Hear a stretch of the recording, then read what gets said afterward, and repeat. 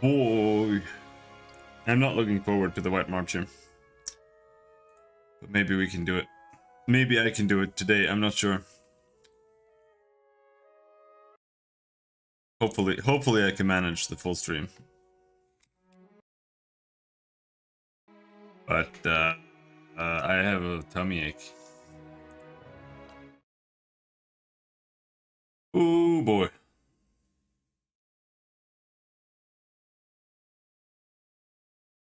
I have a bit of an egg intolerance, and I wanted to try if eating them raw would solve that, like if the cooking was the issue. But the cooking was not the issue. I must say, I'm impressed. Now I have a tummy ache. Certainly. It is rough.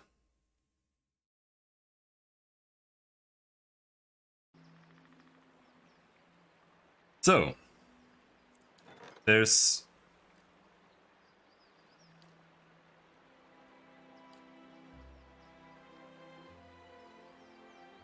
Emirran legend holds that Saint Ethan created a miraculous knot that the faithless could not untie. A daring burglary recently cleaned out the myriad precious relics in the Smith's Hall of Imirgal, where each treasure once stood. A string was tied, each leading back to an intricate knot in the center of the temple. The burglar left a tantalizing clue in the form of a written prayer to Saint Ethan, but the riddle had stumped the locals. Desperate to recover their artifacts, the priests have reached out to mercenaries and adventurers for help. Send our fat monk. I guess.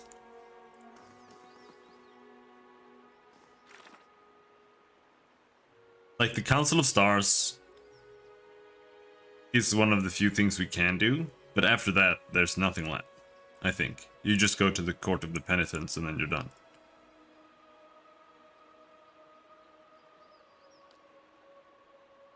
Return to Barath at Tir Evron. Yeah.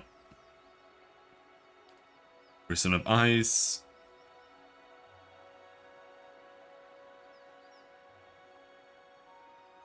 Sent her sister Alwa to investigate. Okay, so we actually had a reason to do Prison of Ice.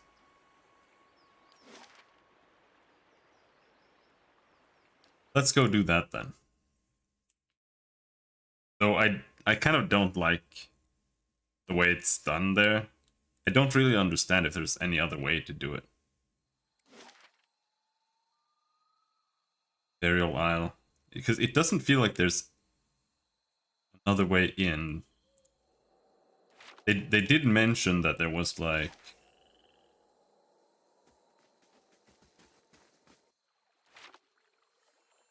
chill coming over, but I don't think that applies here. And it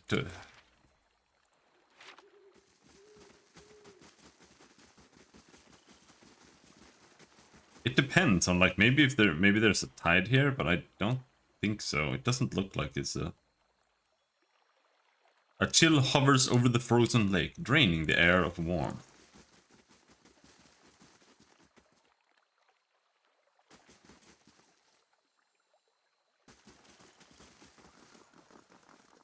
Because the only way in seems to be just kill everybody.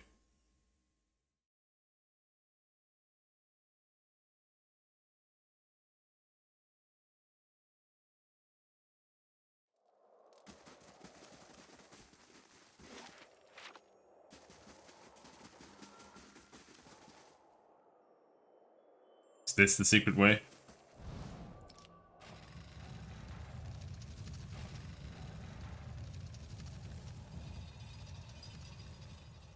In here they're too stupid. They don't realize that we're Let's see this stubborn evil. bastard.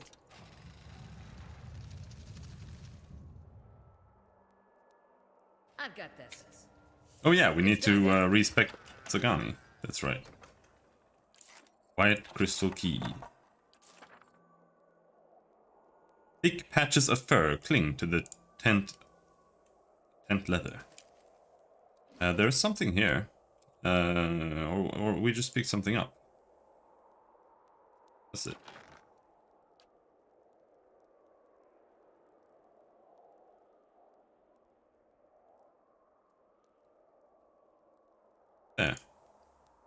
Plus 3 stealth for 180 seconds. Area of effect. That seems completely useless, but I'm gonna use it anyway, just for fun. I'm here. There, now we have plus 3 stealth on everybody.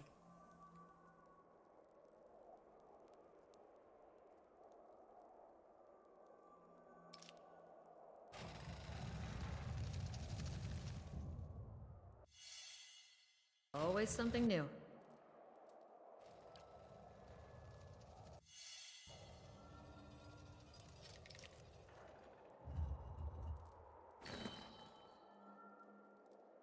Windwalker. Freezing Lash. Guarding. Increased reach superior. So, it just feels weird, because there are pale elves everywhere, and they don't seem to really give a shit that I'm in here. Okay, never mind. Rimergand, open your something. As you near the platform, the temperature drops sharply. Something saps every last bit of warmth from the air, leaving the breath of your lungs cold as it escapes your lips.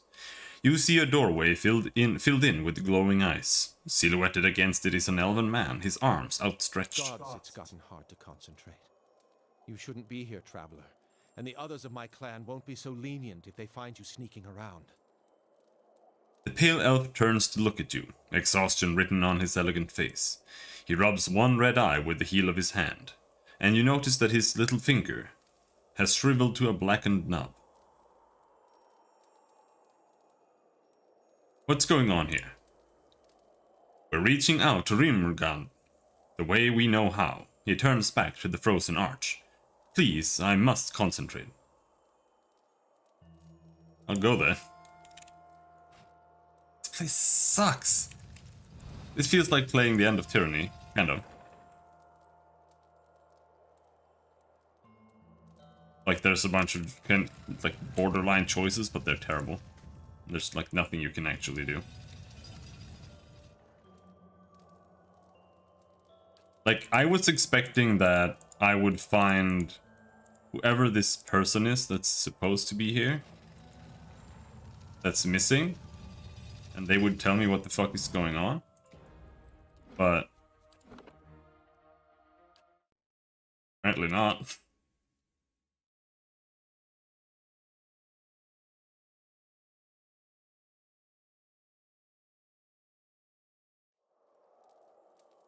I'd be glad to.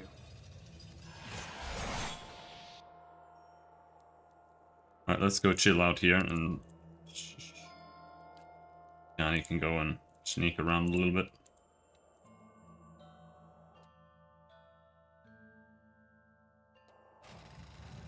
Here they're seeing me too. So those guys don't seem to care. Maybe they care now. Okay, now they care.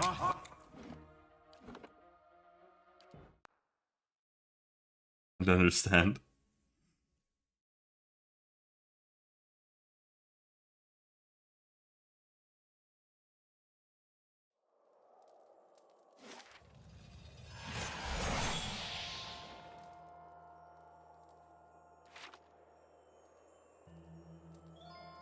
Okay, whatever.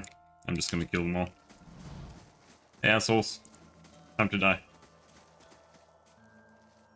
The gleaming wall of ice seems to leach all of the warmth from the room. The cold sears your skin and you draw back before touching it. Gonna loot your shrine here.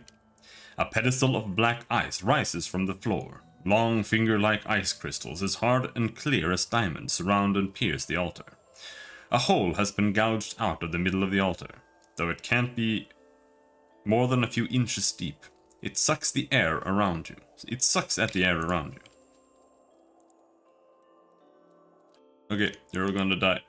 I don't know why, but that's the only thing you can do here, apparently.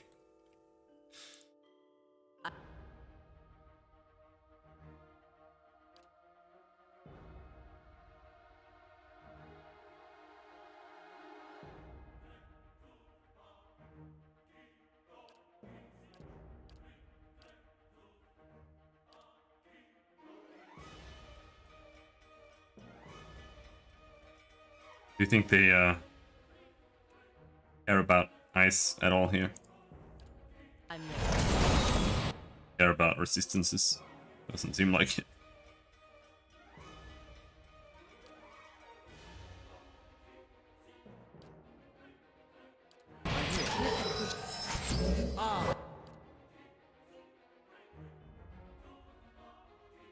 Confused, huh?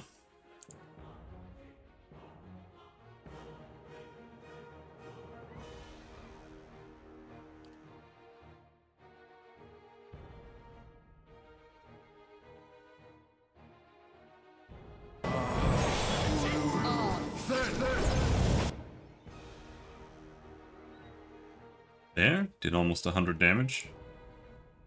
So these are strong to pierce, strong to fire, strong to slashing. That guy is just a healer. Maybe we can do that. And how long does this confuse last? There. She's confused for a little bit longer, but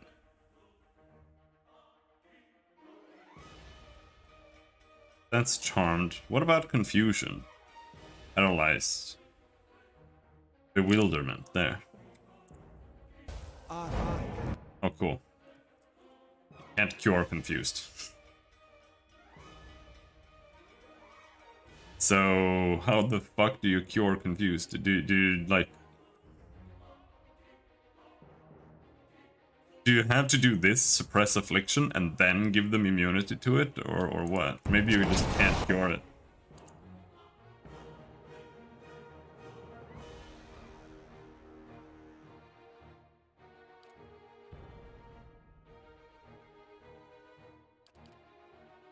Where is the woman? Down there. Go nuke that guy. What was this? This was the AoE fire thing. That was just like super OP.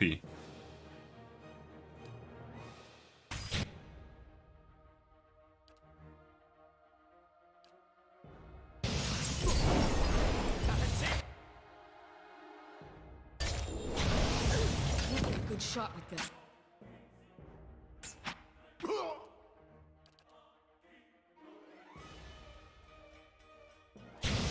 Sagani still confused? Okay.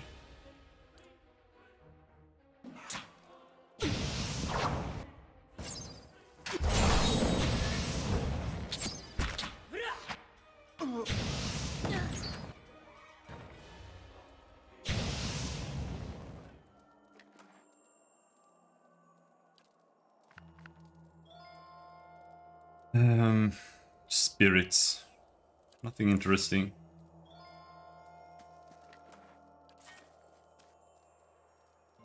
In fact, nothing at all.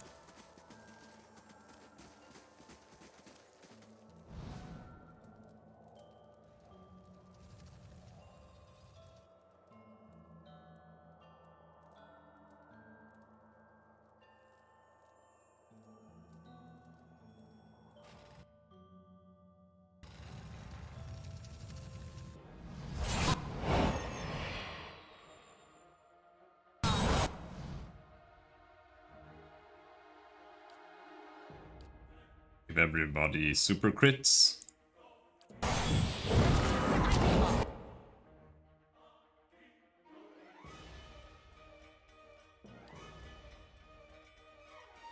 Maybe we just do that. It actually does a lot of damage, Arcane Assault, so why not?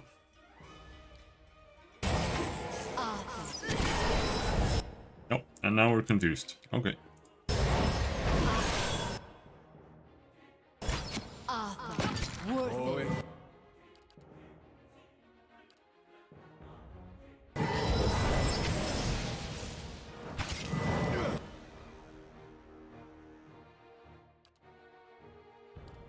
I have to do this. If he even survives. There. Knock everybody down.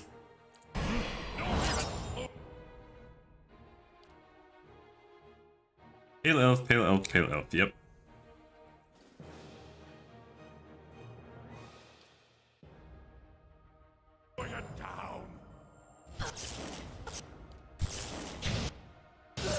The Archers Vox.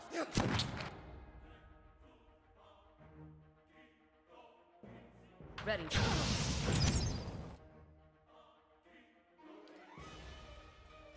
So what do we think about this ability or this spell? Kind of want to try it. No, I need something stronger.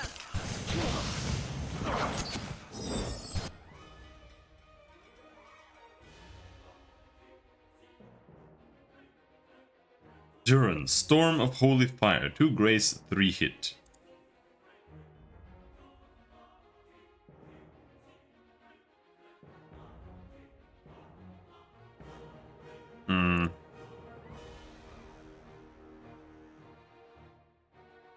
It says repeatedly, that's why I'm kind of confused. I don't know what repeatedly means. It does say AoE duration 11. Oh, it's still going. I thought it stopped. Okay, that's pretty sweet. Wow.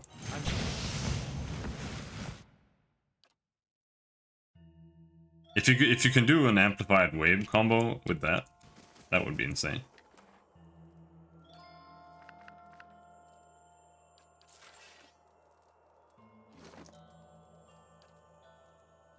Let's see, any spells here?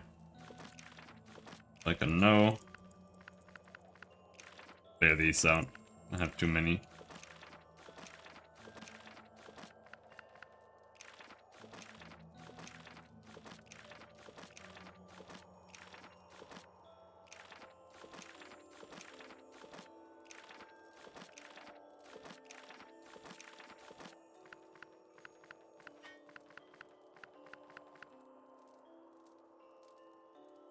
All right.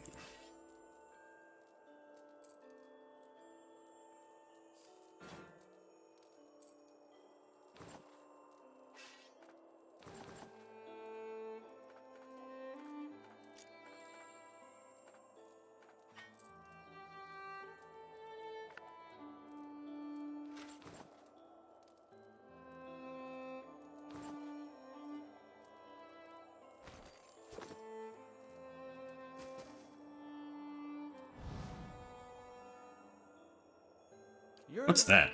quite friendly, aren't you? Warding seal trap. Okay. And so where did you hide this lady? It's done. Now we just have to go and kill all of these guys. There's this. I think no, it feels weird because you get sent here by the Fangs, and I just kind of feel like this is only here just so you can do like a thing for Remergrand if you pick him as your god or something like that. That's my guess at least.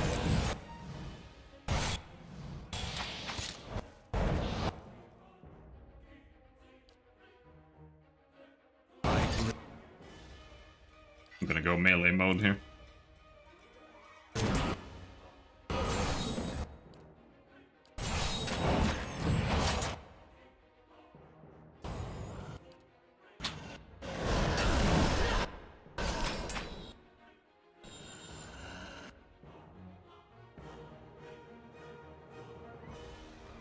Palagina. Palagina has too many abilities. Just, I mean, it's a good thing, but she also has too many abilities.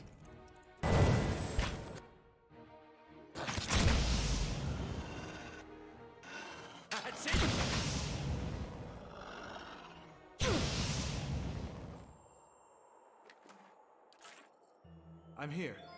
It's a bit confusing though, because she keeps taking damage like that. I bring your end. Oh, did you just do?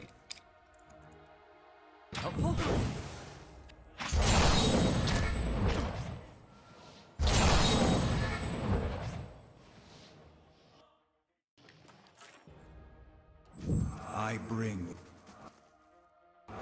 end. Oh, there's another voice actor I recognize.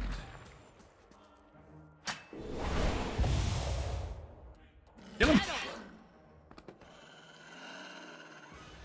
I'm here. Be cautious. You don't actually need to be sneaking for perception.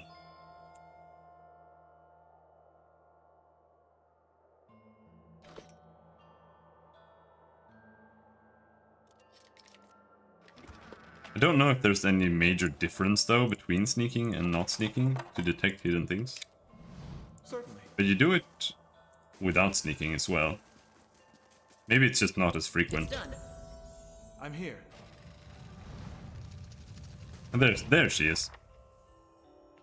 A young Orlan scrambles on the stone floor, pressing her back against the wall and baring her teeth at you. Her fur is patchy and matted.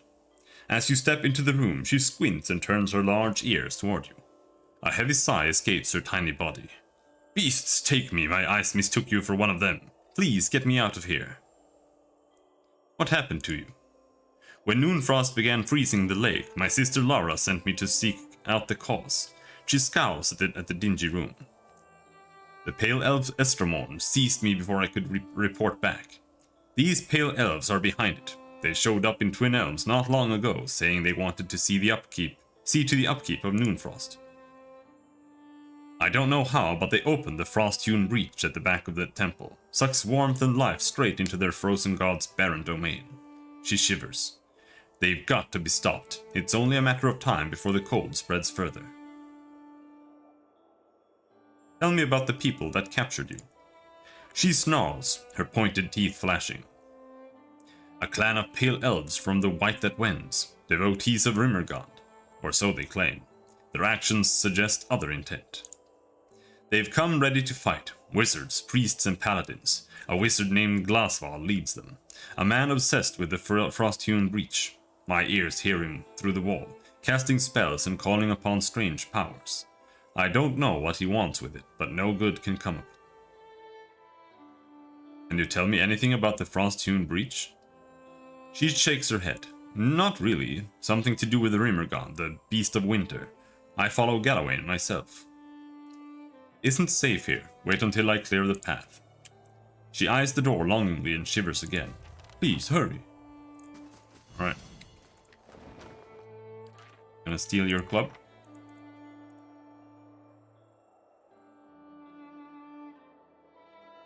These bronze manacles gleam with frost.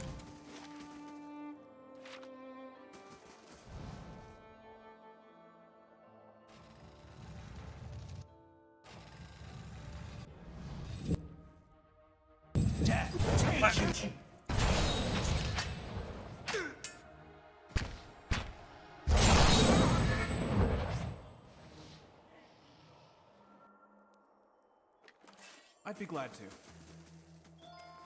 It's done.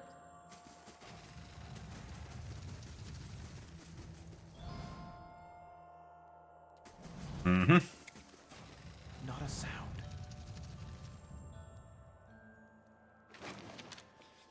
Silver Key. Enigmatic God of Cold. Young students are often confused by Barroth and Rimmergond's seemingly overlapping roles in holding dominion over death. Barroth oversees the cycle of life, death, and rebirth. Rimmergond oversees the cold, destructive act of death itself. This difference is often difficult for novices to appreciate until they've lost a loved one and endured the absence for a time. It is Barroth that determines we will be reborn just as certainly as we will die, but Rimmergond is the executioner's axe. Rimmergond shows us that all life ends in stillness. I need only show them the symbol of Rimmergond, the bone-white aurochs skull, found carved within the most ancient of Engwithan runes. It is a symbol of death and doom in every culture. Any child with 4 winters under his belt need no introduction to the ancient symbol. Rimmergond embodies not just death but all manifestations of collapse, be they famine, plague, or simple bad luck. Rimmergond is a primal god, silent and inscrutable as death itself. He makes himself known with his passing, not by proclamation. There are innumerable stories of the god's terrifying passage through the lands of Eora. When the beast of winter stirs, bitter winds and beastly howling follow the creature's every move. Wherever the beast plants a hoof, all life withers into dust. The faithful of Rimmergand insist that even another god's life can end in stillness. They claim the other gods must flee from the beast of winter's mastery over death, but we know not if this boast holds true. Though the beast of winter is shrouded in snowy clouds, those who have seen the shaggy white monster claims that the souls of the fallen can be seen clinging, or perhaps frozen, to the beast's fur. The dwarves of the Boreal South have numerous stories that tell a similar plot. A brash hero seeks out the beast of winter to rescue the souls trapped in its fur. These tales never end well, for even if the hero saves his beloved soul, the hero dies in the process, for it is not a proper tale of Rimmergand unless the hero's life ends in stillness.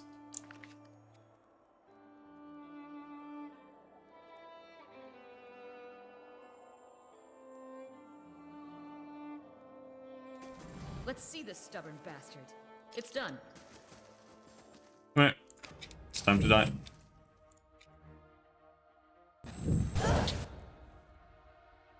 Well, no, use that and then go ham with that, and you guys just like shoot them. Who gives a shit? No, wrong spell. To the damage AoE scream.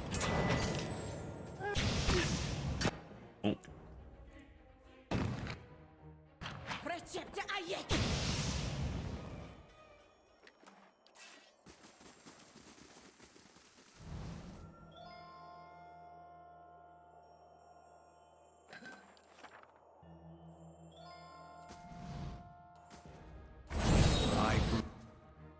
Oh, fellas. Oh, did that guy just teleport?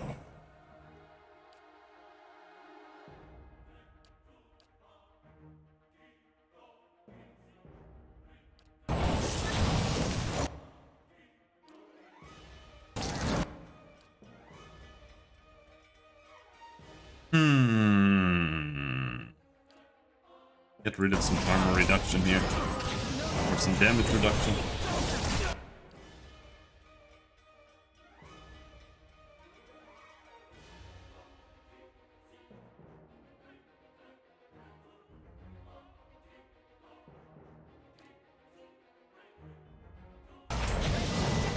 Try to avoid dying.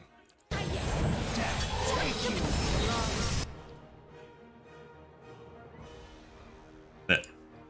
That's what I was waiting for. Well, Pallegina is confused for 3 seconds. Can we wait that out?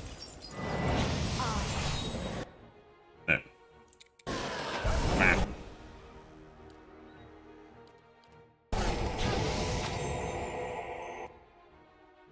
Yes?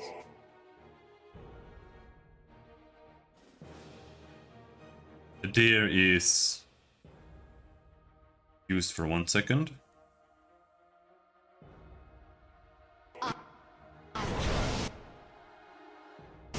Join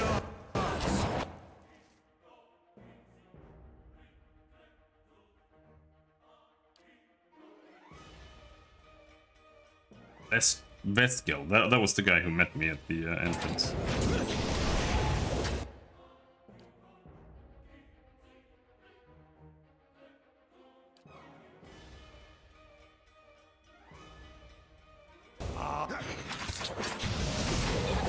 There, now you guys are all dead. Should be soon. I need something strong.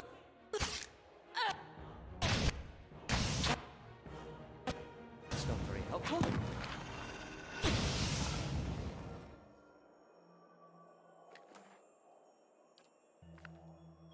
More low-level spellbooks. I don't think we can even get any spellbooks anymore that contain anything that we don't already have. Be constant. Pages of this tome glisten under a thick layer of I'm frost. here. I think that's about it. I think there are still some remnants, but I can't find them. There.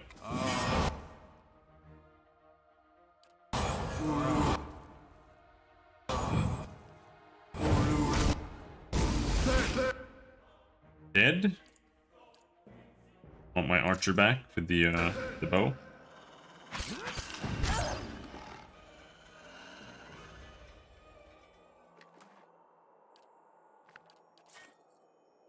At once.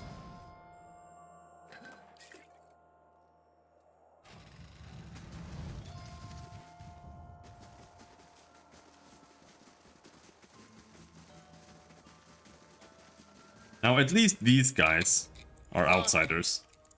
But otherwise, it's like, you go in here and you kill, like, everybody and nobody really gives a shit.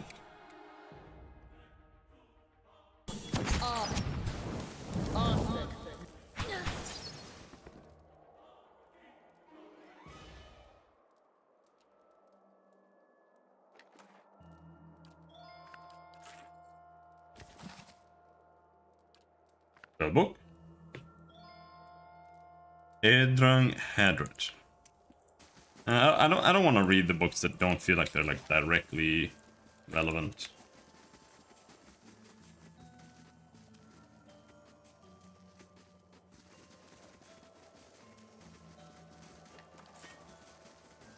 All right. No, there's still someone. Impale.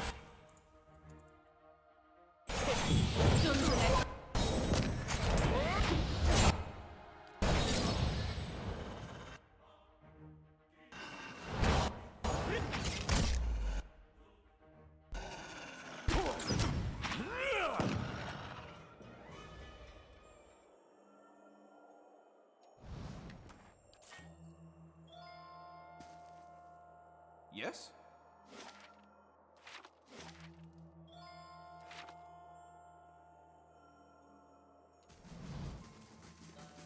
Mm-hmm. I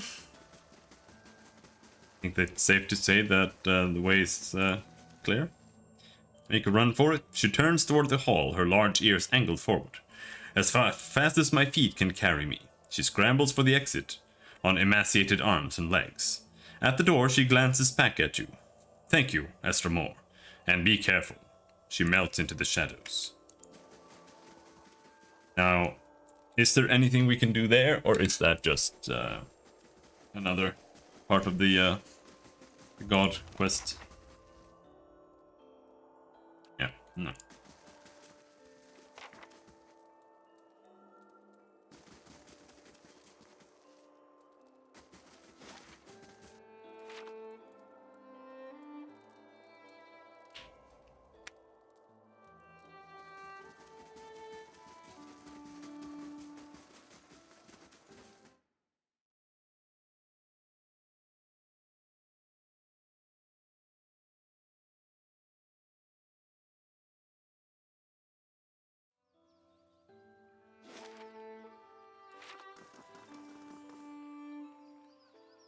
The Orlan stands under the open sky, taking deep breaths of fresh air.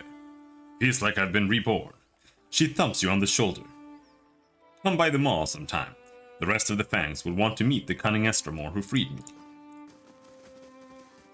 Okay, I'm gonna go right now.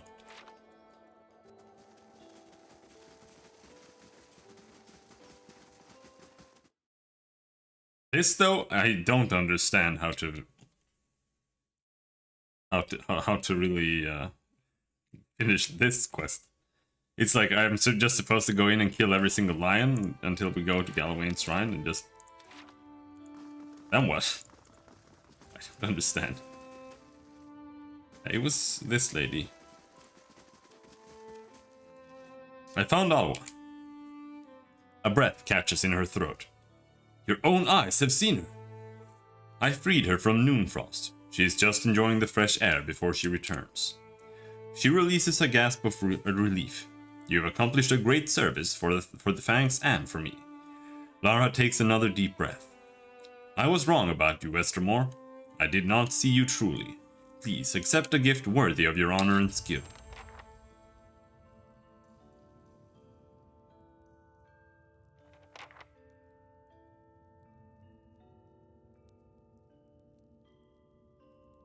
Alwa waves at you, a broad smile on her thin mouth. Her fur is sleek and glossy now, and there is a mischievous twinkle in her eye. Good to see you again. How are you? Whole and well, thanks to you. Not that Lara's given me a chance to rest. She eyes another Orlan woman.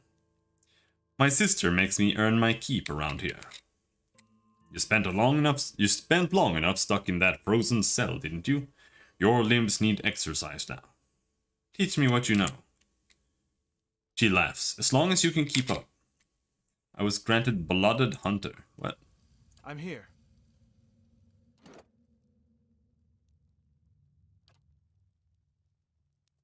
+1 damage reduction / pierce, +1 stealth. Okay.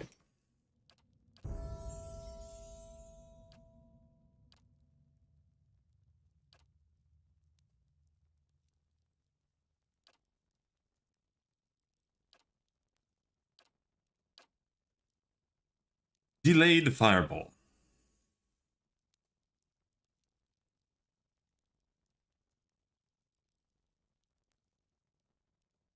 Sits for a fixed amount of time before exploding for heavy burn damage.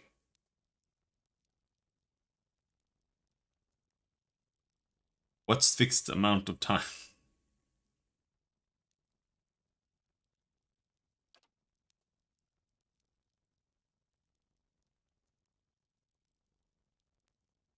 This spell conjures a powerful quarterstaff that adds deflection and pushes enemies away, with a hobbled effect on each successful attack.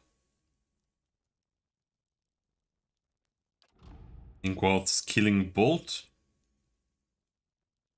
Heavy amount of raw damage to one target. Any non-spirit felled by the attack will summon a spectre under the caster's control.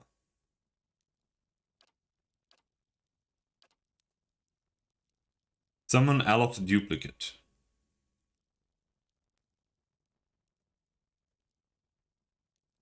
Like a copy that can cast a small set of low-level spells. Minoletta, Necrotic Lance, Arduous Delay of Motion.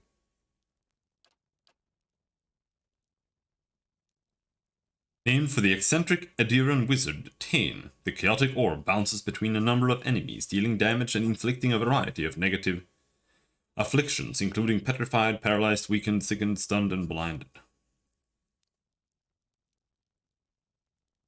Okay. It does everything for a short duration on everybody. Wall of Draining. Steal 4-second duration from each beneficial effect on the target for 26 seconds.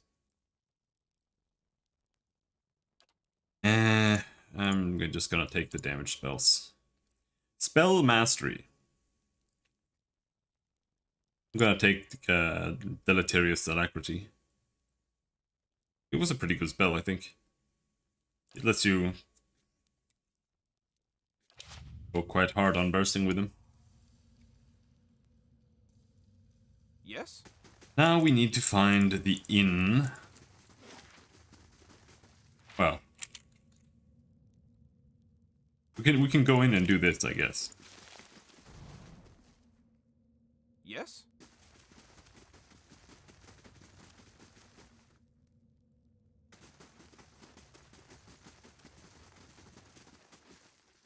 Oh, did I miss someone?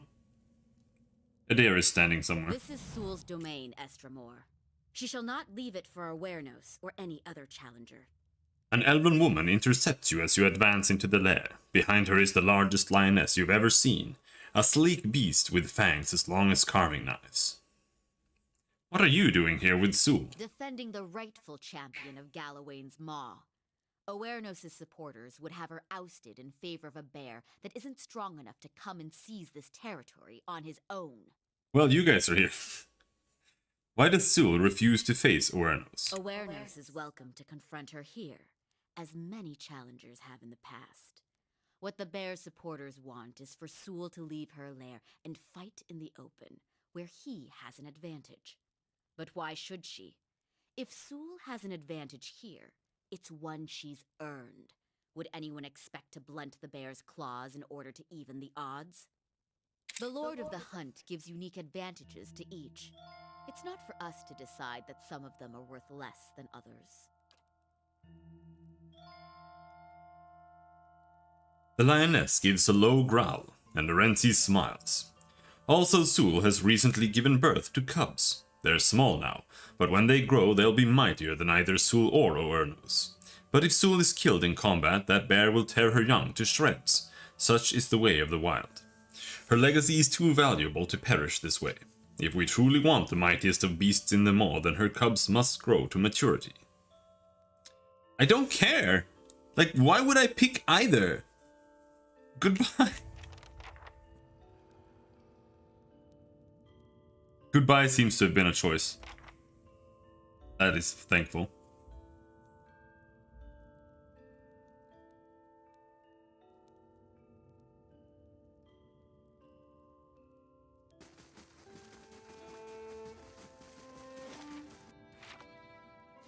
I also don't care that Oranos came back. Let's go talk to Oranos, I guess. See if there's any way to resolve this without having to choose a side in this stupid thing.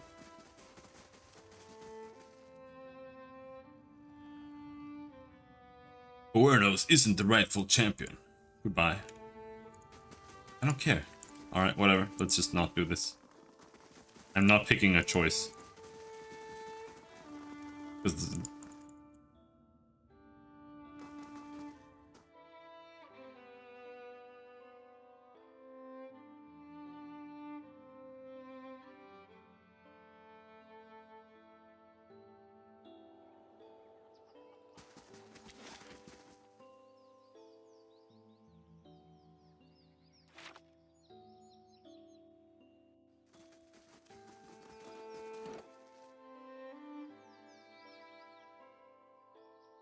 I'm not sure what the max level was before.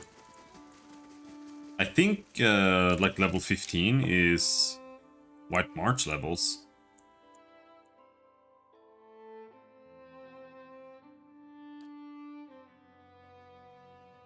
Either way, let's go up here.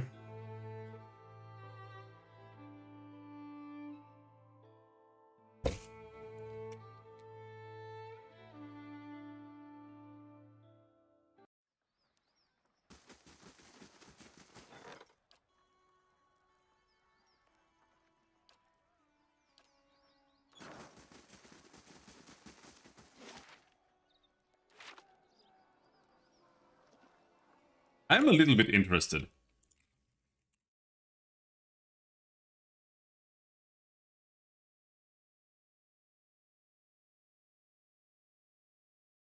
If we take a look at the Kickstarter, what was the stretch goals? Do they have a graphic here somewhere? Goals achieved. Our initial goal. New playable race, class and companion. Mac Linux versions. New playable race, companion. What is this new region faction? Companion.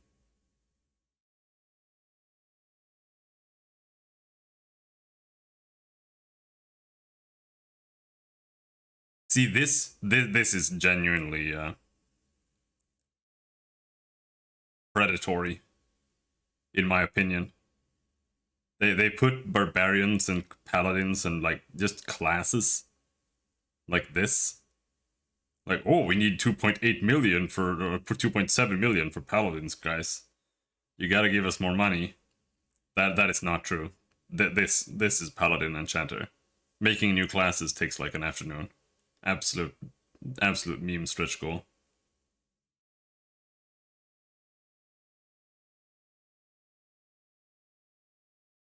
Big City 2?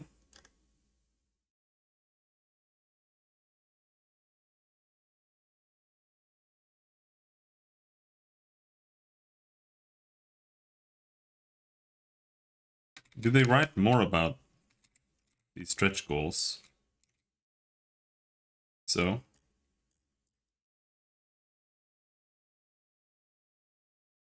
We will be enhancing the whole game. We will use live instrumentation for the soundtrack, add developer in-game commentary, and use every dollar between 3.5 million to 4 million to enhance the game. Okay.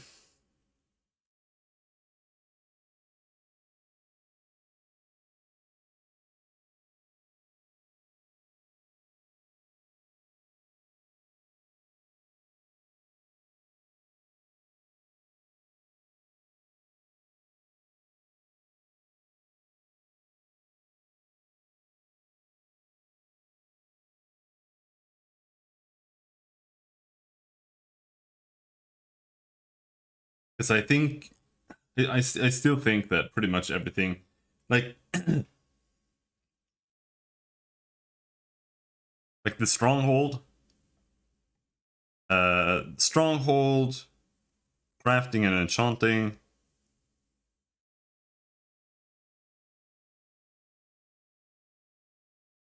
New region. I don't know what this means. Like, what are they talking about?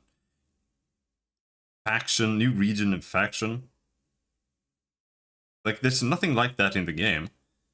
Our initial goal, that's like because they couldn't have cut anything from the game except for some minor side areas or something. There's nothing that they could have cut. If anything, they might have expanded Twin Elms, I guess. But like this player house, that's... I don't even know what that means. They turned that into Stronghold. That definitely makes the game worse. I think crafting and enchanting makes the game kind of worse. Crafting not really, doesn't really matter much. But the enchanting, I think it does. Because it adds a dynamic to the gear where it doesn't become as interesting to find something that's better, because you're like, well, I want like this specific thing on my current armor, and I can just fix that later, right? While if there wasn't enchanting, you would just look at a piece of gear that's like superior and you'll put it on. I don't think that would really be that great either, but for me at least, I think the enchanting kind of fucks with it. But I would classify this as a scam. These stretch goals are a scam, for sure. Nothing here costs this much, except for maybe adding more areas. Renengild's house. The Gref's Rest. Yeah, we need to reset Tagani.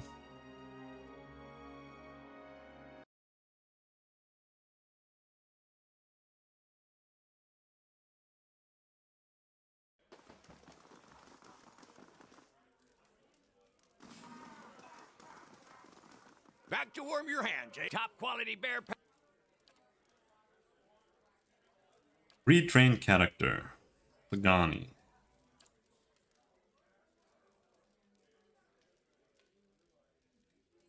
Yeah. Good luck with it. Okay, so what do we want here? We want peasant, hunting bow. Oh, Ging-san has gone. Hunting bow. Want more mechanics.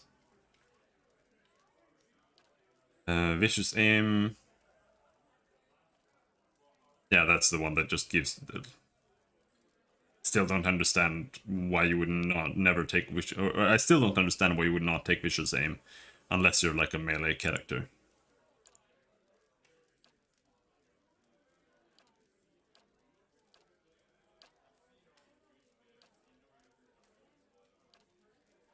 Mechanics. Merciless Companion. Resilient. He gets 3 damage reduction. That's not really that strong as it was anymore. We'll take it. Marked Prey. That's... I had that. It kind of sucks, but... keep it. Mechanics. Vicious Companion. Well, let's take Marksman. 5 accuracy against distant enemies. Are archers good? Well, I guess that depends on who you ask. But, I think she's good now. I thought she was crap in the beginning. But... the thing is, with archers, you kind of have to have multiple weapon types. Just like if you're playing a fighter like a melee fighter, you have to use 2 different types of weapons. Because sometimes an enemy is just gonna be immune to slashing or crushing. You just need to have both. And the same is true for archers, but I think she's the only one who can really have blunt. Like, you can steal her bow, but her bow is special that it can do blunt and pierce damage.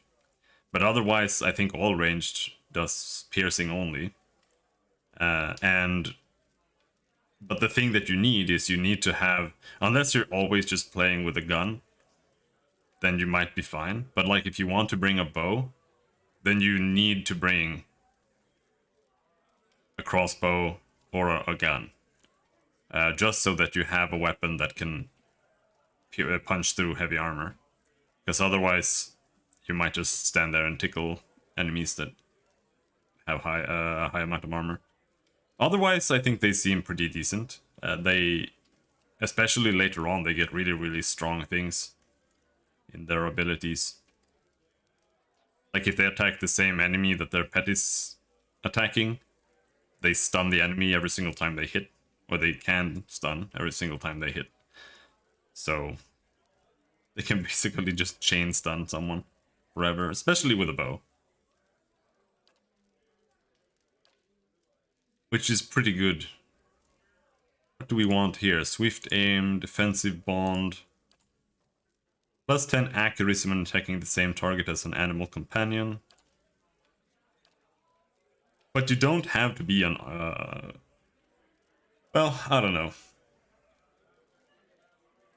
I don't know if you can reliably play a fighter with a bow. Like a ranged fighter.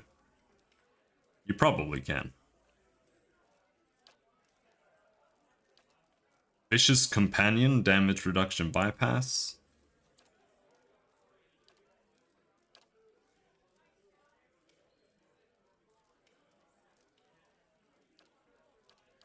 Yeah, that's usually how it goes.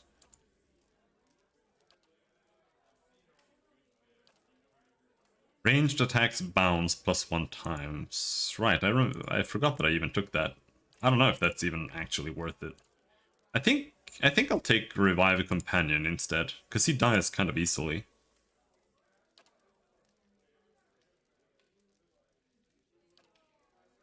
And, now what? Beast Slayer. More damage against beasts. Sure. Mechanics. Stunning shots. There. Target is stunned for 2.3 seconds.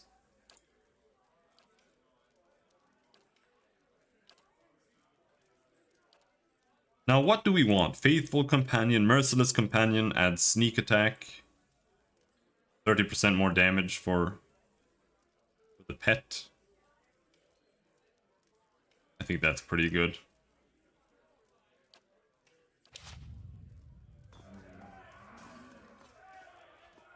Alright. Back to warm your hands, eh? Top quality bear. Dexterity, Might, Constitution, Resolve. Dexterity, Might, Constitution. Okay, so this room is just the best.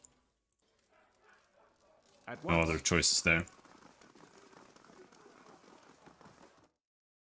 Let's see if we can defeat the first encounter here now.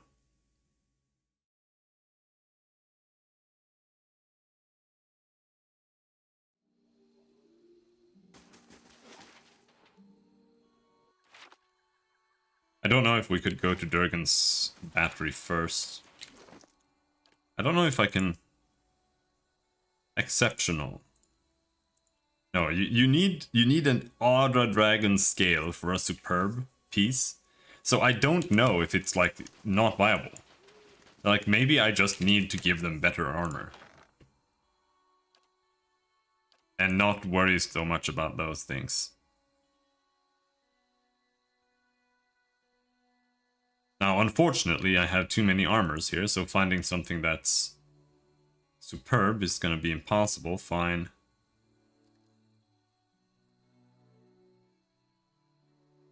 Really? All the armors we found? Exceptional. Fine, fine. Exceptional, fine.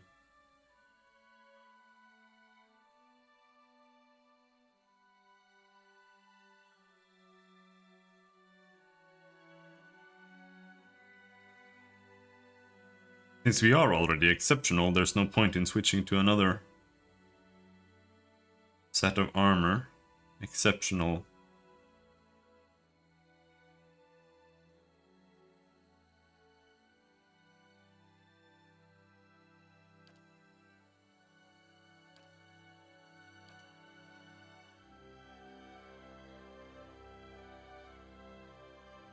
This isn't even fine. Exceptional.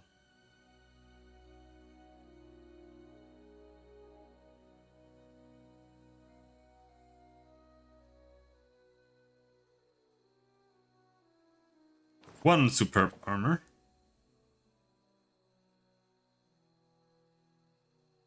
I don't know.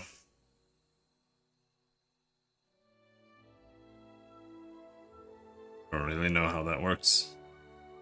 I'm not an expert at this game.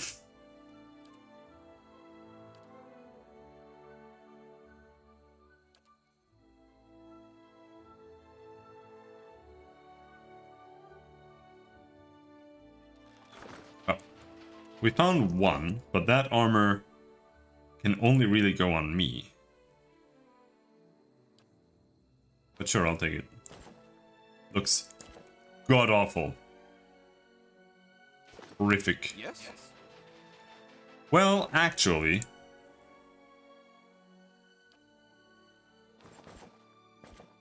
we can put it on Aloth instead.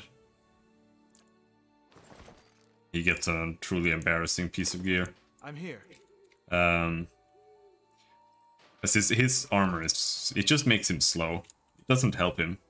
He just gets slowed down. Now let's see. Is this place still too hard?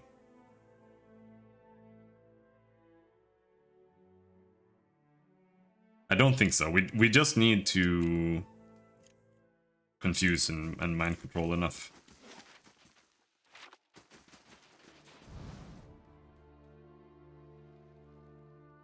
These are the ones. Down here.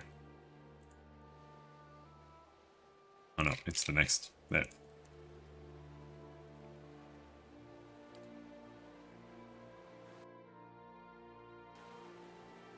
Maybe we can sneak in with Aloth.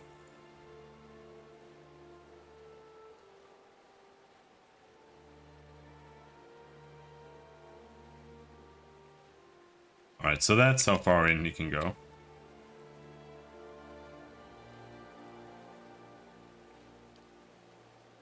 So we can confuse these guys here.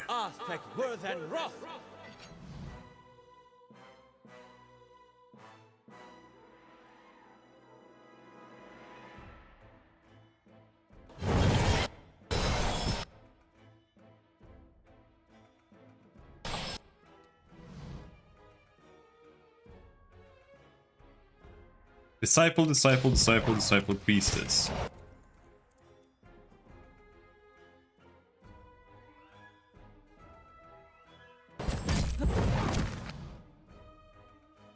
Now I have the big super knockdown.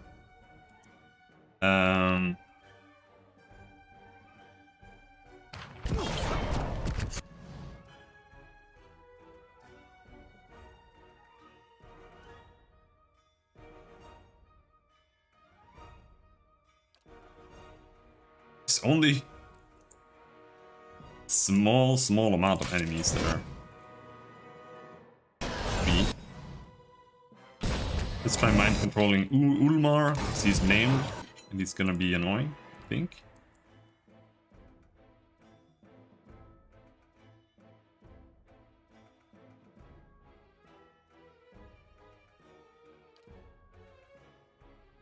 Alacrity, gain some speed there.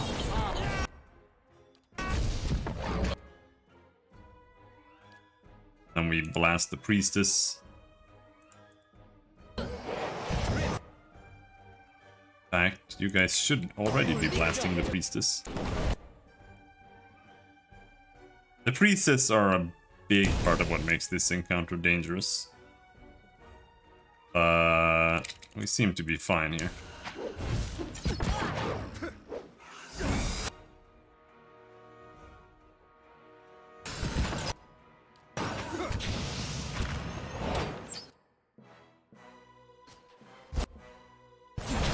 I don't know why it felt so easy this time. Last time I got destroyed. Hardcore. Probably just approaching it in a bad way.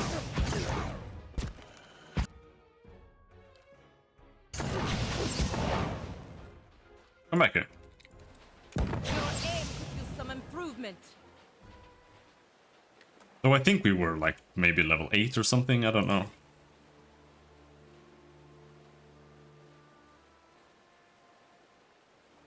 Unarmed Strike. +2 unarmed damage. Grants Blessing of the Forgotten. Just a blessing. Oh, that was a bounty? No wonder it was so hard. I was wondering why there was just some random asshole standing around in the middle of the road.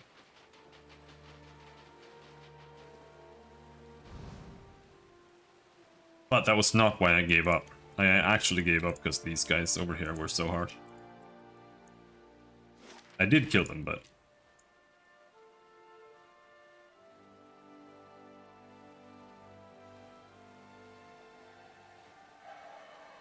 wasn't worth it. Greater Ice Blight. Wraith. I'm ready.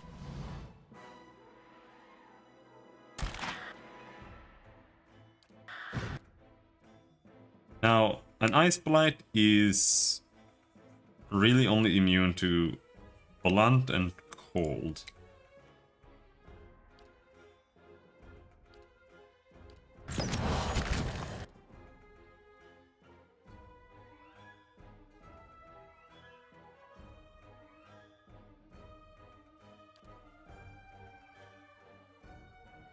We can disintegrate him.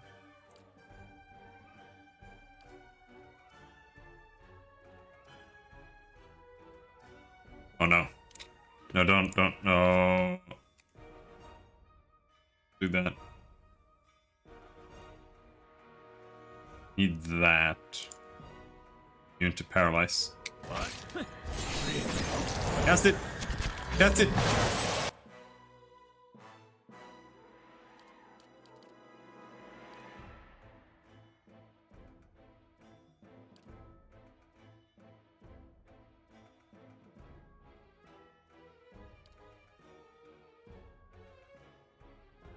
Oh, there's another one there.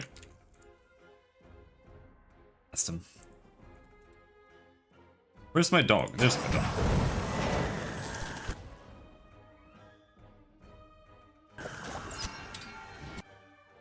How are you stunned? Oh, it's stunned. It's not paralyzed. Wait, that doesn't protect against stun? Does anything protect against stun then?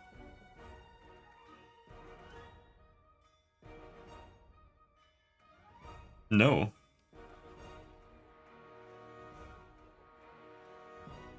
Only this. But I guess that's okay. Stun usually doesn't last very long.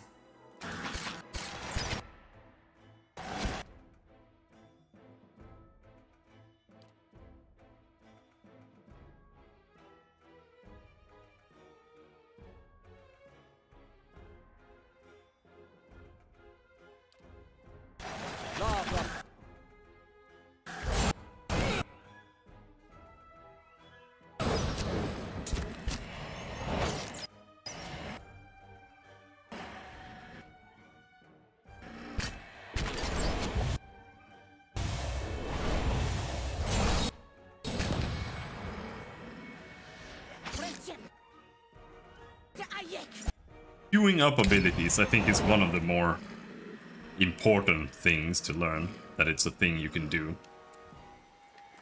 So that way, it's a lot easier to actually use your abilities. Because otherwise you have to go in and you have to like pick Arcane Assault, you have to pick Knockdown, you have to pick Flames of Devotion, you have to go on her, and you have to do Wounding Shot. Hey. But if you just go in and queue things, then you can just do like 2 Arcane Assaults in a row, you can knock down 2 enemies in a row. Though knocking down the same enemy over and over is not a great idea. But here you can do Sworn Enemy, then you can do Flames of Devotion 2 times on one enemy, Hey. unless he dies. But then she just won't use it. Behind a frigid curtain of water is an alcove, its walls flecked with ice. In the middle you see a rough stone pedestal, also glazed with ice from the falls. A cruciform hilt and a tapered blade protrude from the pedestal. Judging by the size of the hilt, the apparent length of the blade, you infer that it is an estoc. Why is it always an estoc? Examine the area.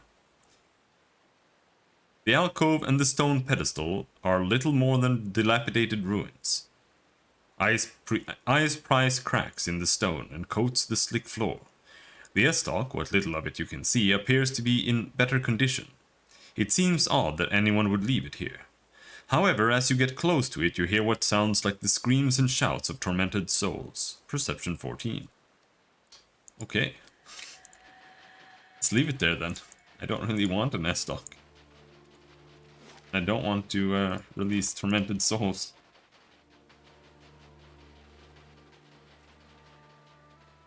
It's done. What? I bet.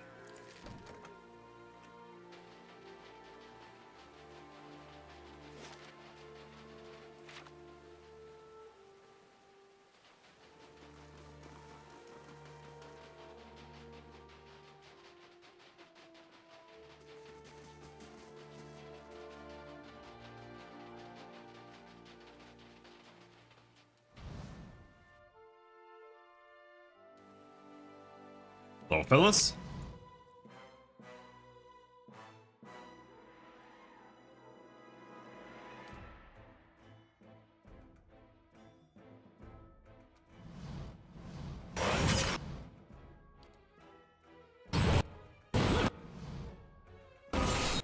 Holy shit, you died fast.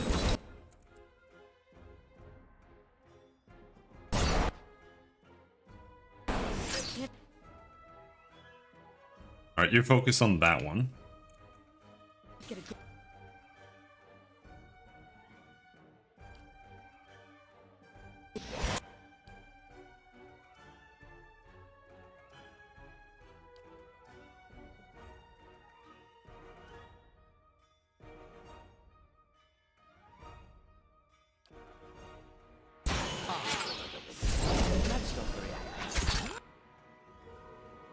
Why are you not shooting the fireballs I told you to shoot?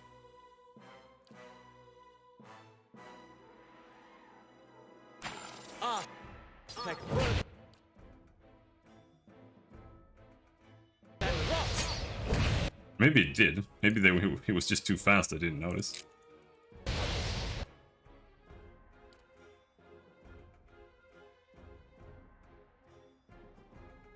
See here now. Crits Ice Beetle for 11 damage. It's, the bow just... It does 16 to 22 and it's got 18 damage reduction. There, it's better to just switch to a crossbow. Blast him then with that.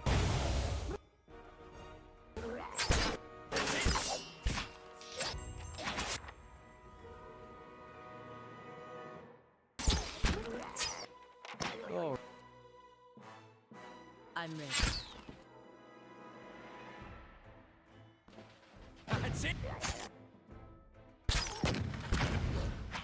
Oh. I'm here.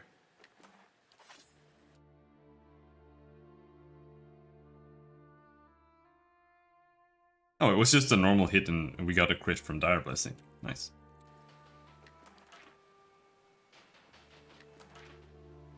Nice that they show you that at least. Nice and quiet.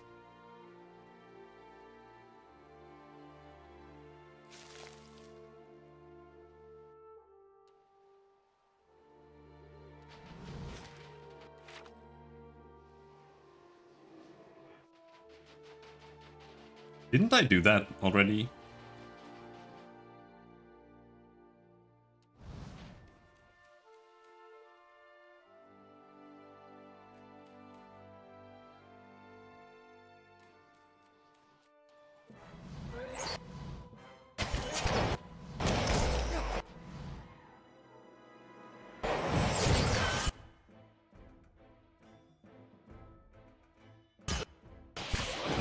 A lot of assholes, and we're paralyzed.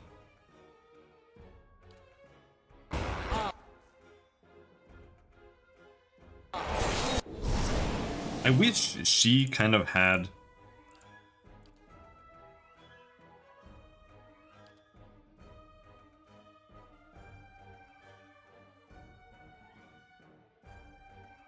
holds position and prioritizes enemies that are engaged by his or her animal companion. Uses wounding, shot, and marked prey against enemies engaged by the companion. I wish she would just target, but fine. It's just kind of annoying to have to micromanage both her and the dog. Dog is dead. It's flying away there and on the screen.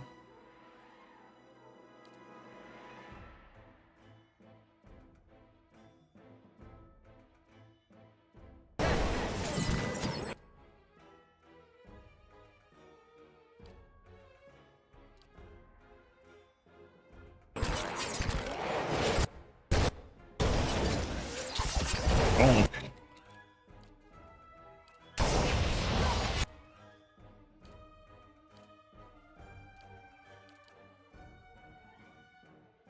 And these guys...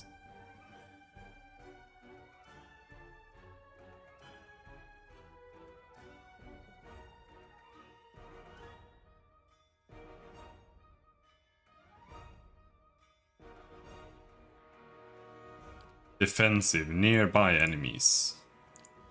Because I kind of want them to control themselves a little bit.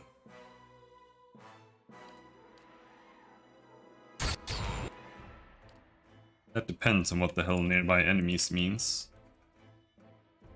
Alright, now we have some assholes here that really want to die. Let's use that. That's enough.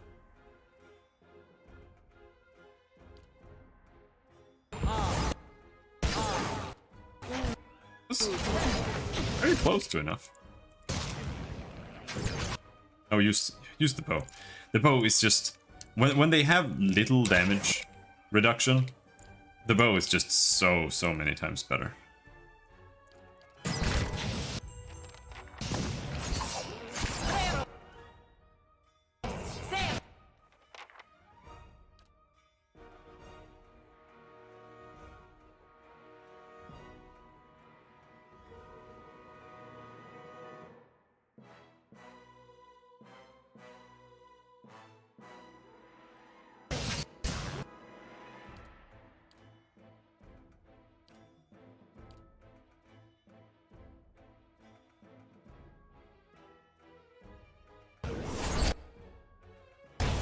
The only reason I don't want Alok, for example, to not attack all the time is so that he can use spells when I want him to.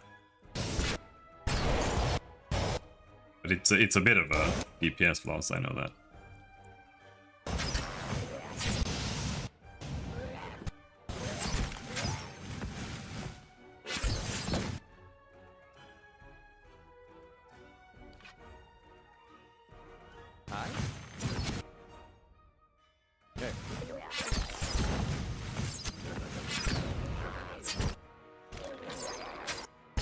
Spell's gone? Alright.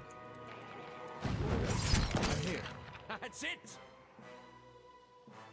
Absolutely. Still have no idea why Okab said that the gun is bad. Literally only the blunderbuss that's ass.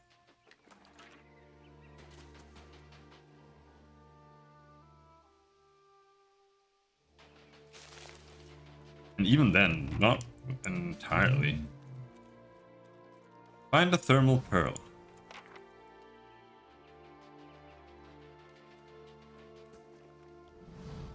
You peer into this pool. The water is perfectly clear, but you don't see anything of note.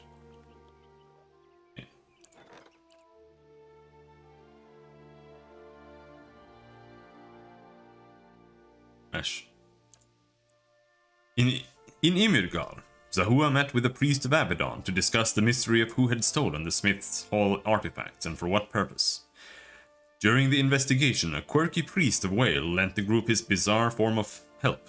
Answers to the thief's riddles, posed as different riddles. After tracking down each stolen artifact through a series of additional clues, Zahua and the priest of Abaddon realized that the priest of Whale was the thief. Very pleased with himself, he had no objection to being captured and sent to the Earl of Ymir for punishment. When Zahua left the priests of Abaddon, they were still trying to determine the point of the theft.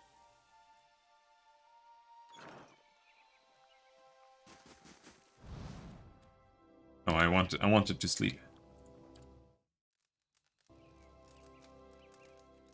We were hurt.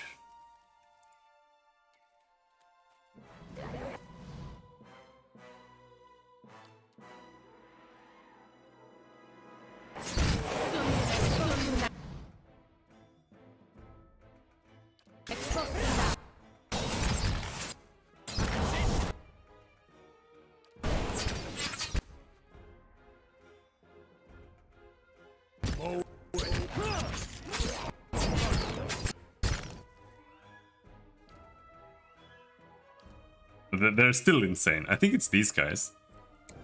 Just peppering everybody to hell.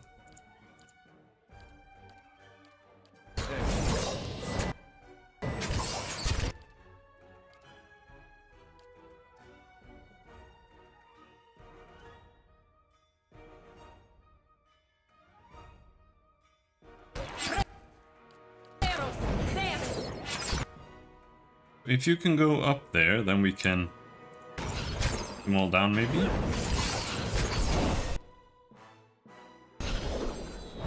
Have a chance of dealing with them before they just kill everybody. Oh, no, we pulled more.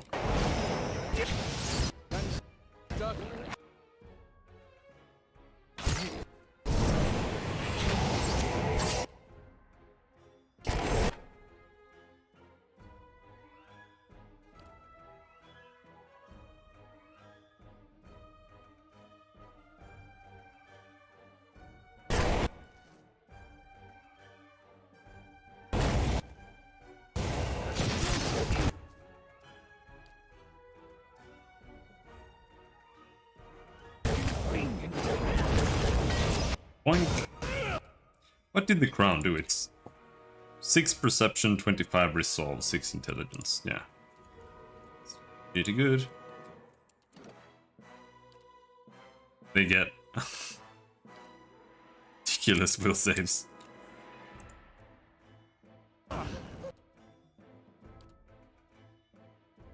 I'm here.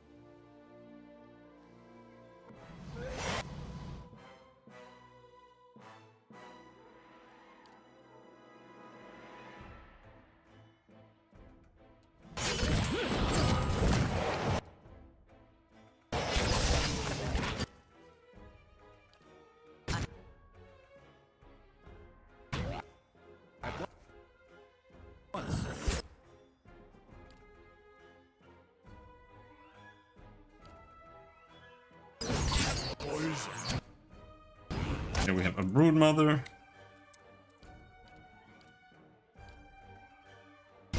Gonna dominate her.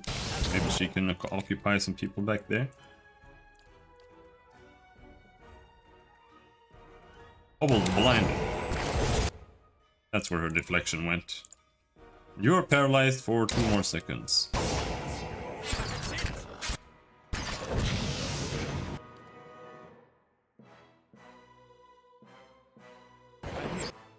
Oh, the dog died? Holy shit, the dog is so squishy.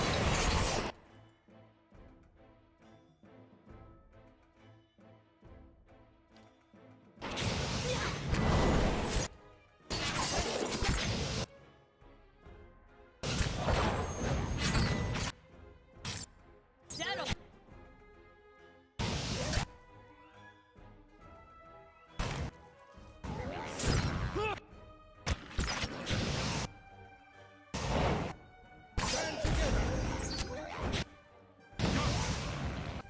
I'm here. No, don't do it, don't use it.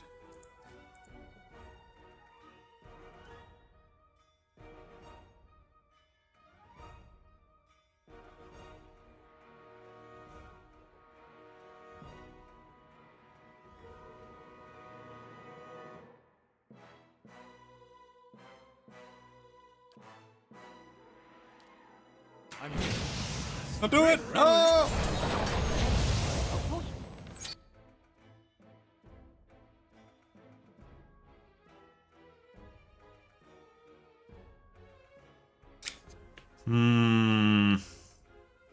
Against this one, I think we just do that one, Brenda. Damage reduction.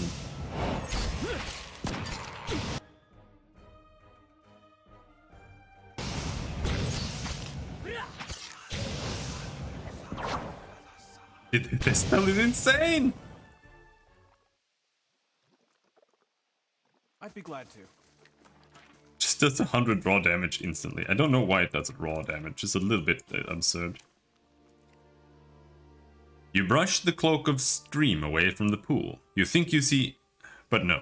It's just a bubble rolling up from the depths. This pool is empty.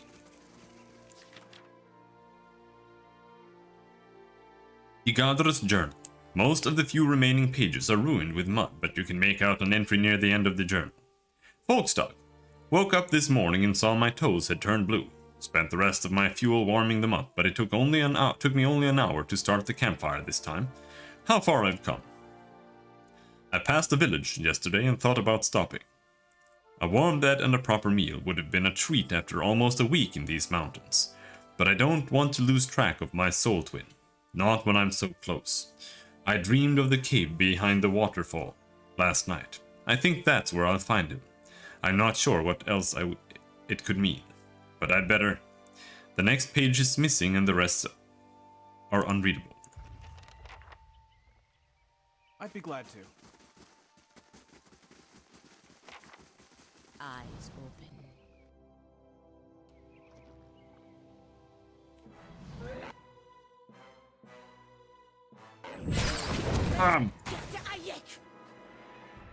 Love that skill. Legend does 102 damage. Looking into the third pool, you see something round and iridescent resting on the bottom. Take it. You reach in, your flesh tingling in the warm water, and pull the sphere out. It's heavier than it looked, and it's smooth. Pearlescent surface shines as you turn it. You stick it into your pack. You feel someone nudge the small of your back. You turn around. No one's standing there, but you feel it again. Something is moving in your pack. You open your pack and hear a soft burbling sound. As you rummage through your belongings, something slick brushes your hand. It's a baby Lagutheth. It watches you with benign curiosity, eggshell fragment still stuck to its body. You're the first person it saw. It's gonna think you're its papa now. That little four-armed fish baby is your son. Adir beams. I couldn't be happier for you. You have lost an item, Pearlescent Orb. You have gained an item, Baby Lagutheth. Oh no. Level up.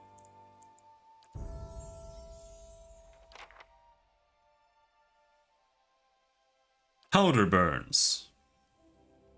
The ranger overloads each shot of his or her firearm with excessive powder.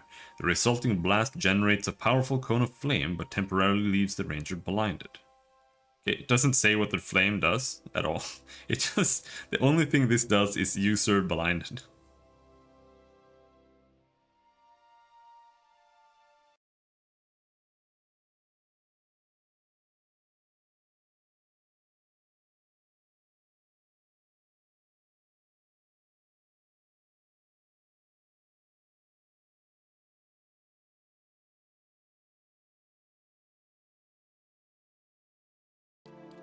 Wind arrows. -10 accuracy when using a warbow hunting bow. +1 projectiles when using a warbow hunting bow. That sounds pretty good.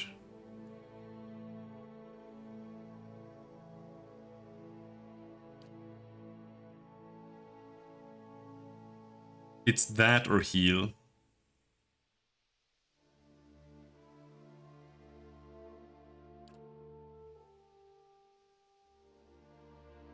I think we'll go with the accuracy thing. The question is, can you have two modals at the same time? I'm going to assume that's a big no. That's a no. Alright, so Wind arrows is for killing small enemies, and the other one is for killing big enemies.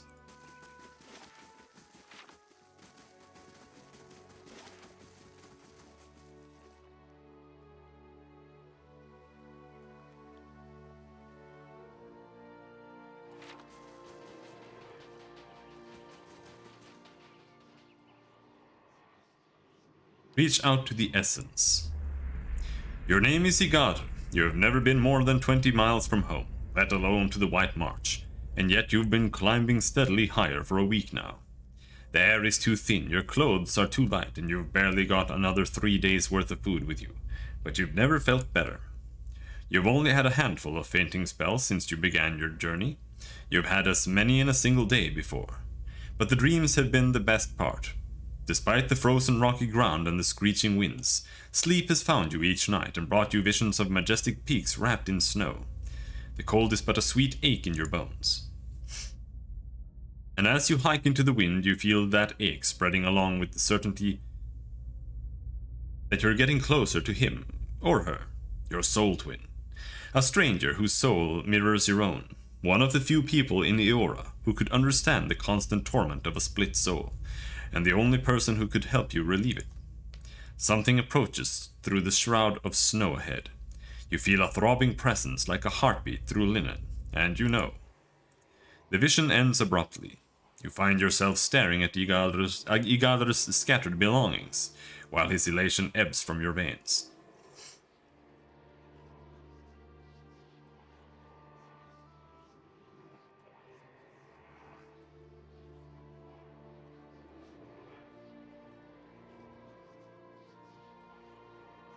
As his essence fades from you, you feel his eagerness dissolve into disappointment until all that remains is the emptiness of a meaningless death. Okay, I guess. The soul fragment plunges you into a memory.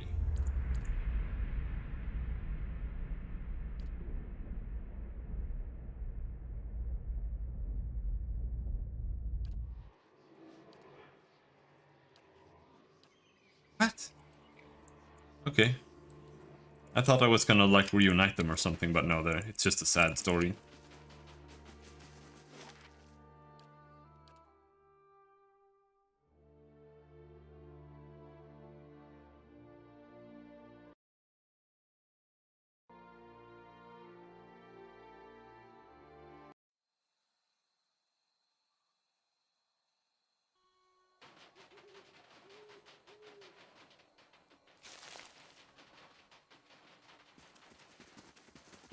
Let's sell. Would you happen to possess an old helm, or a horn that looks like it's supposed to be attached to a helm? Iduron opens a compartment in his wagon and pulls out a cracked horn partially wrapped in cloth. One of the villagers sold me this during his previous visit. He scowls. He said it came from some rare lake creature and was quite valuable. It's been dismissed as junk whenever I tried to sell it. Idurun pauses. Unless you know otherwise. How much to take it off your hands? Well, I'd like to make a profit for my trouble. 400 pence is the price. He looks at you hopefully. Done.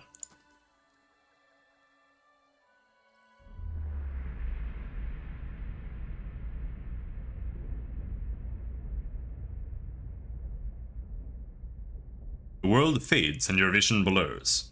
When it returns, you find yourself in the icy waters of a bay, your body numb from the cold and your lungs burning from exertion. Nearby are Ardell and Bodrun. Bodrun, I think you kind of ignore the W. Both of them are swimming madly in an effort to pass you. On the distant shore await the other members of your tribe, and with them Olara, daughter of the chieftain. It is for her hand that the three of you are competing today. Give up, Garrod. Ardell passes you, and despite your best efforts, you can't quite catch up. You look around to see where Bodrun is, and it's by sheer chance that you catch sight of the sea serpent's head surging towards your group. As before, the world stops. The memories trail lost without your guidance. Attack the serpent. Your fatigue falls away as you turn to face the serpent. It charges you, its jaws wide, its foot-long teeth flashing in the sunlight. At the last moment you dodge to the side as its jaws snap shut. You're a hair too slow, and one of the serpent's horns tears open your forearm to the bone. You grit your teeth against the sudden pain and wrap your arms around the serpent's neck before it can turn around. It thrashes and rolls wildly, trying to throw you off. You hang on for dear life, weaker with every breath as your blood drains. You do the only thing you can think of, and jam your fist straight through the serpent's eye, burying your arm as far as it can go. The serpent whips around in agony, and your grip slips. You tumble through the air as your conscience fades. The race. How could I have forgotten the events of that day? Garrod looks at his hands. I remember it now, but I feel no different yet. Please, you must find the last part of my helm. Dookie dook. Helmet, ultimate hat of alluring perfection. That was this one. Might Constitution for Int and Resolve. I don't want that.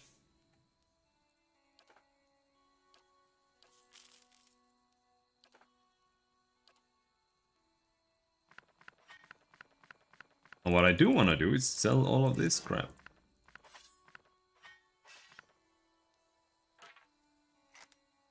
Honestly, at this point, I should sell most of the yellow items, but I guess I kind of just want to keep them. But all the blue should definitely go. For armors, the only armor worth saving is the superb armor. Maybe if we have a superb shield, but I strongly doubt that.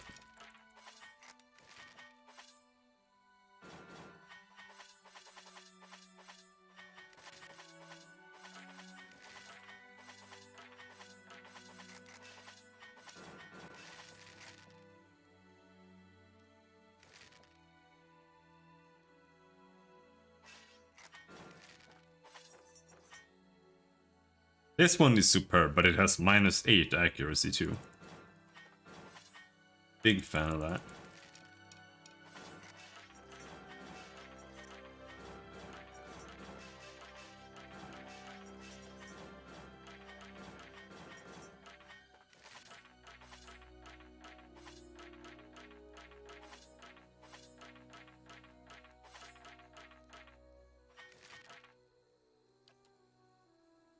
You know, in a way,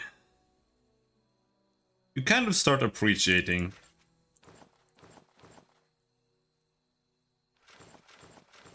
limited inventory. Like, having infinite inventory space is often a good thing, but it's not always a good thing.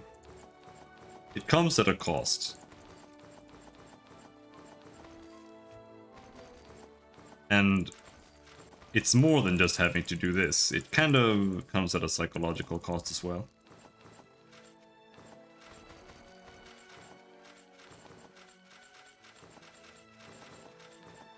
I feel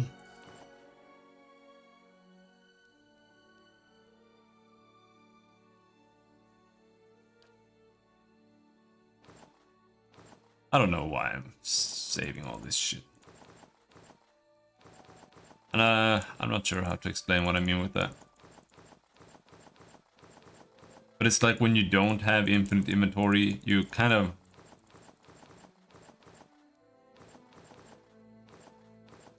Of course, it's best when it serves a purpose, right? Like making you go back to town or something like that. Like have an actual mechanical function. But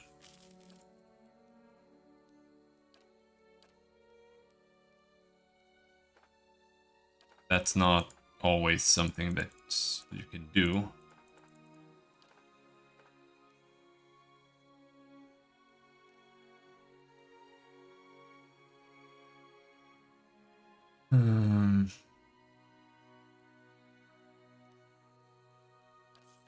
Alright, that's a lot lighter. I'm here. But like now, whenever you see items on the ground, you just pick them up, right?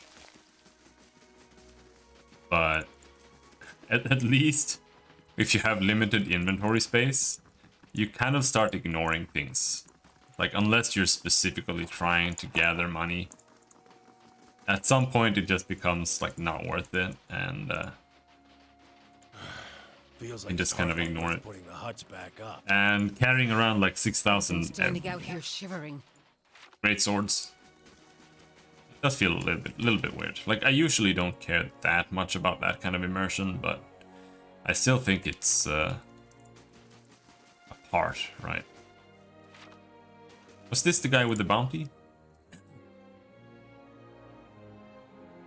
He nods. Been keeping an eye on town here. You, found anything out near Longwatch for me? He coughs into his hand. Show him the Logofeth. This came out of the thermal pearl. The little creature sticks its head out of your pack and looks at Tildor with bulging blue eyes. His jaw flaps silently for a few seconds. I've never seen one so small, but the little fella looks downright tame. He scratches his head. How about I buy it from you? The performers that pass through would take an interest in something like this. He bends down to look at the squirming Lagofeth. Don't do it! I'm not selling him for that. I don't want him, but I'm not selling him into fucking slavery. I'd rather just shoot him in the brain, to be honest. I am still looking for someone to take care of those dangerous folk roaming the area. The Gleaming Society is no more. Plenty of folk will be happy to hear it. Last thing we need out here is another big war. Take this. The money. Really that much money. Bergen's Battery. Gref's Rest.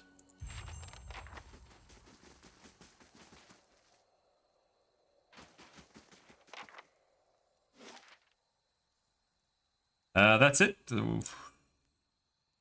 Bergen's Battery is the only place to go.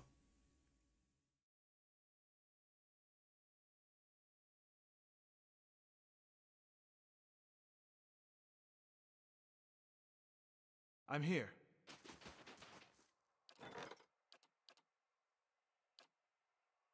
I don't want to read these.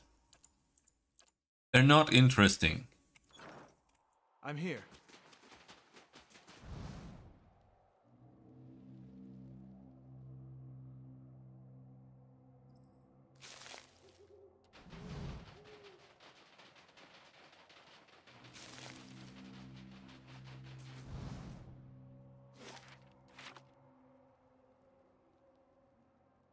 Here.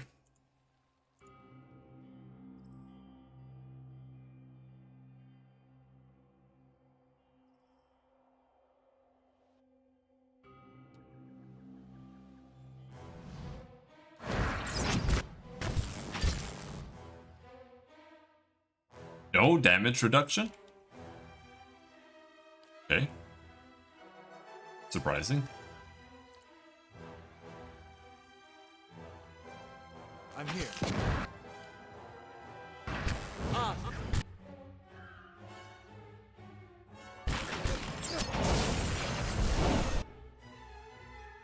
Never mind. There it was. They're immune to frost.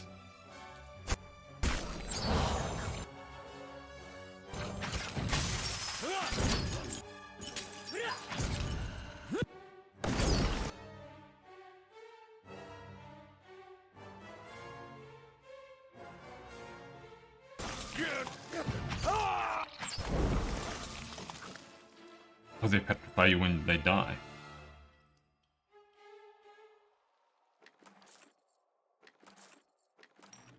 Margren's fire casts light in dark places.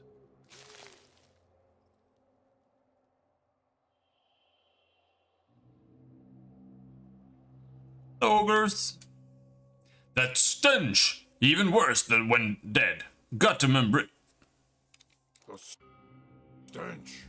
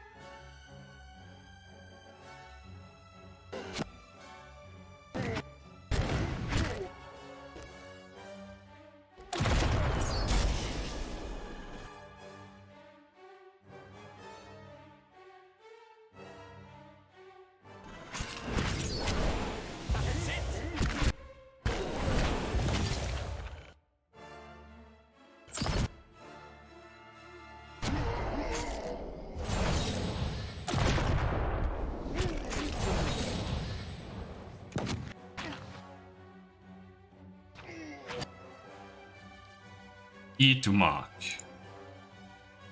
You can't change his AI, or maybe you can't change it in the middle of combat. I don't know.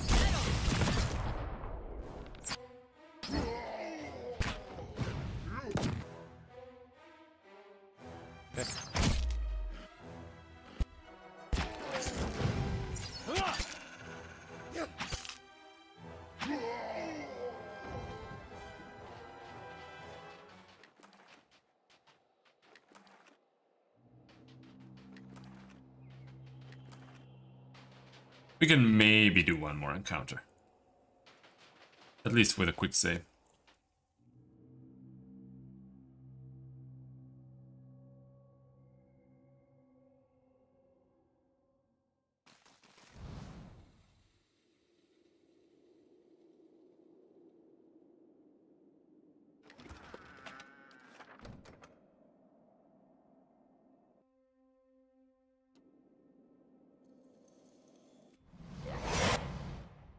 So many of them.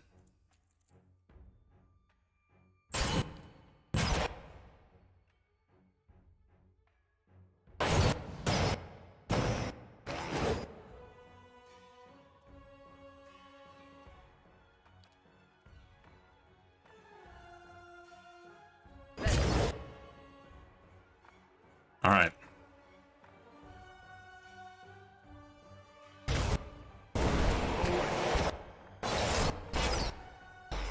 Of course he got paralyzed. I don't know how they do it, but they are absolutely ridiculous at that. Use.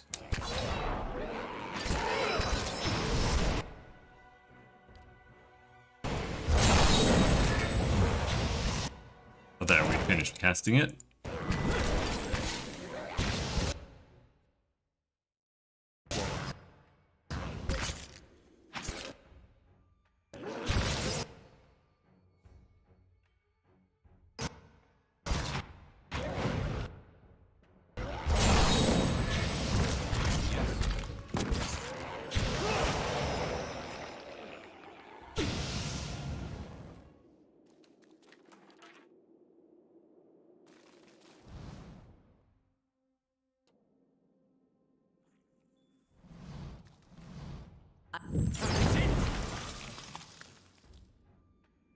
One ooze.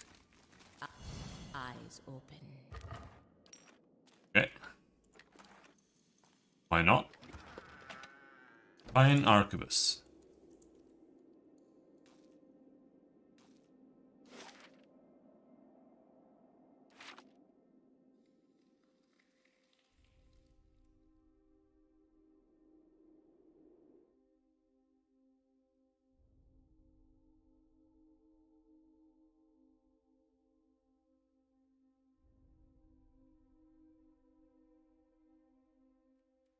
I'm here.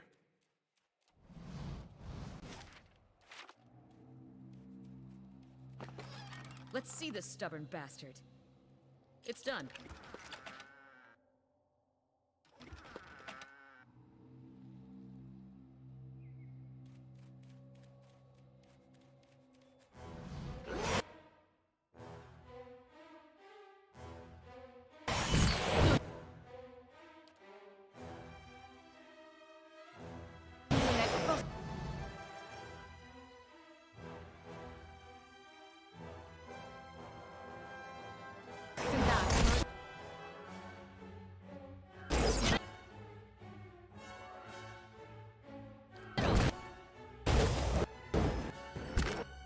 Pick a fucking enemy, come on.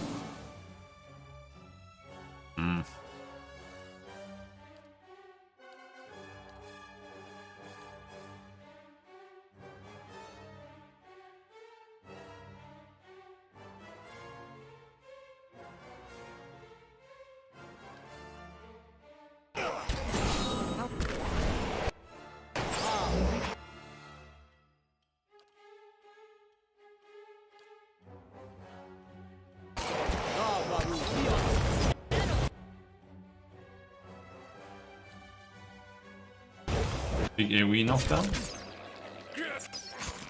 Perhaps.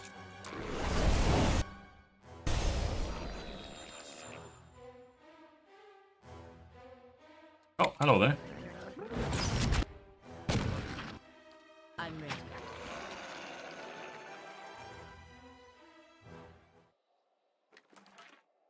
At once. Let's see this stubborn bastard. It's done. Spell Tongue. Unique Rapier. Steal 5-second duration from each beneficial effect on the target. Steal 15% attack speed for 10 sec on hit. That's kind of neat actually, but also I'm here. don't use anyone with a rapier. Except for Aloth, then he doesn't count. Exceptional Stiletto. Crap.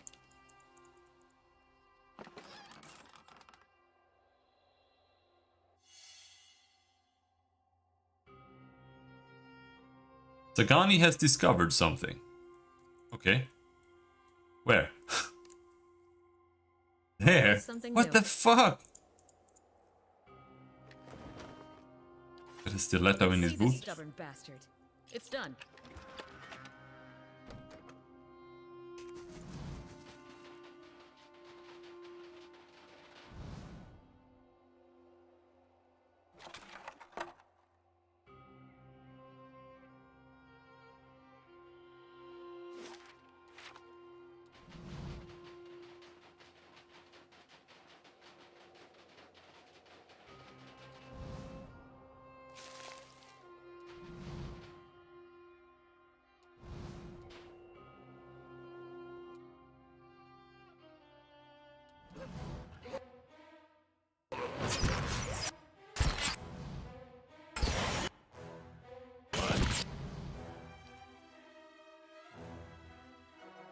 Fusion.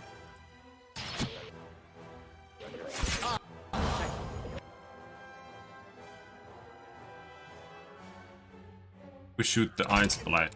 I don't like the Ice Blights.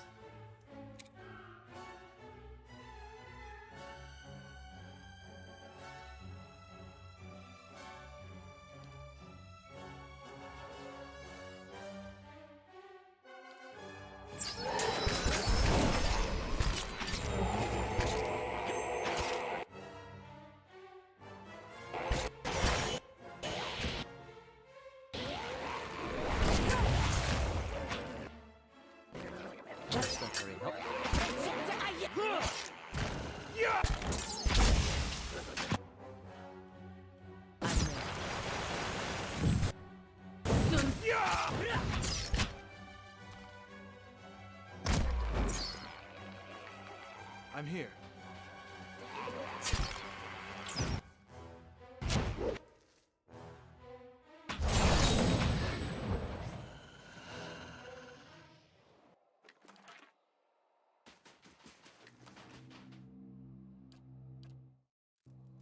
I'm here.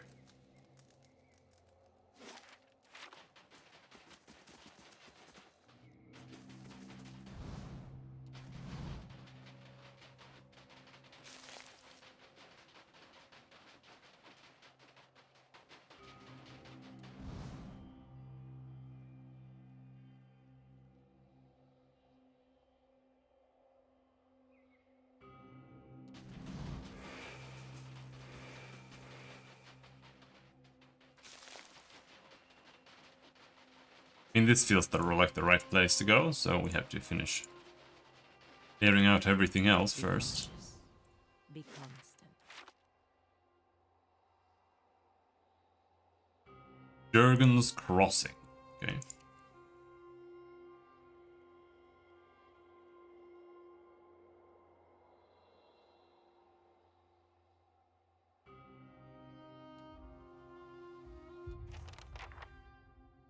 Bounty Metzler. This bounty. In that case, we need fusion as soon as possible there.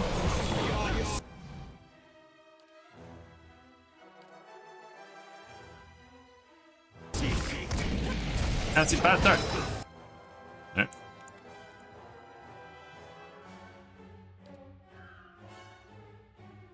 So, and then let's see. Can I cast a crown on these guys without making everybody like super strong? Not really, but I'm gonna cast a crown there. Where is Pallegina? Okay, cool. Got my dog. My dog is over there. Gotta go fight that priestess. You also go fight that priestess. I'm going to dominate the boss.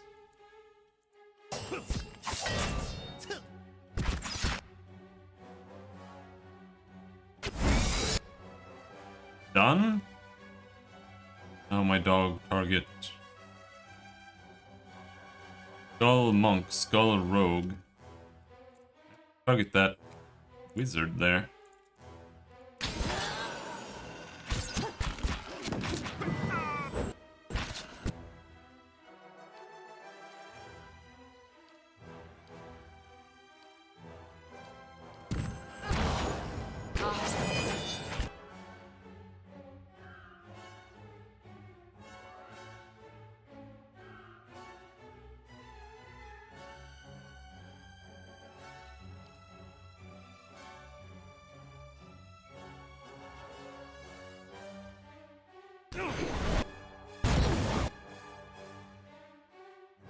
Cypher next.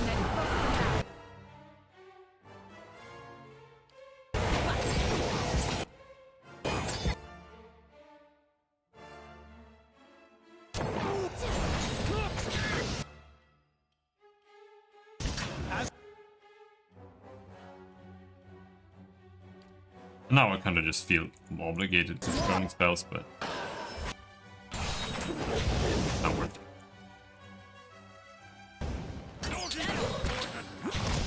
Oh. I'm here.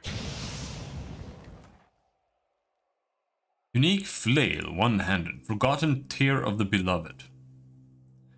30% of graces converted to hits, 10% chance to cast Dazing on hit or critical hit. Grants prayer against treachery once per rest. Grant suppress affliction. This is super, super good. Like for a melee weapon, this is insane. I think. Graces to hits, I think that's still really good. But like once you stop grazing that much, it becomes less useful. But I still think it's a really, really, really strong modifier. Daze reduces accuracy by 10, dex and perception by, and intellect by 2, and attack speed by 15. It's not bad either. Like, it's not great, but it's not bad. But also this, the fact that you get free Prayer of Treachery once per rest is pretty good. And 2 suppress affliction is pretty good. But we're not using it.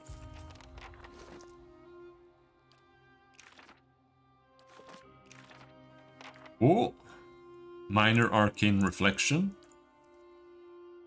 Lengroth's safeguard. Arcane reflection.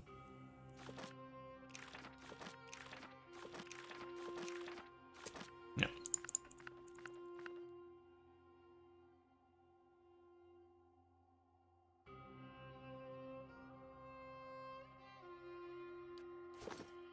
I'm here.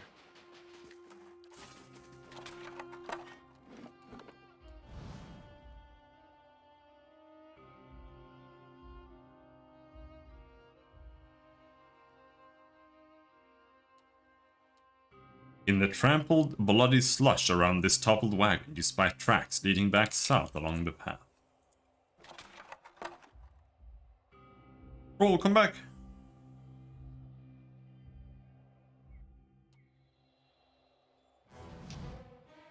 A lot of trolls, okay.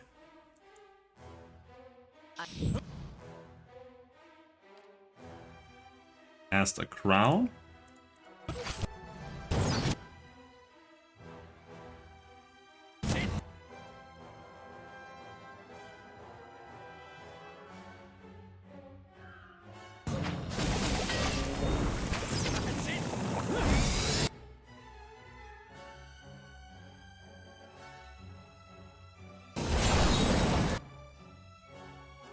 Strong against slashing.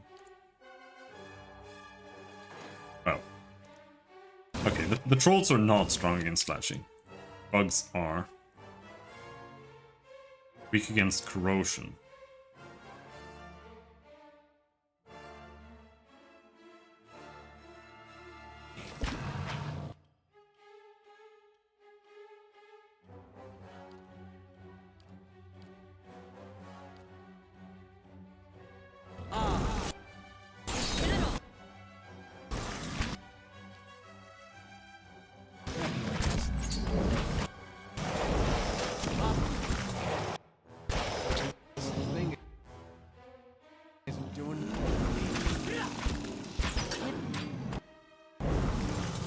I don't know what this troll is doing back here. Pathfinding kind of sucks, honestly. But the reason most pathfinding sucks is because they are not rechecking things. And the reason they're not doing that is because it's super inefficient.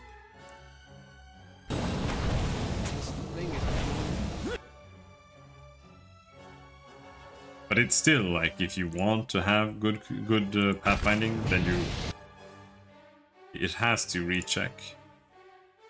It has to recheck, I think, and it also has to check against itself and see, like, is this the optimal? Like, which way is better here?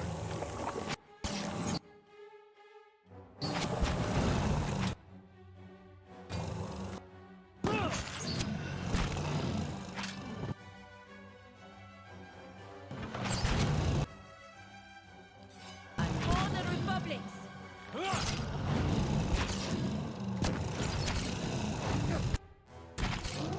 And that's kind of heavy. I don't know, why are they getting up again? Is it because they have one resurrect? I think so.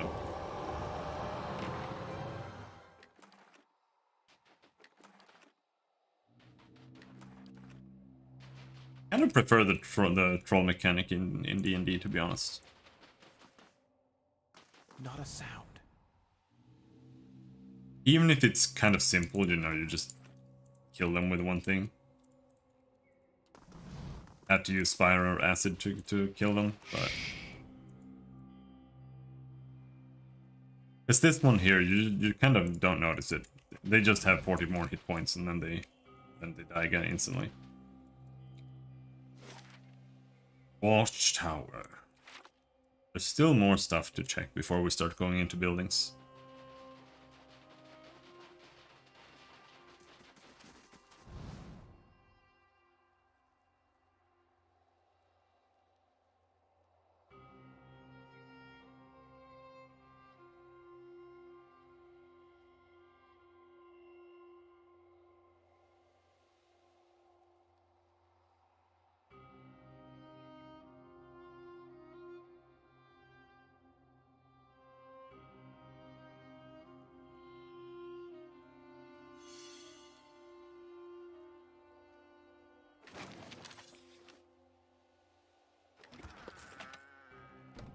Nothing else here? Alright.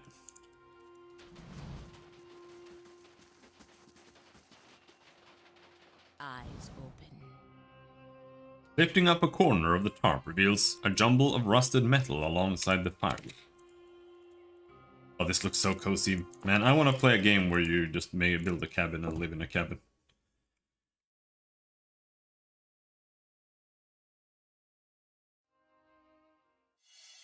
Building a little cabin in Valheim Eyes open. on the mountain. The Recluse of the White March. Oh, it's this guy that they mentioned. Most definitely evil. It's done. Most people seem to be evil in this game. Like, they don't have alignments, but there's so many people who are just, like, comically evil. This map depicts the peak of the mountain, with markers denoting altitude.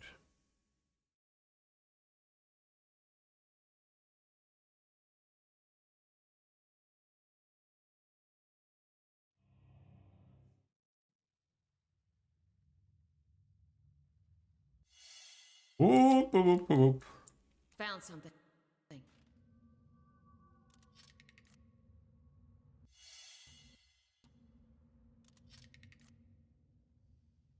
At once.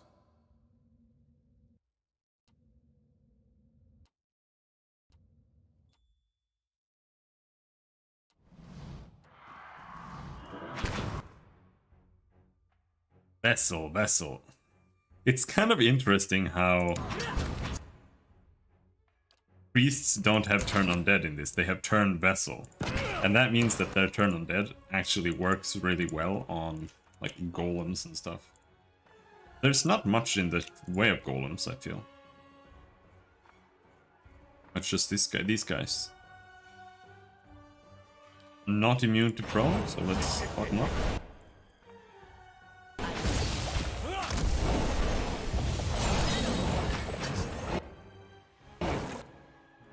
Don't even have a lot of resistances. Doing the job. This guy has a lot of resistances, but...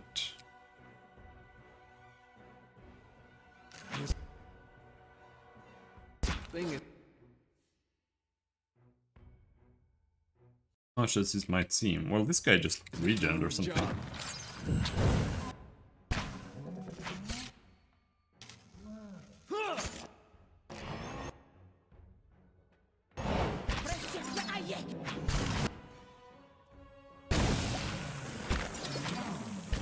Should be stunnable.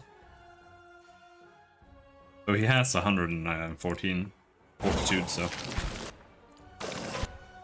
that might explain that.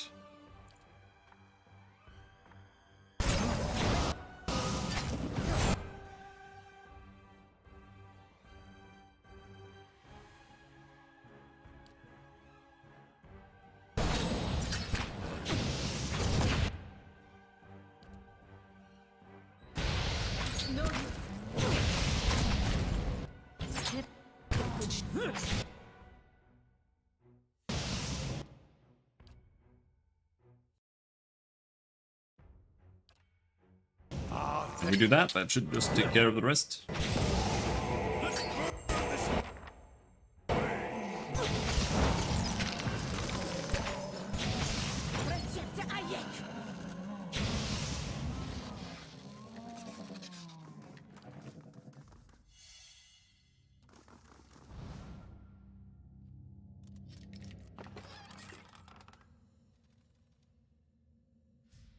A gelatinous green film has congealed along the bottom of this shattered machine.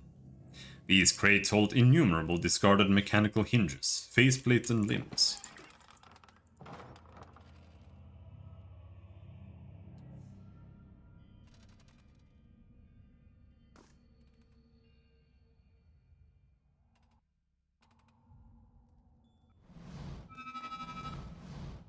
Is that one gonna explode? It looks like they're just planning on exploding. Alright. I guess.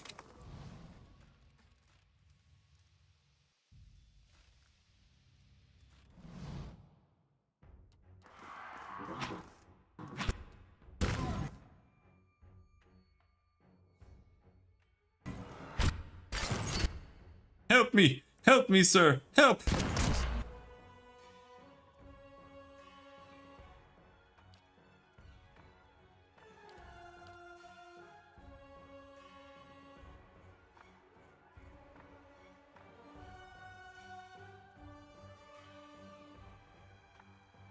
No! Go and fight that guy.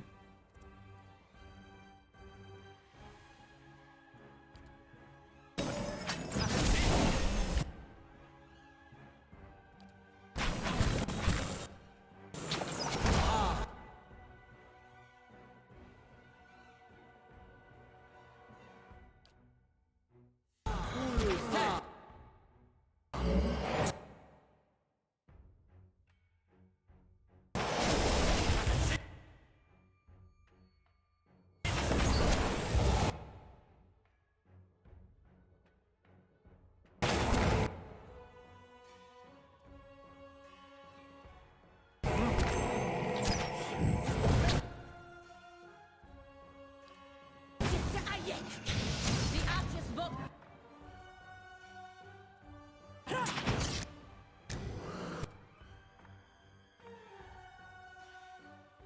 Weak to piercing.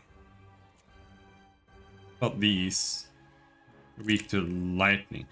Do you think chain lightning bounces back and forth? It's an interesting thing I want to test still. No, it doesn't.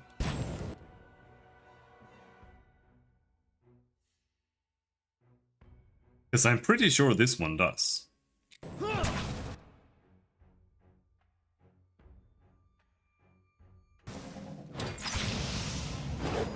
Bong bong bong, yeah. It's kind of nice.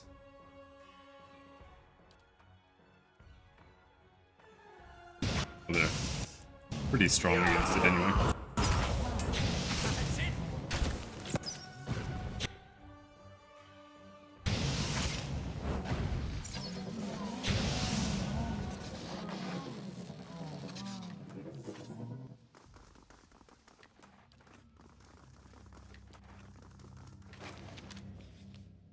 This paper contains a loose list of apparent personages, separated by dates. Gudandug, Long Watch Falls, bandit. Makewindstug, Imprima, some smuggler. Volkstug, murderer, nice hair. Rütlingsdug, idiot who tried to knife me. Under the list is a note in a different hand. Diverus devil, just give me numbers.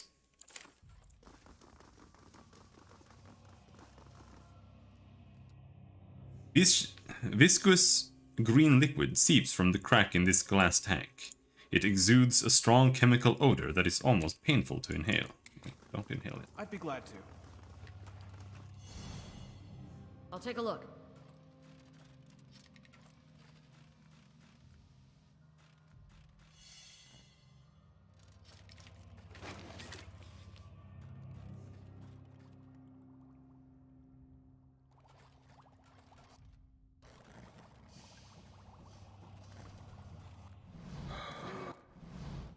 That's a lot of iron constructs.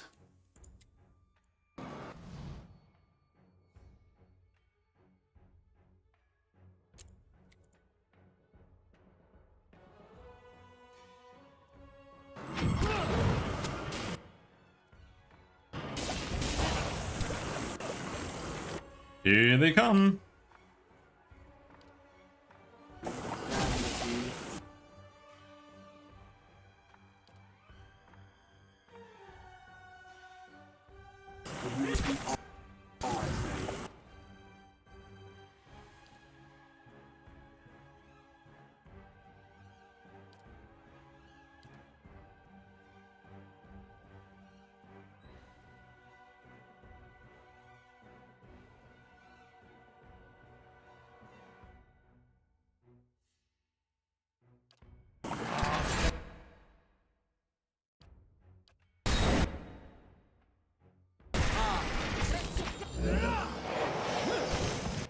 There we go, the big Malmhala.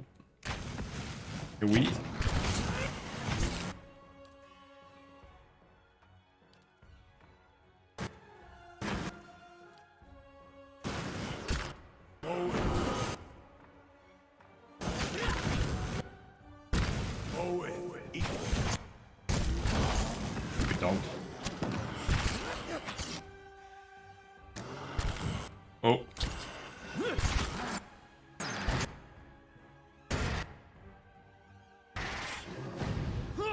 Man, Alp wishes he could do that.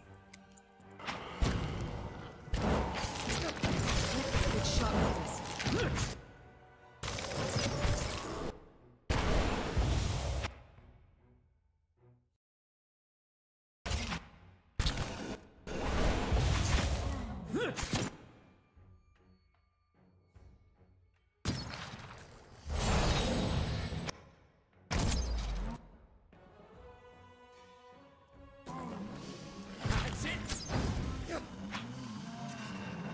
I'm here.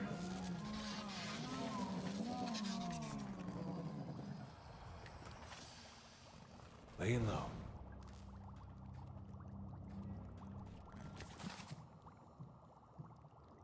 Subject Belsier. She has outdone herself with this one Belsier, a common robber with some natural talent for cipher abilities.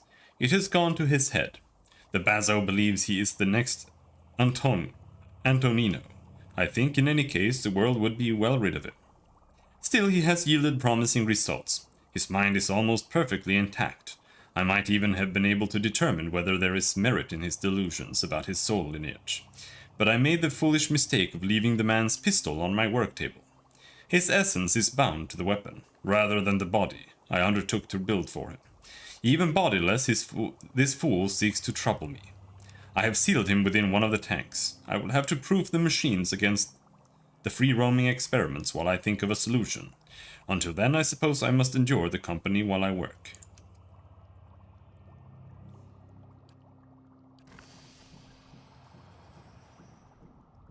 You hear a faint, reedy voice singing tunelessly.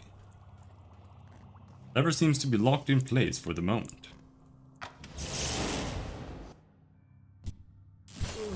It just died. Okay. I'm here. Pull the lever, dear. You hear a short series of clicks from around the corner. Whoa, shit!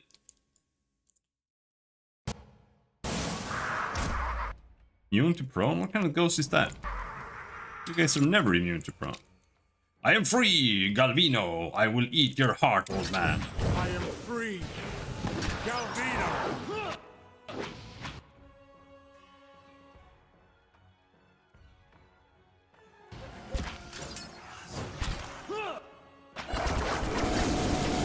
Whoa, what the fuck was that?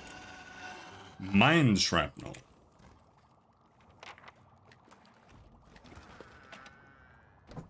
Feldstroke. Fine, time siphon, stealthy. +2 stealth. I don't want that. I'll be right back.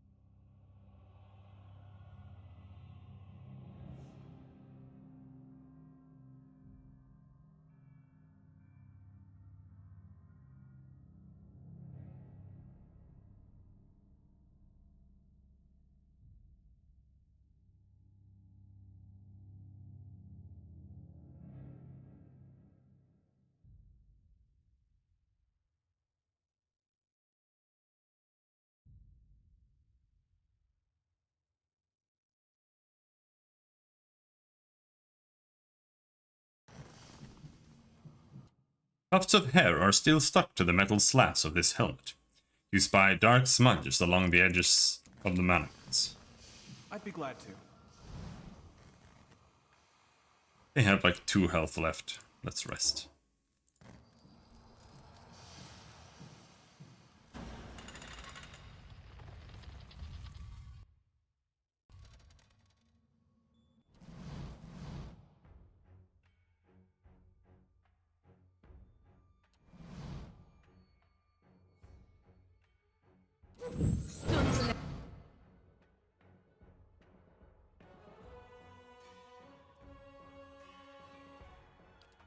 Speak to lightning. Let's lightning it up. Oh, nope, never mind. Oh, still not dead. I was hoping I'd be able to kill it before it exploded, but...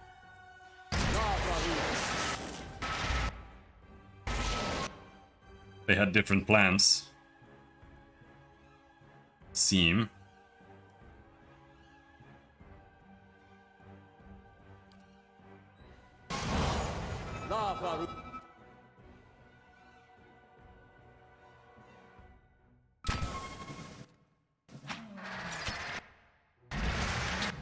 Oh, good job.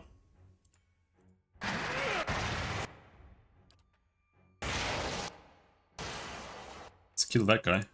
Hey. Lavaru, be on seek! Miss! Come on. Roll the 4. Leave it to me!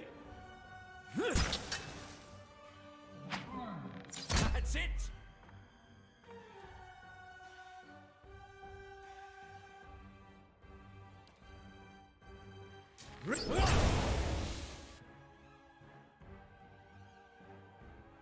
Only weak against lightning, but chain lightning is a shitty single target spell.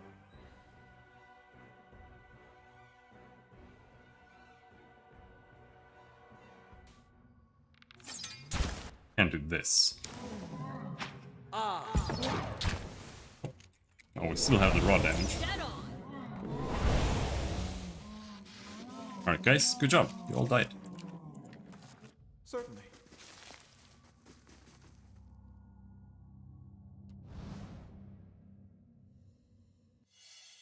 Always something new.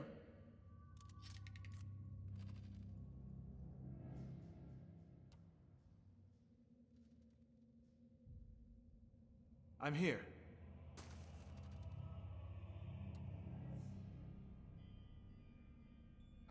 Stand together. This thing isn't doing the job. Regularly.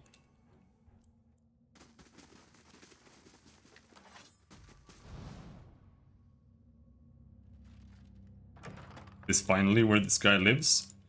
You know, this is an impossibly large house. Well, maybe he managed to use his constructs to build his house, but otherwise, this is ridiculous when it comes to construction job. Any idea how hard it is to build a cellar like this?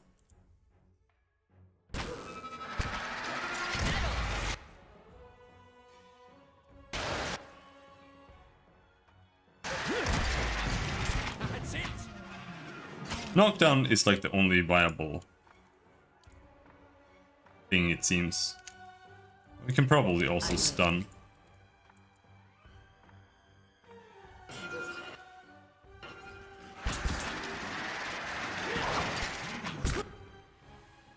I can only stun so many times.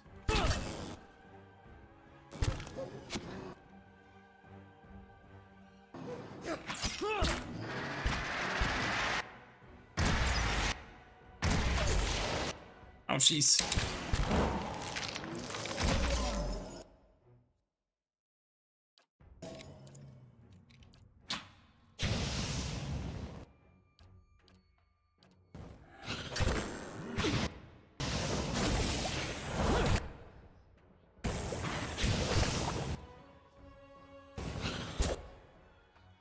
This thing isn't.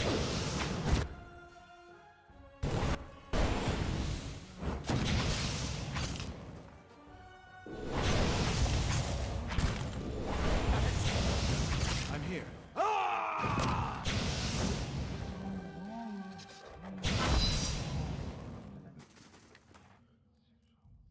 Exceptional rapier. Oh, there was something there.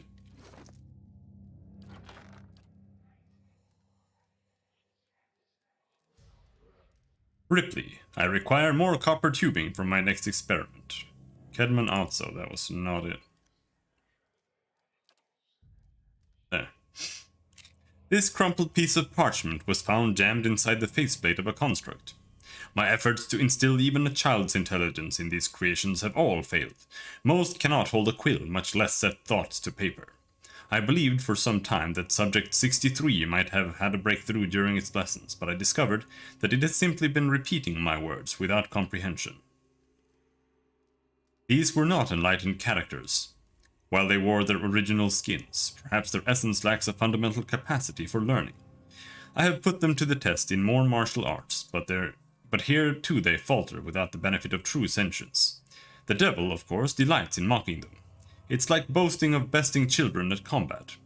If only I had my old machines. Who's the devil?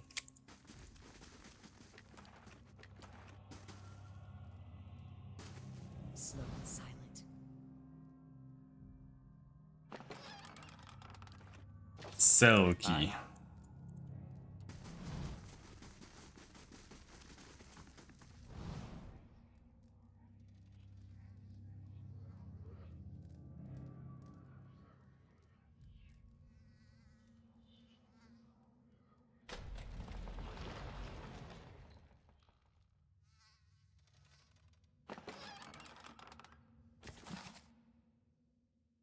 This hastily written entry is dotted with blots of ink. I refuse to continue wasting my time with these stitchwork grotesqueries. What work is spent in granting the rotting corpse, the feeblest spark of life is later tripled in repairs. Truly they come apart at the seams.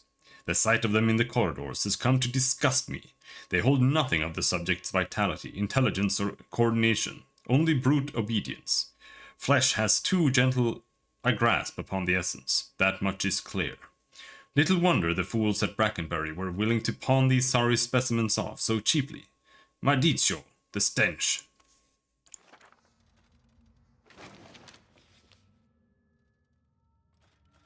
Absolutely.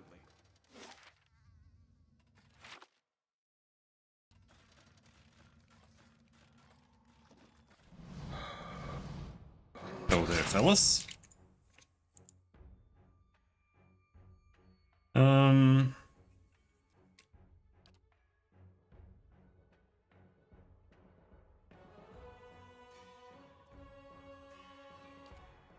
Let's cast it on that guy. My dog can't get past.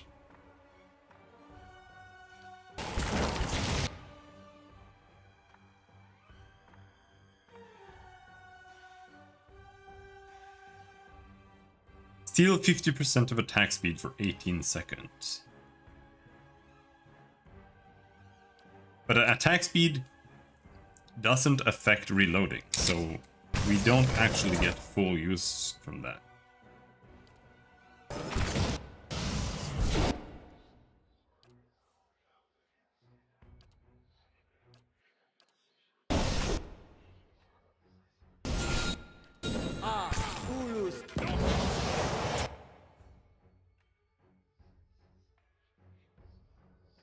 Let's need blunt. There we have those guys who are going to explode everybody.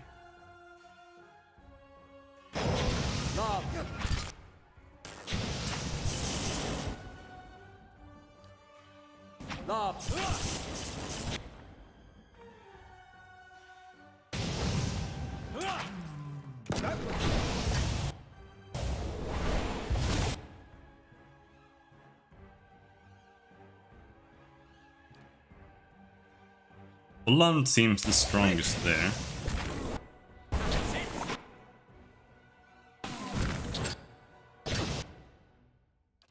Who's doing damage to her? She's like in the back row. I think it's just turned on the aura. She's killing herself.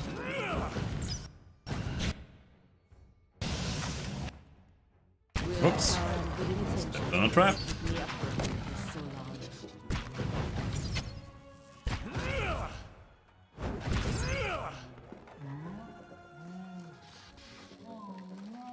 I'm here. I'm ready. Nice and quiet.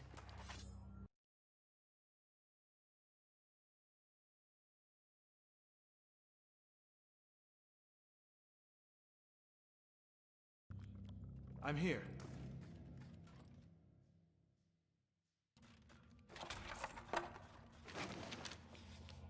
impressive assortment of wine bottles. Line these shelves. Most appear to be Vailian vintages.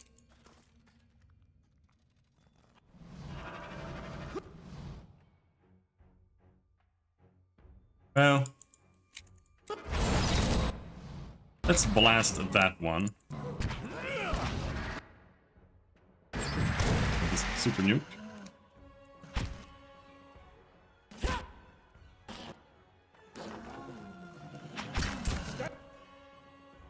Stand together.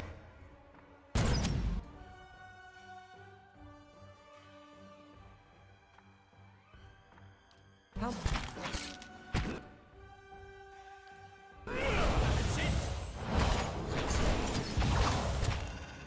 Stand together. Yeah.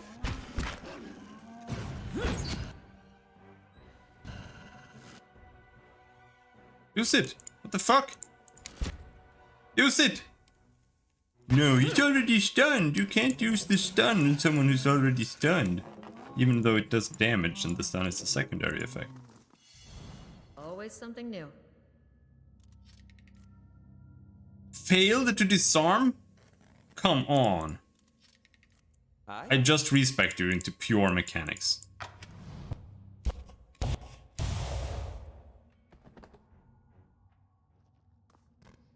I'm here. This hulking contraption hums with power. Approaching within a few feet sets a peculiar buzzing in your teeth.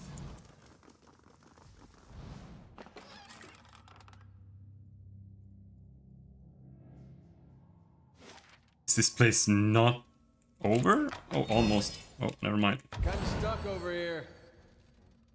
I'd be glad to.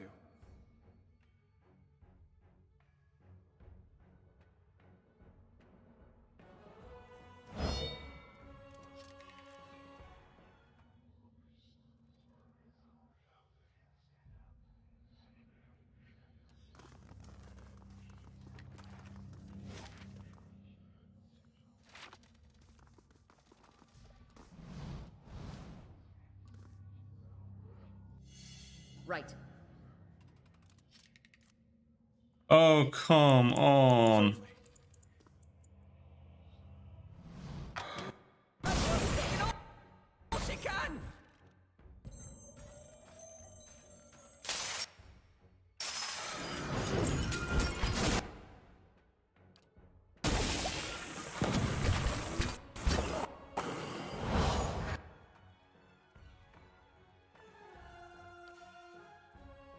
Oh no, we've got unstables.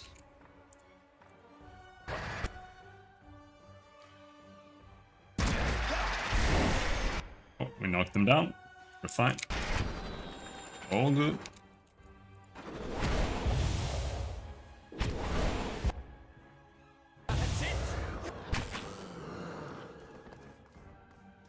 Perhaps rest is in order. I do think we need to rest right now.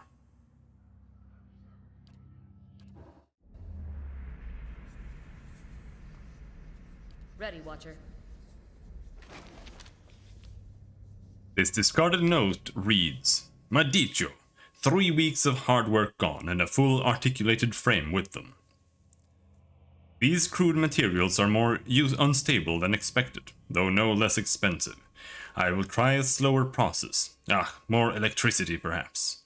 Along the bottom of the page, a scrawled addendum reads, Too much electricity. Will require more subjects. Okay.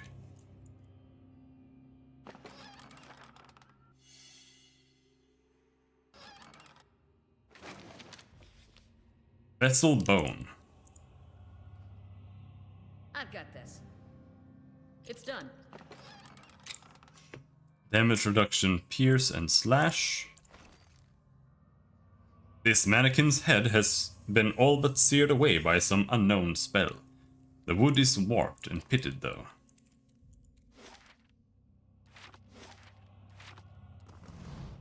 There's only one room left now. No, there's some stuff over there.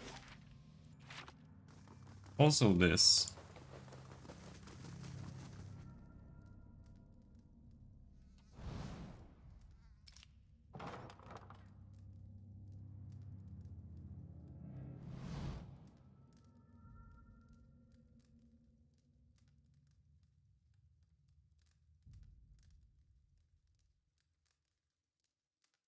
An elderly man hunches over a cluttered desk in the back of the workshop.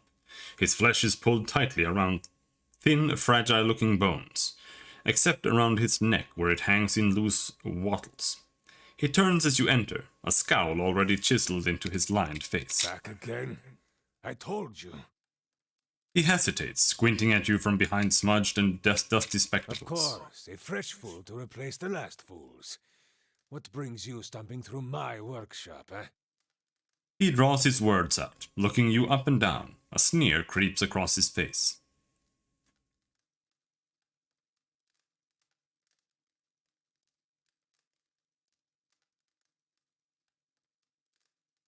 Seems like you already know, I guess. Straight to business, no nonsense. We appreciate that, don't we? He turns over to the bronze golem over his shoulder. Anything for a breather from your endless yammering. The voice echoes from within the golem. You would miss me if I were gone, Aimura. For who would tolerate your barbs and insults? Wait, say nothing. But you come seeking the White Forge, like they all do. Boys with smooth cheeks and wild dreams. Girls with bright ribbons tied next to their scabbards. His voice rises and falls with the sing-song of mockery. Old men and women, too, seeking a final blaze of glory before they're snuffed out for another turn at the wheel. Sound familiar? His smile is rigid as he looks at you, and the corner of his eye twitches.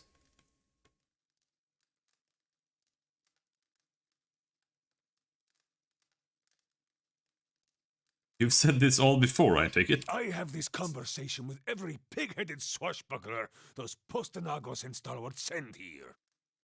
Go see Galvino, they say. Surely he'll help you. Must have slipped their minds what a busy and important fellow you are.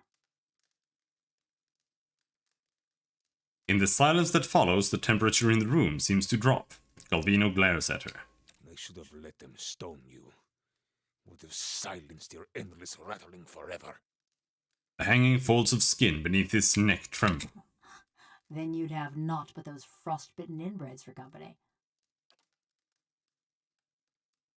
I guess this is what it'd be like if Aloth and Isilmir were two separate people.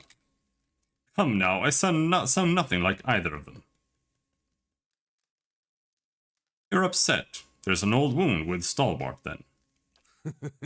The spiteful imbeciles destroyed my career, ruined years of work. But let us focus on the reason for your visit, yes?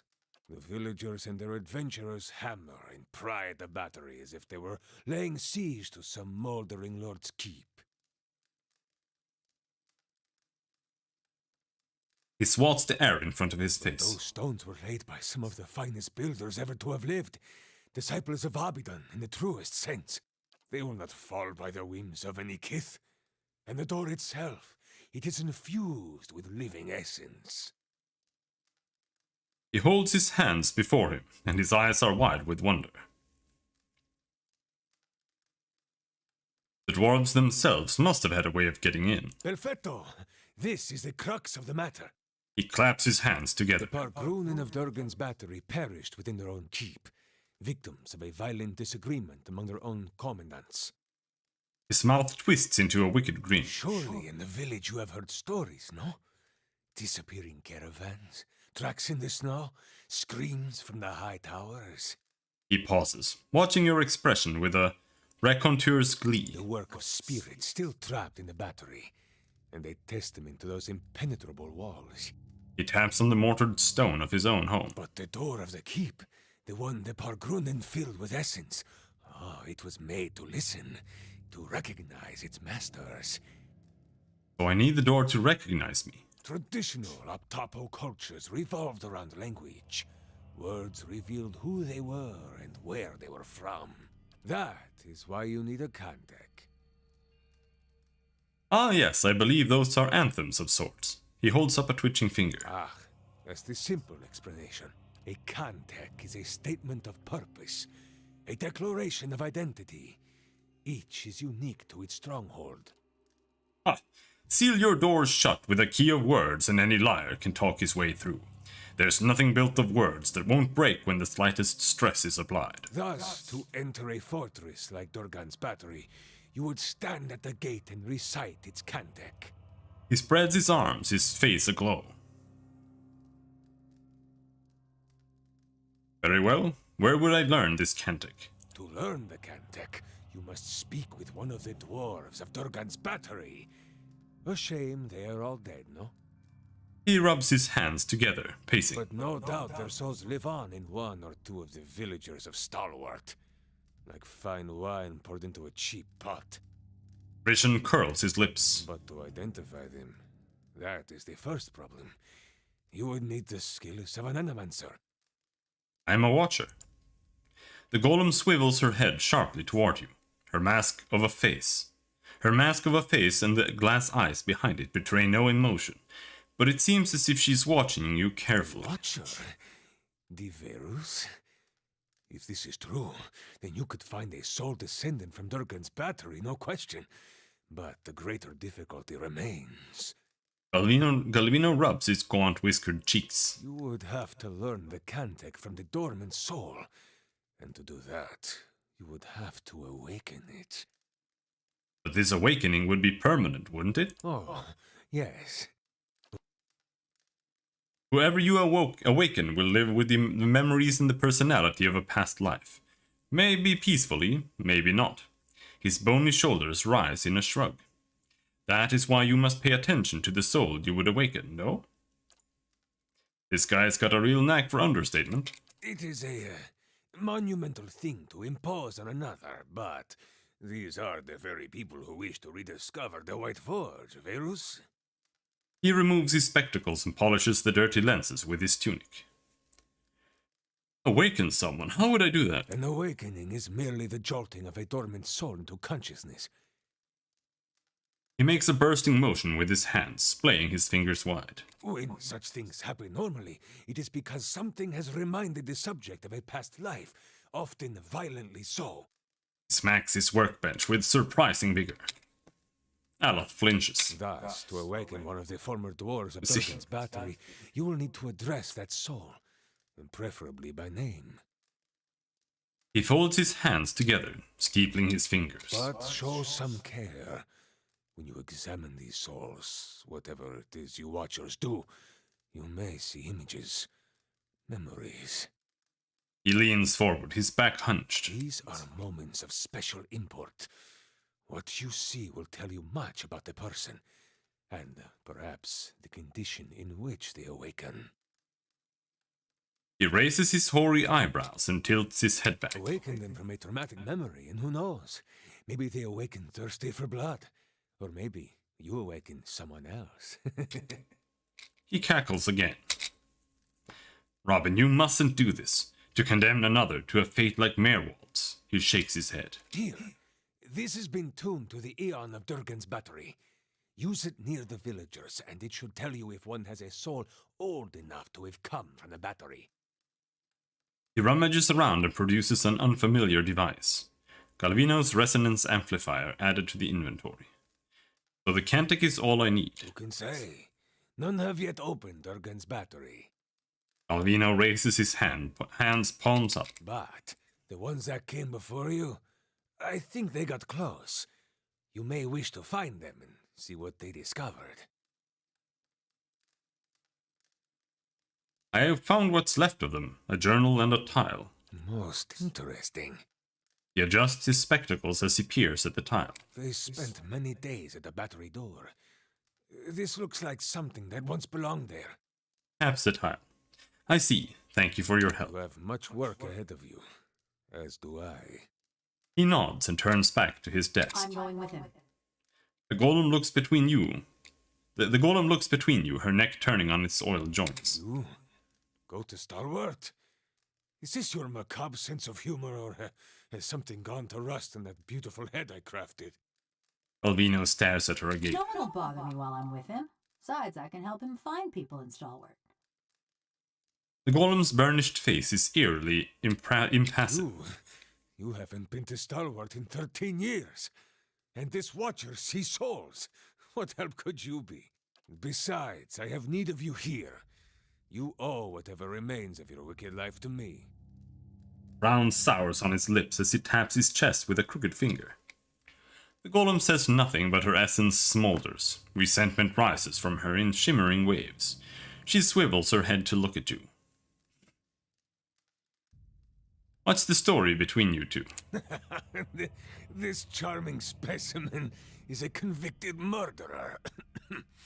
The Devil of Carrick, she's called.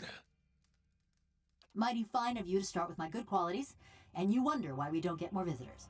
Killed over a dozen people before they finally caught up to her in Stalwart. Perfect company for lonely camps and mountain passes, no? He nudges you, all the while grinning wickedly at the motionless golem. Hey, I know how to start a campfire. The only reason she's not a frozen corpse is because I convinced the old mayor to let me try an experiment. Put a person's soul into a metal body. He leans back, raising his hands. Into a work of art! Look at this! Craftsmanship worthy of a jeweler. He traces the scrollwork that runs along the golem's jaw. Fully articulated joints, capable of grasping a pen and writing her own name. He grabs her hand and delicately bends her tapered fingers. And of crushing your throat. He snatches her hand Show away. me another smith anywhere in the Deerwood who is capable of such delicacy and precision.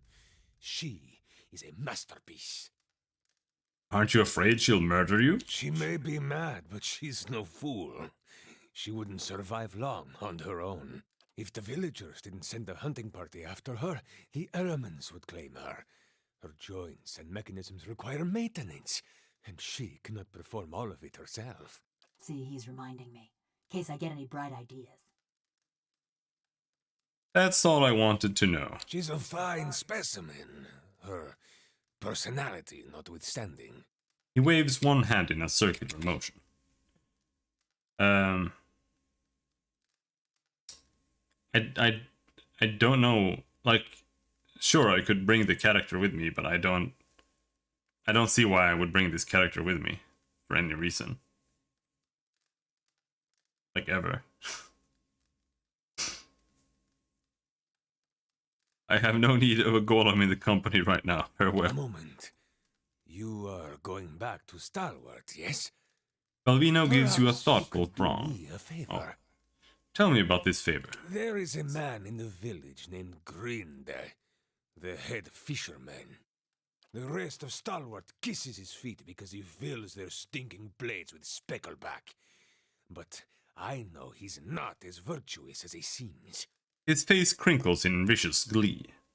Seems like you have a history with Grinde. That self-righteous meddler engineered my eviction from the village. He turned them all against me.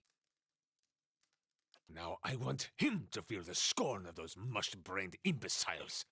What exactly do you want me to do to him? Humiliate him, of course. Show his neighbors what he truly is, and let him live with the disgrace. He's a brony. He points vaguely in the direction of the village, his thin arm trembling. He's always been a ripple sponge addict. Just got good at hiding it once his sainted sister died and left him in charge of the fishery. But he keeps a stash in the fishery, sneaks in at night when the others have gone home, and emerges sluggish and red-eyed a few hours later. I want you to expose him. Go to the fishery after dark when it's empty. Find his ripple sponge and show it to Renengild. I see. Do not answer me now. But when you return to that festering eyesore and smell the stink of fish that hangs in the air, consider what I've said. He grins. Your misgivings collect like grime on a doorstep. But think, if this Grinde is a fraud, does he not deserve to be exposed? Why is he a fraud, though? He's just a drug addict. Who gives a But shit? be sure to approach the fishery by night, when it's empty. They will give you no end of trouble if they see you stealing during the day. I wanted to know more about the expeditioners who came to you before. As would I, but there is little to tell. They never gave their names. He tugs at his But whiskers. they seem to know more about the battery than the others. which is unusual because they did not seem like typical adventurers. He raises his snowy eyebrows. Their hands were smooth and marked with ink, not scars, and they traveled light. Unusually so. He rubs at his chin. Unusual indeed. What do you suppose they were looking for? Val himself could not have said, and I haven't the time to concern myself with the business of strangers. Something else? Quay. Farewell. I'm gonna steal your entire workshop here. Don't mind. Hey, get out of there! He didn't like that.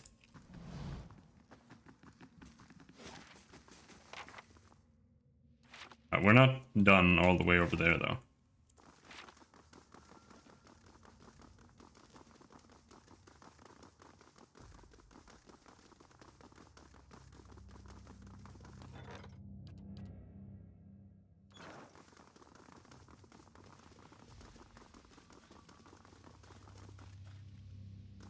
Let me out!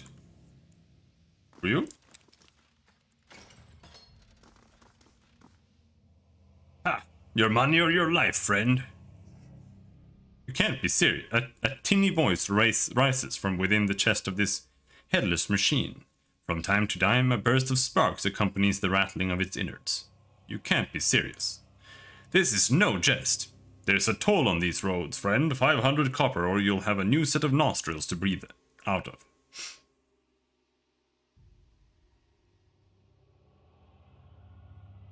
Don't have time for this. Hey. It's gonna explode though. Unless we can knock it down, which we managed. Dunzonet Bostenago Bazzo.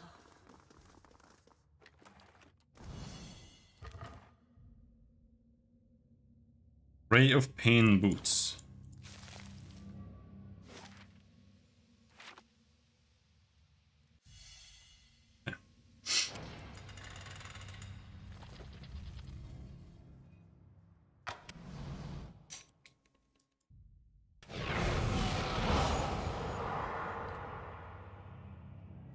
Cool. Got it. I've got this.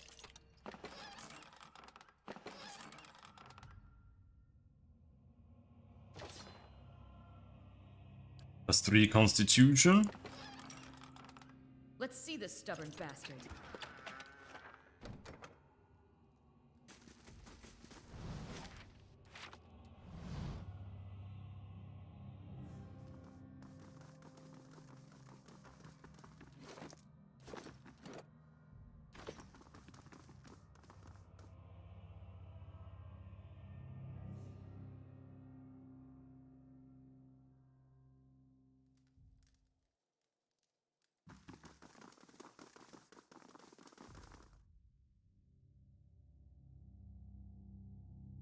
Well, at least we're finally getting somewhere, I guess.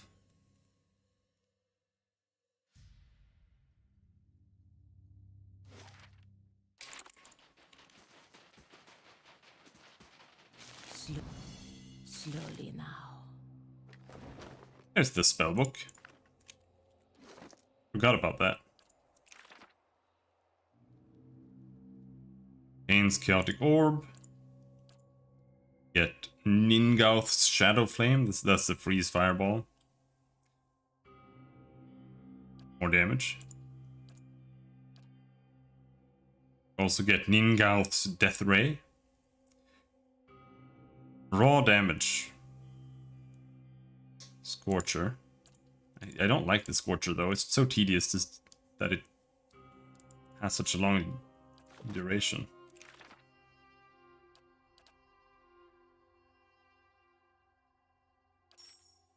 But at least we get a spell on level 4 now. Except for Minolettas. That goes against Deflection, and this is against Reflex.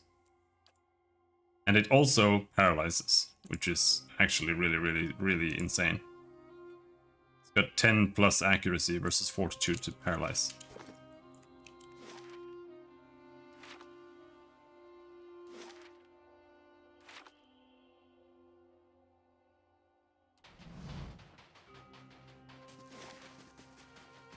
Well, we haven't been down here.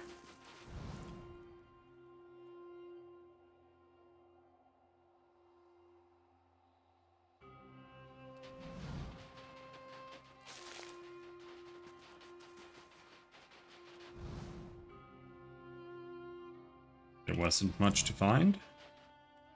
Elder Stag! Alright, Elder Stag, if you wanna mess with me. We can go. We can go.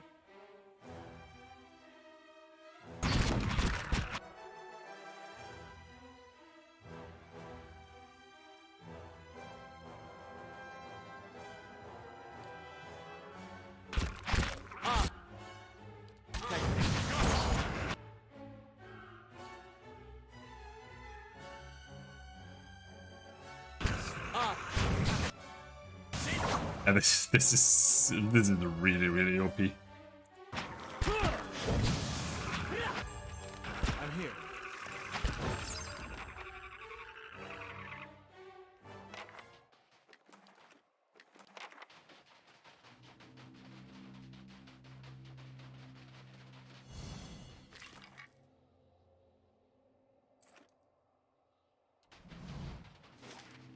It's 9 saves ring.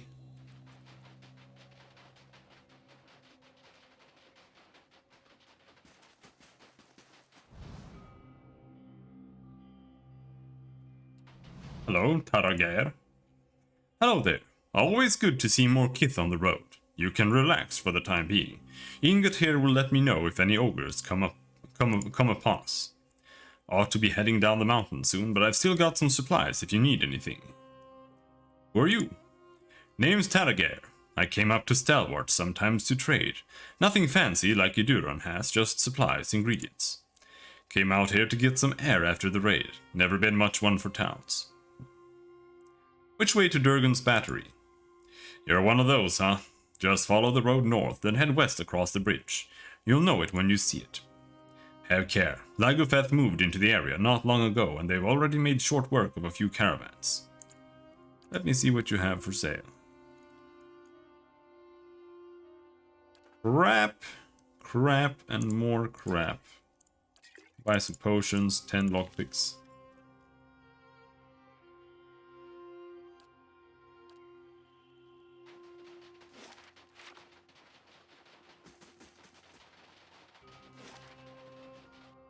Alright, so only checking out the outside of Durgan's Battery left. Oh, come on. Come on.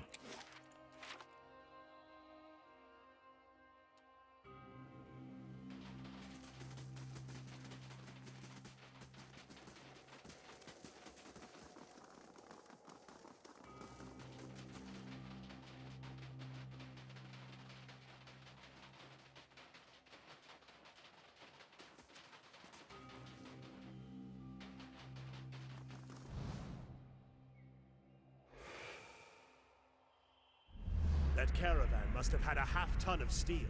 Coinmaster Zoltan's finally getting his way. Zoltan? For now, the other commandants will have his head. Only if they don't tear each other to pieces first. I heard Maroon and Exandru. Shh. Last thing I want is to get on Maroon's bad side. Fine, just say the words then. I'm getting hoarse.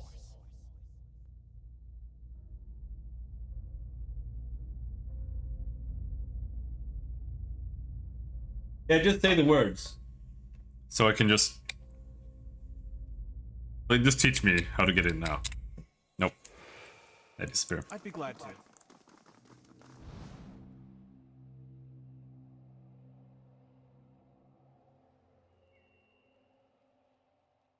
Maybe they had one really tall dwarf who needed a door this big. True.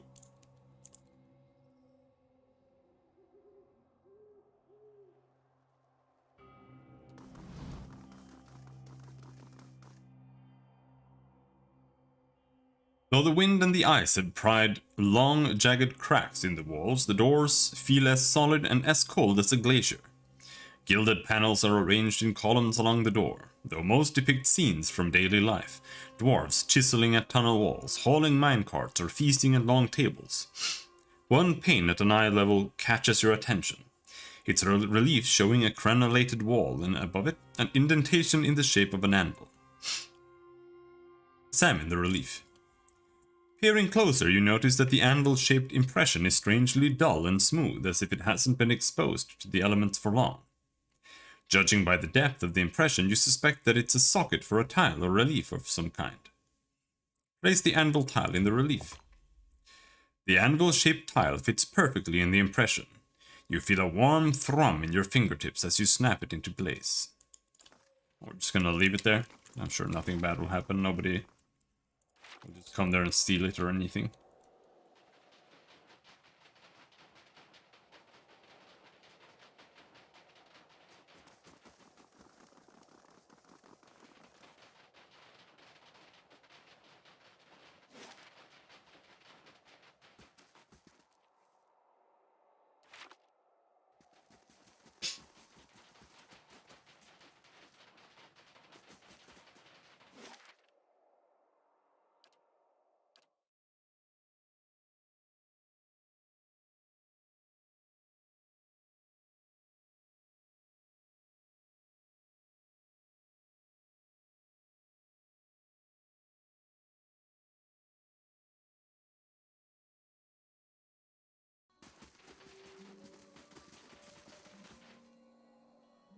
Malzla of the Sisterhood of the Slate Skull is dead. He grins. Kinda ironic, isn't it?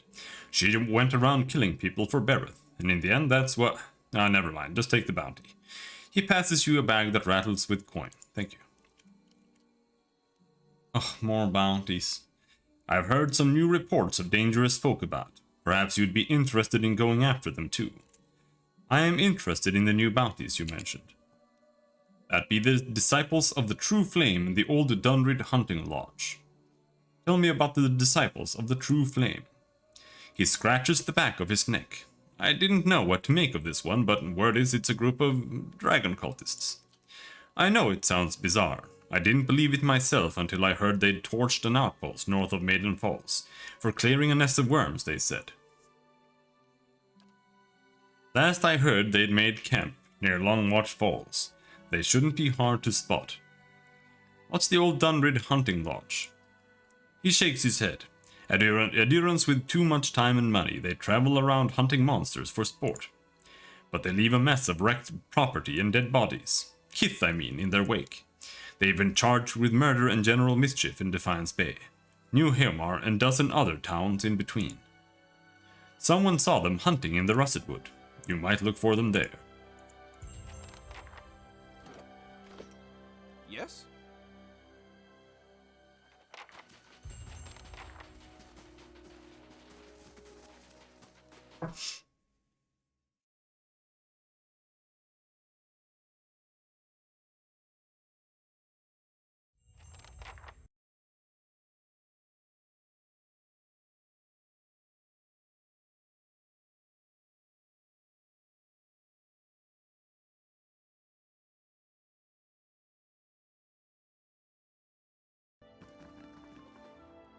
You've been busy since we last spoke. I want to thank you for what you've been doing for Stalwart. Examine Renengild's soul. Your awareness settles between Renengild's skin. You feel yourself looking through her eyes upon a time-faded memory. You're standing in the inn. The room is stifling, but it's the body heat of so many furious villagers, not the neglected fire pit. That's drawn sweat from your pores. Your husband waits by the door, about as far as he can get from the assembly. He holds Ulrich, whose cheeks are bright as he watches the old adults bicker with wide, fearful eyes. You had never realized how badly your neighbors stank, but something rank and repulsive rises from them as they pack together in this room.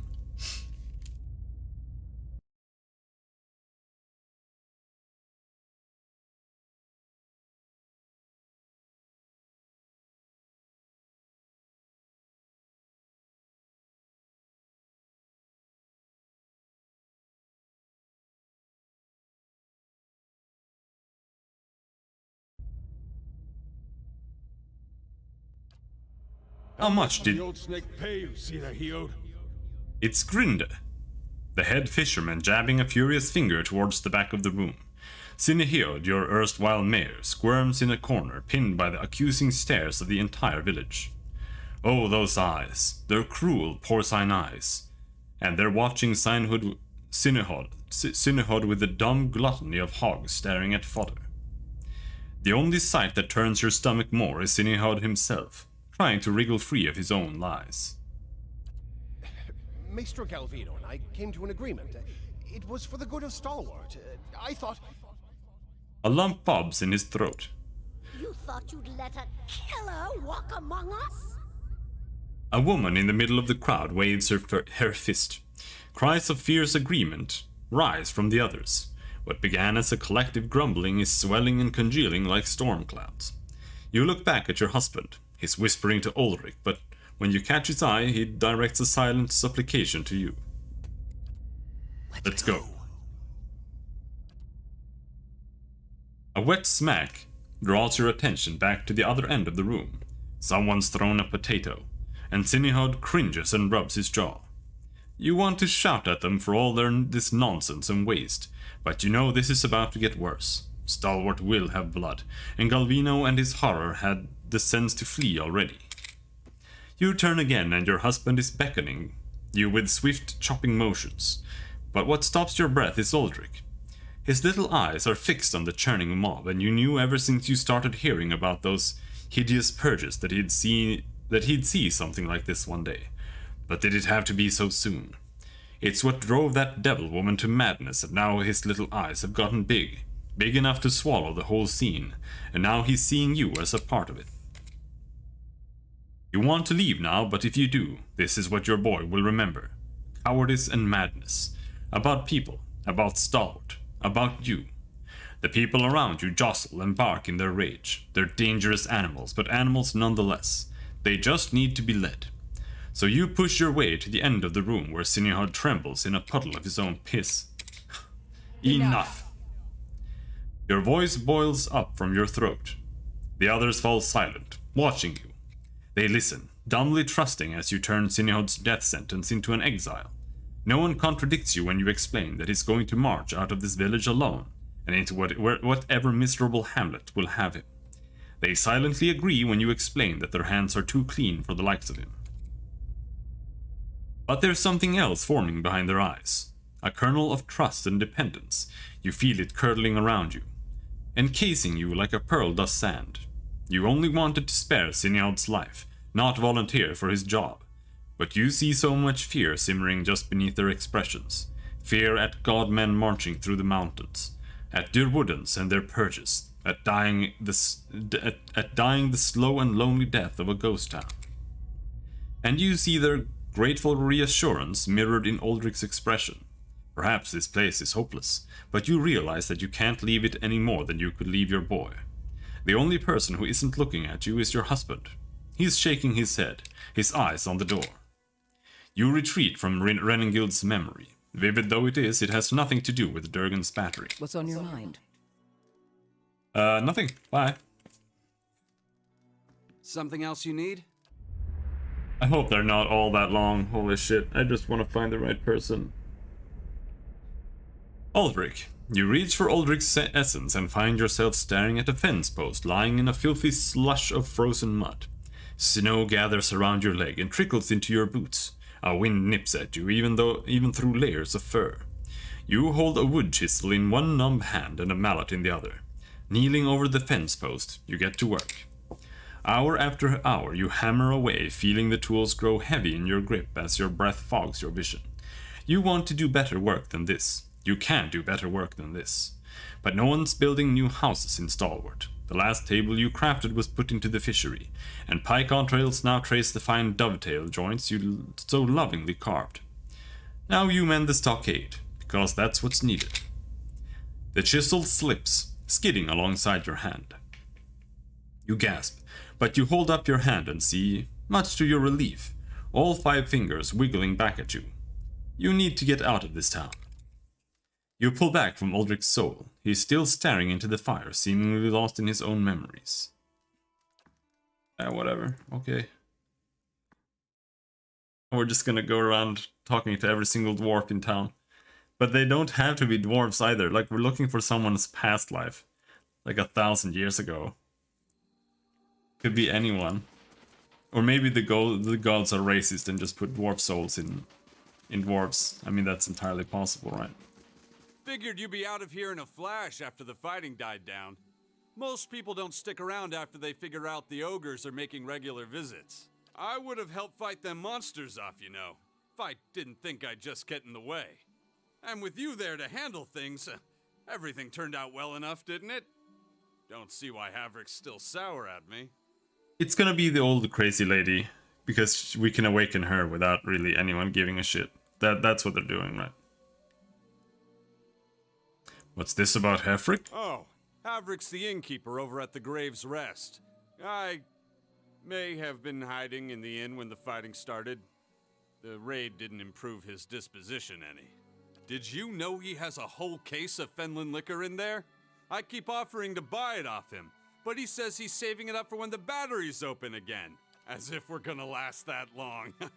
Anyhow, he said he'd thrash me up and down the mountain if I didn't leave him be. It seems reasonable to want to save it for a special occasion. It's delusional is what it is. Point of fact, what with you dealing with ogres and everything, maybe you'd, you know, be willing to help me out. From saving the town to swiping liquor, there's progress for you. Havrick keeps all the good stock in the inn cellar. Out of sight, you see. I mean, it's bound to be under lock and key, but I'm sure he wouldn't miss a single bottle. Not with everything that's going on. Not interested. Sure, all right. But if you happen to come across some, maybe you'll let me know? It is so. The snowy paths peel away and the brisk air gives way to the acrid stench of smoke. A dark cloud billows up from the remnants of a burning house at the far edge of a rocky field. You are low to the ground, held in place, and above you the wind tugs embers back and forth like firebugs. Not so brave now, are you?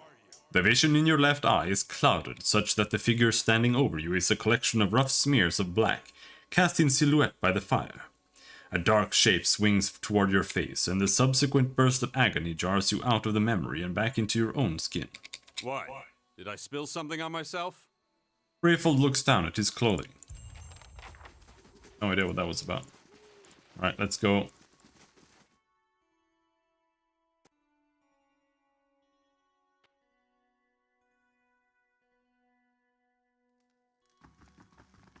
Got to speak up?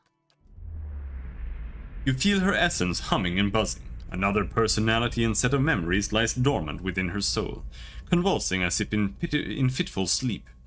The contours of that dormant soul are sharp, ragged. As you reach out for it, it seizes you violently. You are standing in a darkened feast hall. Sturdy tables and benches have been stacked against the door in the far end of the room. You know it won't be enough. A few dozen other dwarves from your tunneling crew wait with you, shovels and pickaxes in their shaking hands. Sinove, please. If we go now, we can get behind the barricade. We won't do any good here. One man turns to you. He's right, and you hear agreement in the quiet murmur of the others. But Arms Warden Maroon ordered you to hold your ground here. Yet in those rising whispers you hear the opening bars of mutiny. You've never tolerated insubordination from your crew, and you aren't about to start.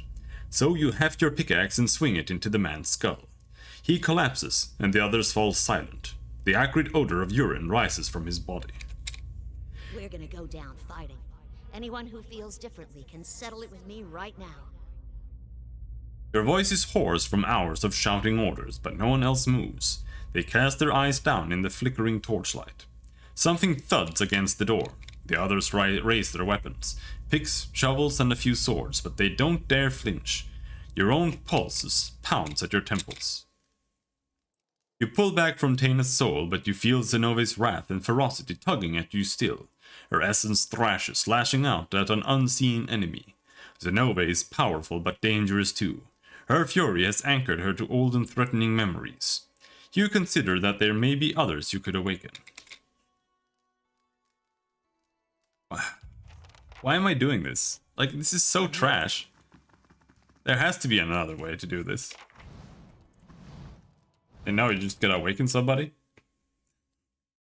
Okay, like you're just killing them, or...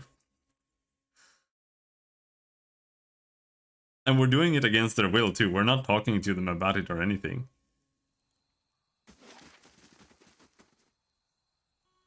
Alright, let's go talk to the rest of town. There's not gonna be anybody else. I mean, maybe there is. There are a couple of dwarves. Let's just talk to the dwarves.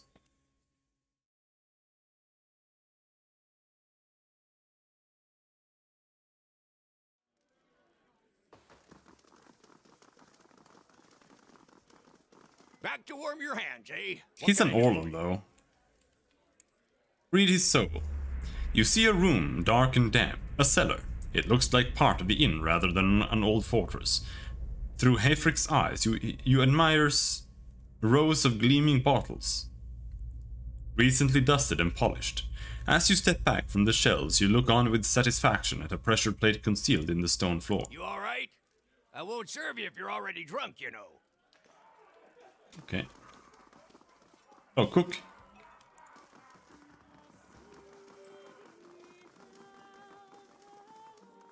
No dwarves. Oh, it's you. I'm so glad you came by. I hoped I'd have the chance to thank you properly. They told me what happened. God's bless you, sir. I owe you my life. I know it was foolish of me to run in there, but this ring is all that I have of my family. How are you holding up? Oh, I'm managing. Fenway's letting me stay with her until I'm back on my feet. Everyone's been lovely, really. It was hard seeing what's left of the house. But Rayvald says he's going to see a hut raised for me soon as they get the logs. What's so special about this ring anyway? Sentiment, mostly. When he first settled here, my grandfather had a ring fashioned from the first batch of ore he excavated. It was supposed to commemorate his fresh start. He passed it on to his daughter, and my mother gave it to me in turn. Cool. Ooh, still can't feel my fingers.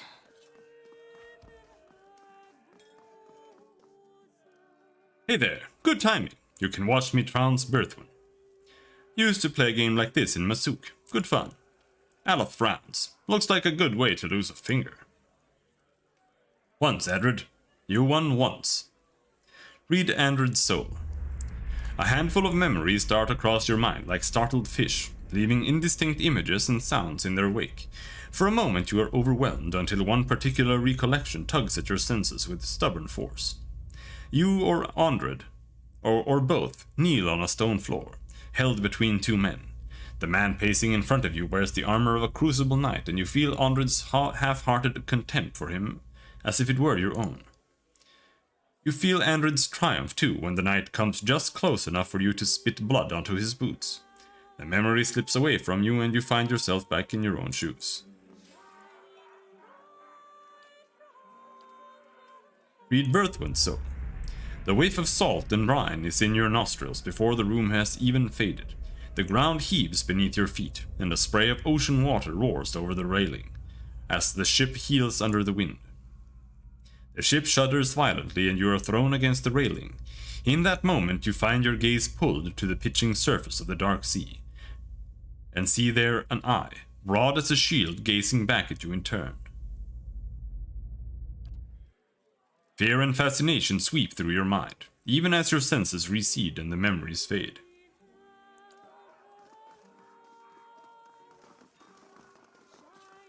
Low light.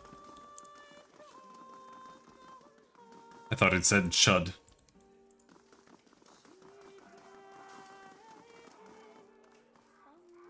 Thought I'd found shelter when I stumbled across this little village. Guessing you did too, eh? Liara raises a frosty mug to you. Even though the warmth of the hearth reaches you here, her hands are wrapped in werewolf, and her ears muffled by a hat. Her face has the taut, wind-beaten look of someone who's recently come from the road. Much blood as there was in the streets.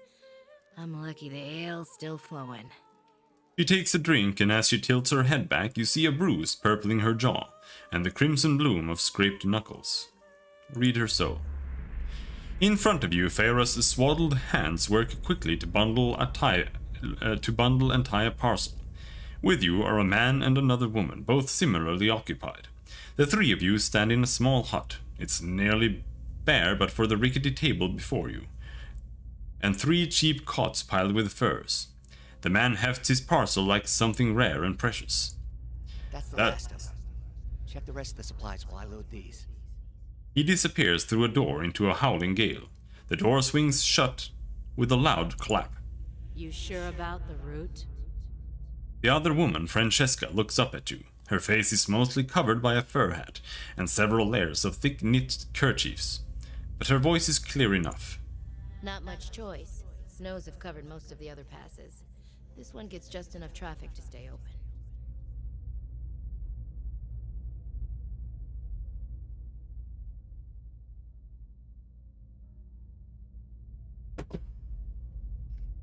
The thought doesn't bring either of you much comfort. You don't mention the real issue, which is that Linham's made up his mind. Francesca stares at you for several seconds, apparently thinking the same thing. You can't see her expression clearly enough to tell whether she's resigned or preparing an argument. She shoves out the door without another word. Fiara stands in front of you, distracted with the contents of her mug. She doesn't seem to have noticed your momentary lapse. Out to the battery. There's more than ogres to worry about. Absolutely.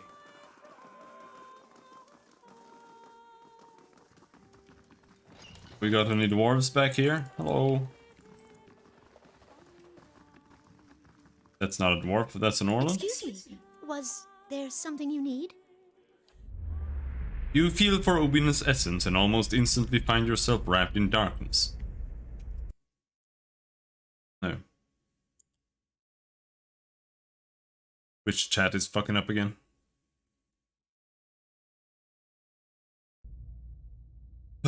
But as your eyes adjust to the torchlight, you find yourself standing in a gloomy tunnel that you instinctively recognize as part of Durgan's battery. A handful of figures in patchy cloaks and hoods, dwarves like you, hunch over a minecart. They're loading it with cloth-wrapped bundles from which you see the occasional flash of metal, the edge of a blade or the burnished glow of plate. The other dwarves scurry with a curious mixture of haste and caution. They stack the bundles in a din of muted clangs and thumps, following the echoes of their ruckus down the tunnel with nervous eyes. Pay attention. Sooner we get this done, sooner we can go. Your voice is a dry whisper and your nerves tingle with energy. You feel the same apprehension that the others do, but unlike them, you relish it. Still, you look over your shoulder, just in case. We're hurrying, Captain Gregor. Honest. When you turn back, the others have redoubled their efforts, and you feel a pleasurable twist in your gut as they fill the cart. Being captain of the guard doesn't pay much, but it does allow you to visit the armory without raising eyebrows. And with Coinmaster Zoltan selling off half the battery's arsenal, who's going to notice a few more missing pieces? Besides, you got a buyer lined up, as long as you can move these goods out of the battery before someone squeals. You pull back from the memory to find Owina staring at you. Sir? Excuse me, sir. You all right? God. I'm here. Not to be rude, but I'm rather busy. Can't you get another room? Hefric sent me to check on you. He thinks you're up to something. What? Oh no. No. He runs his claws through his hair and tugs at his long, ragged ears. Can't imagine why he'd think a thing like that. Is she there? Did you see her? Who are you talking about? Devala. That woman. The slaver, she... He swallows. I was a slave in Raid Ceres. I ran away. Made it here. The mountains are usually the best place to lose slavers, but Devala's one of the best. His hands tremble as he picks at his worn tunic. I see. I just want to get out of here. I've scraped together enough money to reach New Haelmar. New Haelmar? That's hardly an improvement. He stops himself, eyes wide. I mean, it's lovely. You'll love it. But the locals talk about a Raid Saren party, camped west of town. He worries at a ragged shirt sleeve. It's got to be Devala. She's been after me since the foothills. I'll pay you if you can get rid of her. I don't care how. I'll do it. Thank you. But be careful. She wouldn't have come alone. Is she there? Did you find Devala? Not yet. Okay, I thought we already killed her. Okay, so we found a second dwarf that we can murder for this mission. Is anyone chilling in his basement?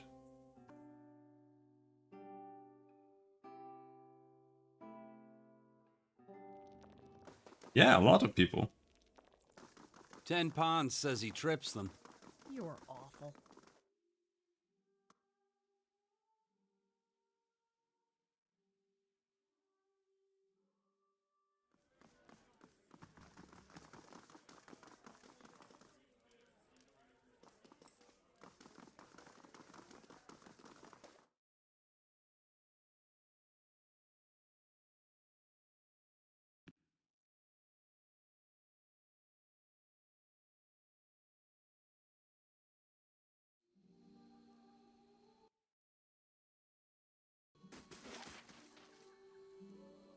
Shiri. Was Thirsk a dwarf? Yeah, he was. That doesn't help though. Why would we... Like, why would I do any of this?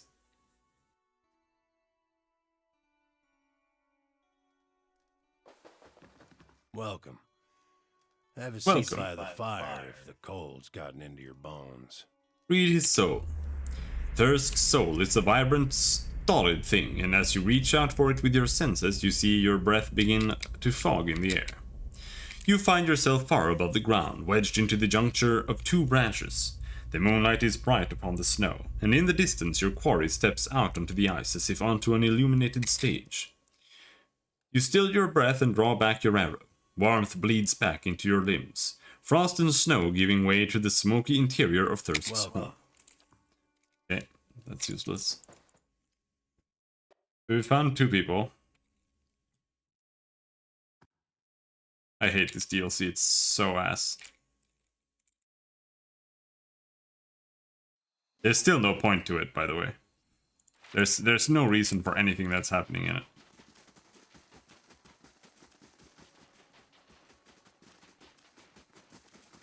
Random guy? A dwarf paces with his head down and arms crossed, only stopping to hurl glances at the building behind him. His face is smeared dark with grime, and soot falls from his beard as he mumbles to himself. Work my hands into bloody stumps in this place, and for what? He kicks at a mound of dirty snow. Start with nothing, leave with less. Who are you yelling at? At idiots, that's who, and I'm as much to blame for believing them. The dwarf wrinkles his nose, nostrils flaring like a horse. Well, good riddance. Should have never settled here in the first place. Some things you mean to leave behind. Come to find out you packed them anyway. But I'm not leaving until I recover what's mine. They can't deny me again, not after this. Okrun gestures at the burnt-out building. Those sweet-tongued priests took my heirlooms. Bury the memory of my past, they said. Now I don't have even that. I take it you gave something of yours to one of Onda's gift-bearers. Okrun takes his gaze away from the ground and gives you a sideways glance. You're quick. Wish I had those wits when they spoke of peace and redemption in the eyes of the goddess. Those priests, Ondra's dogs, said the goddess would forgive, that some things are best left to be forgotten. He nods towards the nearby temple. Their leader, Lafta. I believed her words. Another one of them, a gift-bearer, took my medallion. He closes his stocky hand into a fist. Now they won't tell me where it is.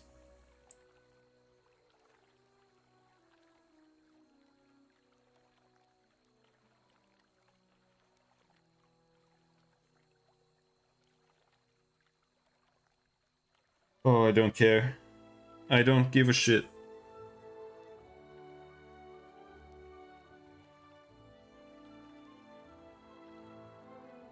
Why won't they tell you? Because they think they know better, that's why I said it was the only way I'd forget. What did you want to forget? That was a different life, better days, until... Okrun closes his eyes and shakes his head. Motes of soot fall onto his hunched shoulders. It's my burden to bear, not yours. I thought to cast it away, but the memories I lost were all the wrong ones. What else did you give the priests? The dwarf casts a measuring look at you. He quickly turns his head away and nods. You would understand its value. My armor. A set finer than I've ever seen. But worthless to an old dwarf. I'd have traded it for the medallion, but Fool that I was, I gave them both. Maybe there's something I can do. Not the kind of talk I've grown used to these last few years, I admit. The priests may pretend otherwise, but folk here tend to look only after themselves. Oh... They believe it's a sacred duty to cast the offerings to the goddess. In some place where they'll be forgotten. Better to find where they drop them, I think. Oh, it's working! Yes! I can't believe it! It's really... Oh... What's working? Rotating divination tool. Well, that's what it will be. I have to calibrate it. Right now it seems to think you're a copper deposit. My Animancer contacts did suggest that a particular strong soul essence might interfere. I'm more interested in minerals in any case. Maybe I do have a strong soul. I suppose that's possible. It's not exactly what I'm looking for, unfortunately. What are you looking for? I'm trying to recreate the instruments that first led the Pargrin dwarves to this mountain. This is my latest prototype. Centuries ago, dwarves carrying tools just like this one followed their readings to what is now the battery. If I can recreate their work, then I may be able to find ore deposits elsewhere. I was hoping to test it, but my arrival was delayed by word of the ogre attack. I haven't been able to find anyone to venture up the mountain since. I could go up the mountain for you. That'd be wonderful. I just have to adjust the device, you see. Her hands move swiftly over the box, adjusting knobs and It should point dials. you toward metal deposits. We already know the battery rests on some rich veins, but I was hoping to get a reading of the surrounding mountainside. If you can follow the readings to ore and bring back a sample, I can use it to refine the device. Thanks ever so much for this.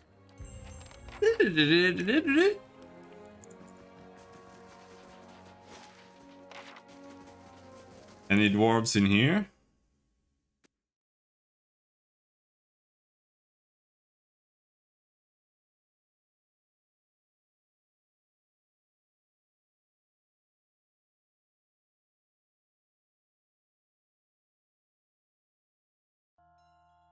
Yes? Oh, soda. No, there's no dwarf here. Oh, there's maybe a dwarf.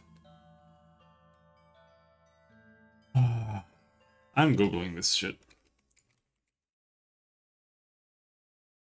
White Mark, Awaken Soul.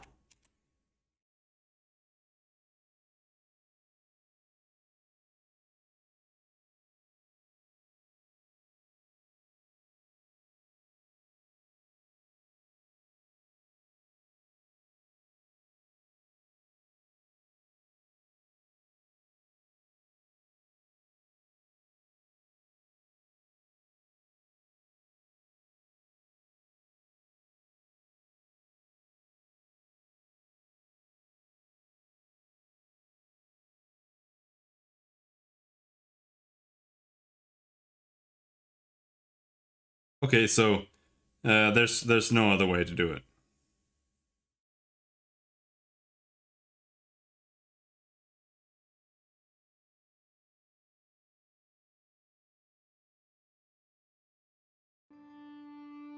What kind of solution is this? It's like, okay, we're gonna do the thing that we know is bad, and literally like drove Merwald to dying. And it's permanent and undoable. Or rather not undoable. And we're doing it all just to get into a stupid anvil place with like some ore for some fucking assholes in a really shitty town. This is the worst story I've ever seen in my life. Like, there's nothing here. It's fucking garbage. Alright, let's go kill this lady, I guess. It's so bad.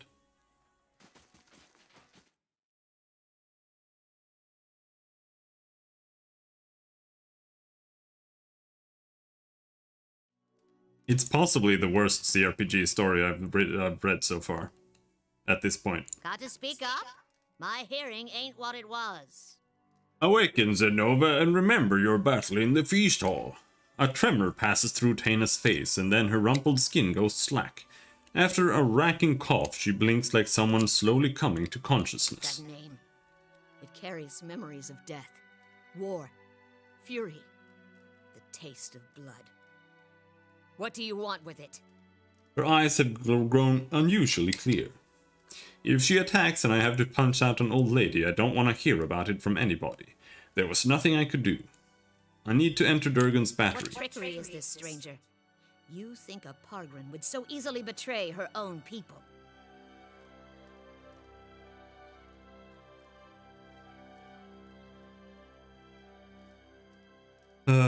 You'd never betray Durgan's battery. Your loyalty is plain to see. Speak like one who knows me. Her fury abates and confusion seeps into its place. You test its contours for purchase. And you're not one of Zoltan's visiting merchants, or Exandru's foreign zealots. You're one of us.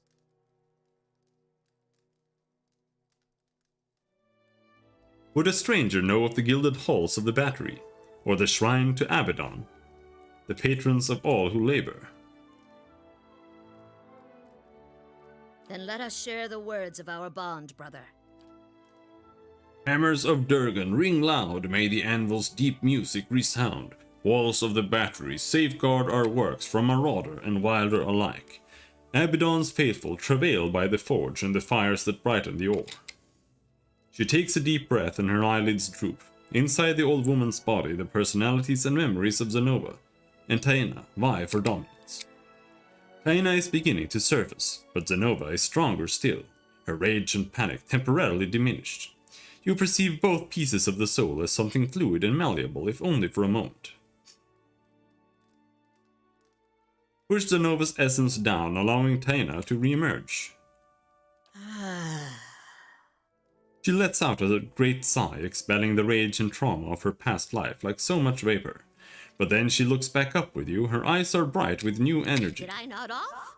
My, but I had the strangest dream. She shakes her head and dusts her hands on her trousers. So much work to be done. Pardon me, but I'd better check on those miners. At the rate they're going, it'll be another year before they clear that blazing shaft. Oh my god.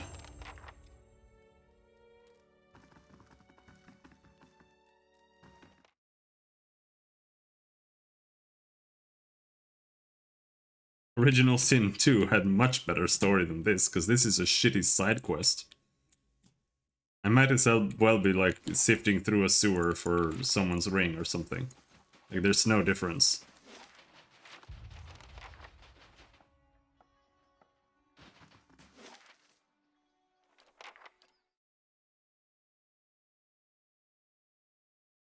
I do not understand what the point of any of this is.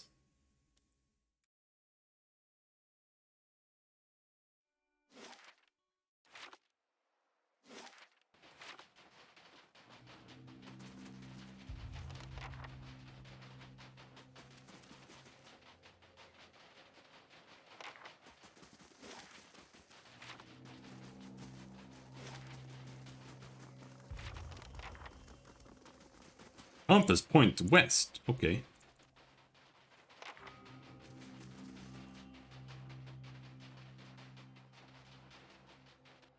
Pointing into the cave.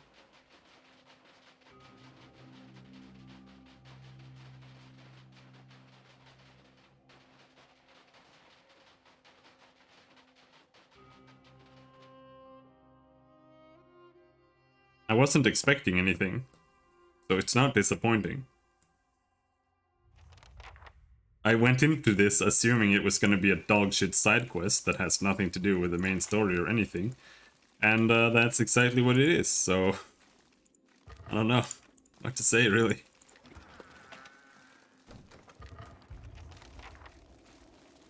Found some things there.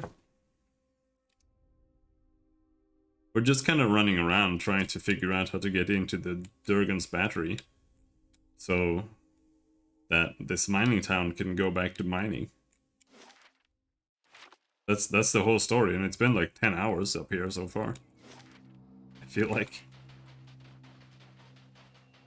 nothing's happened at all. We came here and there was like ogres, and then we killed them. Nothing else has happened.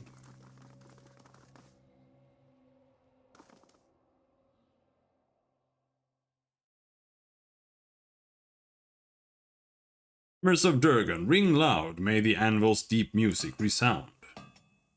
Instantly you hear the melodic chime of metal on metal and the low chorus of a work song. Push the crenulated wall relief. The buzz of essence fades and the relief reverts to its original state. Now, I don't remember what they said. Strike the crenulated wall relief. Okay, that was wrong. Strike the anvil relief. What did they say? Why do I have to remember this? Fuck this.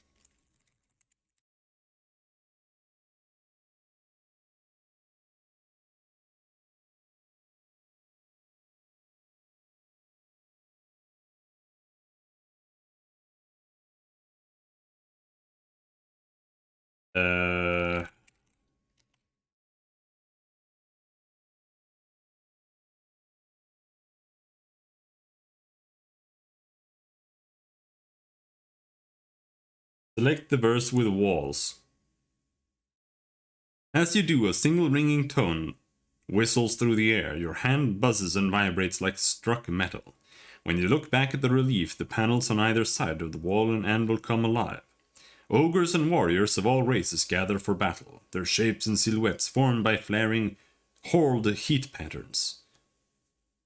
The tiny figures move and dance, animated by the flicker and blaze of an unseen fire. Yeah, there's a leather sound that they use in... I think it's used in this game, but it's used in almost every single game. It's used in Skyrim. It's used in, you know, it's everywhere. And that is very common. People use sound banks a lot. Sound banks are like the bread and butter of how you make sound effects. Because you don't make them, you just buy them.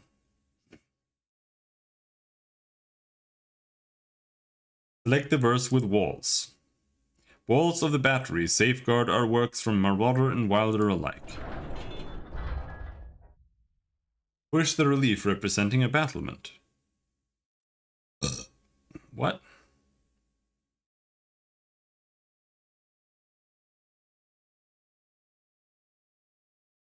Is that the crenulated wall relief? It slides easily with the slightest pressure from your fingers. You guide it up and over the anvil relief where it clicks into place. Beneath it is a deep cavity. It's shaped like a dragon's gaping jaws.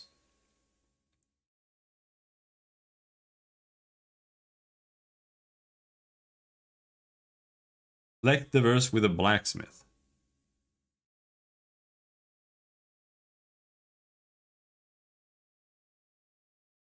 None of it has a blacksmith. Abaddon's faithful, but there's only one left because we've taken the walls and the hammer. Abaddon's faithful travails by the forge and the fires that brighten the ore. Warm air gusts from the open mouth, tingling your cold, numbed face. Take a look at the opening. Examine the mouth more closely. The heat billowing from the mouth prevents you from getting too close, but the rim of the cavity and the tiny teeth surrounding it are blackened with soot. You accidentally inhale some of the vapor. It's odorless, but it leaves you lightheaded. Use the dragon's tongue to open the passage. You also notice that the dragon's tongue is a fire striker. It's hinged and attached to a chunk of flint. Press the dragon's tongue to light a fire in the mouth. Fire catches the warm vapor with a billowing whoosh. The dragon's eyes are alight and flames lick at the edges of its mouth. A few seconds later, the panel is sliding away from you as the two enormous doors swing open into a grand hall.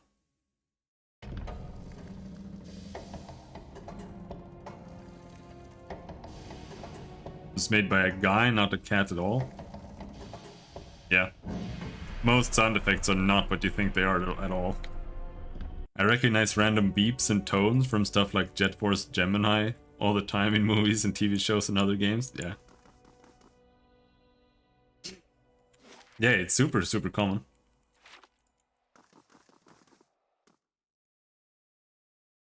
It's way easier and it's cheaper.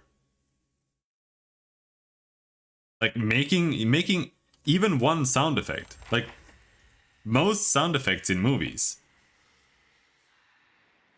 are like added on, right? So they have to add on every single sound effect, and that means that they have to make the sound effect. So they need like an entire sound team to just like record walking around and stuff. Easy, Itumak. I feel it too. It's a big thing. This statue of Abaddon is mottled and tarnished, but each bolt and rivet appears crafted with meticulous detail. Again, I just feel like what they tried to do here was just... We earned this. Durgan's steel has lined our halls in gold.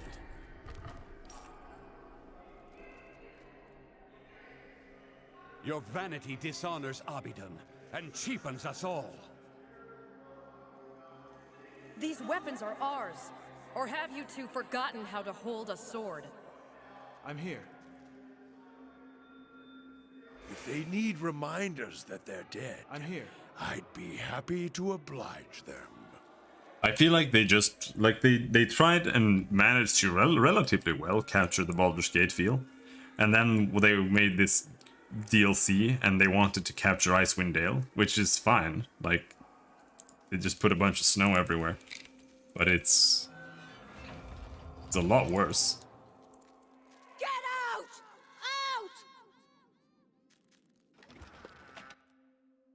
Out! Ice Blight. Hello, Ice Blight. Come here.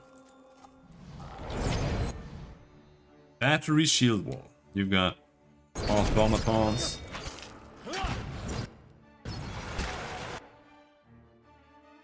You guys all just die.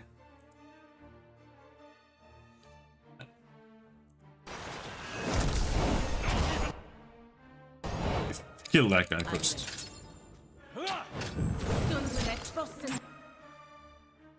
Immune to blunt. These guys are slightly weaker against blunt. Switch over, I guess.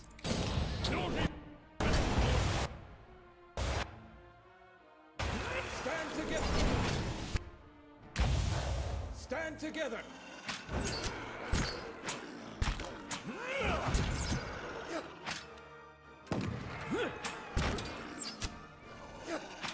This thing isn't doing the job.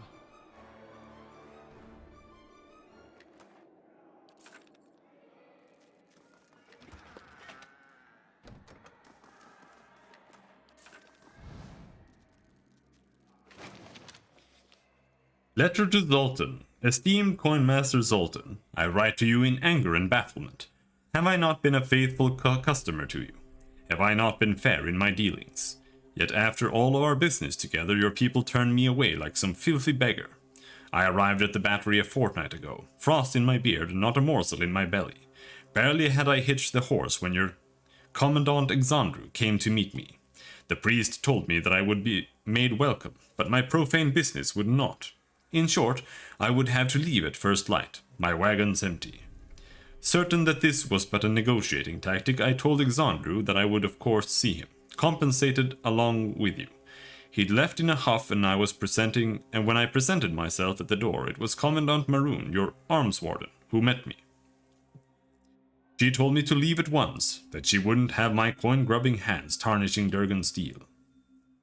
Now, I appreciate forceful bargaining as much as any man of coin, but I was cold, hungry, and put off by her vehemence. So I showed her the letter you had sent inviting me to examine your latest stock of Durgan steel. Commandant Maroon drove a rapier through the letter and sliced it in two. She then warned me that her blade, a fine weapon indeed, would be the last I ever laid eyes on, if I did not hide back down the mountain at once. Never have I endured such humiliation and expense only to return home empty-handed. I do not understand what has passed between you and your associates, but I urge you to take charge. I fear the other commandants will be your undoing. Indeed, that of all Durgan's battery, if you do not deal with them swiftly and decisively. Yours, Mastre Aneto of Kizaro.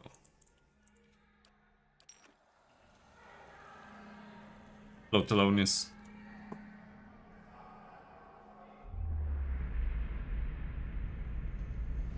Damn you both!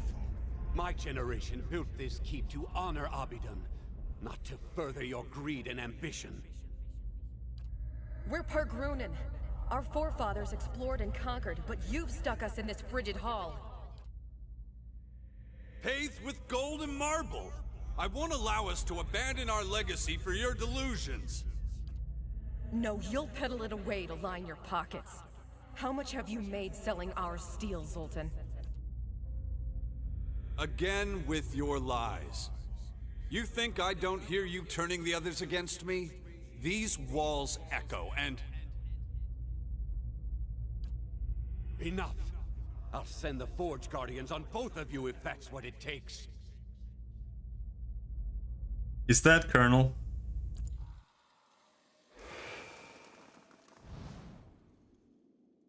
Chief Curate Exandru.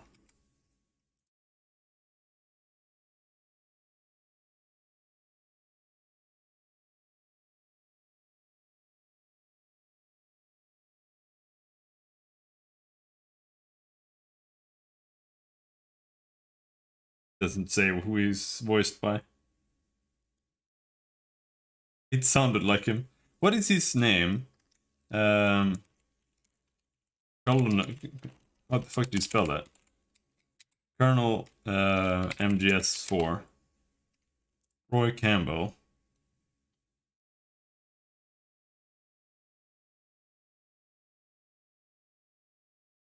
Roy Campbell. MGS4. IMDb. Paul Eiding. Then we go back to Kickstarter. What's it that they were trying to bring on?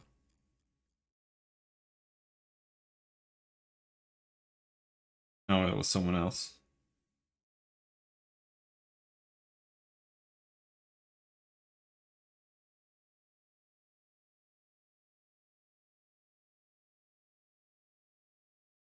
Paul Eiding.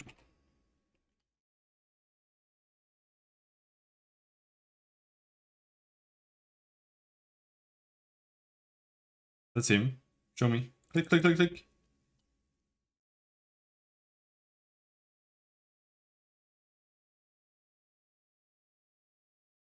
Oh, I think I was wrong.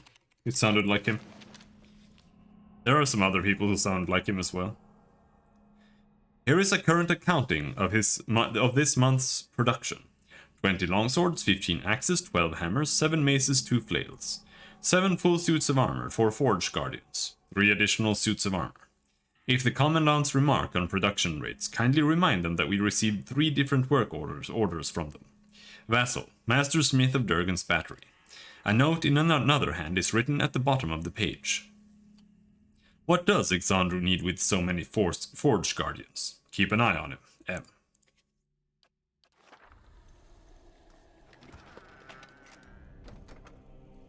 You think you glimpse flickers of movement in this tarnished, clouded mirror. Slow and silent. It's done. Boots. Ring.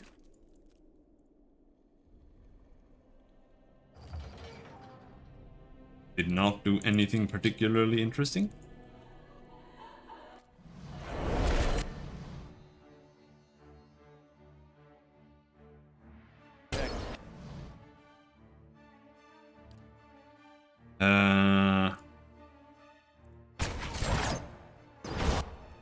Uh-oh.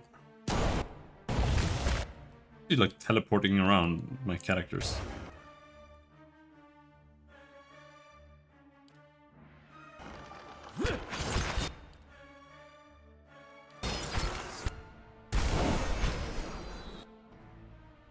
This is the... What the hell? This is insane.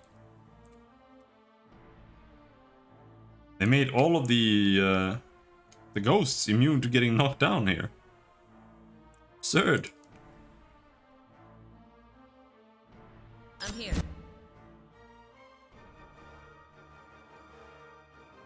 What is this guy weak against? Fire? I can't do that. Never mind.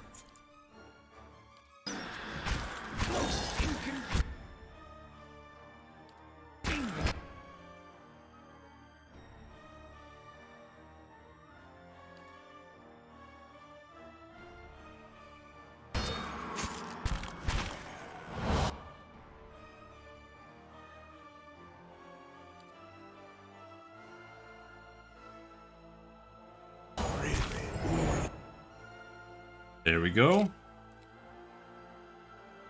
Oh, don't knock me down. Do it.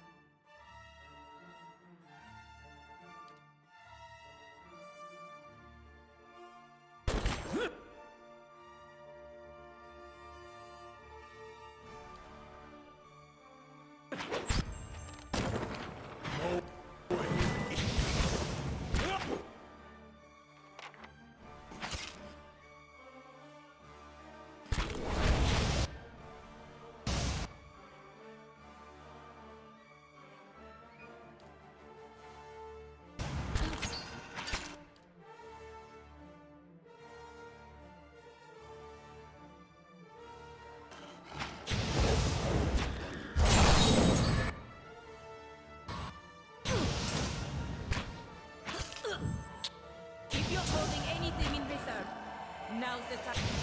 Yes? Oh boy. Nice and quiet.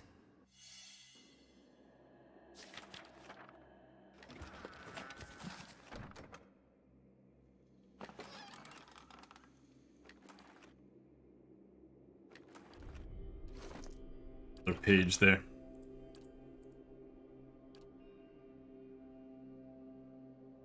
You unroll the scroll and see an inventory of weapons and armor, swords, shields, and breastplates. Sword, shields, breastplates, and helms. All are listed as sold to a Lucan of Dunrid. The bill is signed by Commandant Zoltan, coinmaster of Durgan's Battery.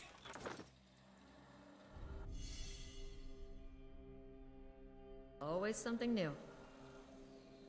Did you find? She found something. There. He's a traitor to the battery.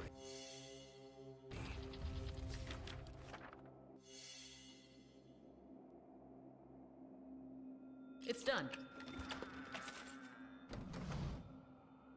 Encased within a thick sheet of ice, this dwarven corpse has been remarkably preserved, though his features are obscured by the frost. Clutched in the dwarf's hands is a large cloth-wrapped bundle, perhaps a pack.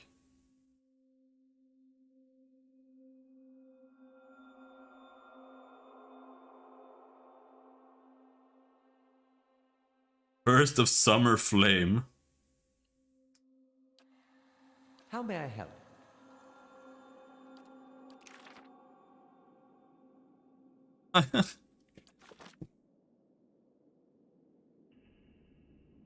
I have Fan of Flames. So I can't use Fan of Flames because my main character doesn't have Fan of Flames.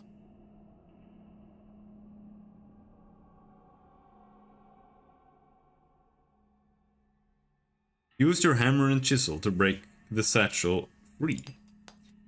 You chip away steadily at the ice. Progress is slow, but in time, great chunks of ice begin to fall away, along with occasional gobbets of cloth and frozen flesh. At last, with an alarming cracking sound, the satchel emerges. Look inside. 150 copper, scroll of restore major endurance, rolled parchment. You find a handful of stamped coins, some papers, and a scroll, along with a heavy iron key. Further searching uncovers nothing else. At once.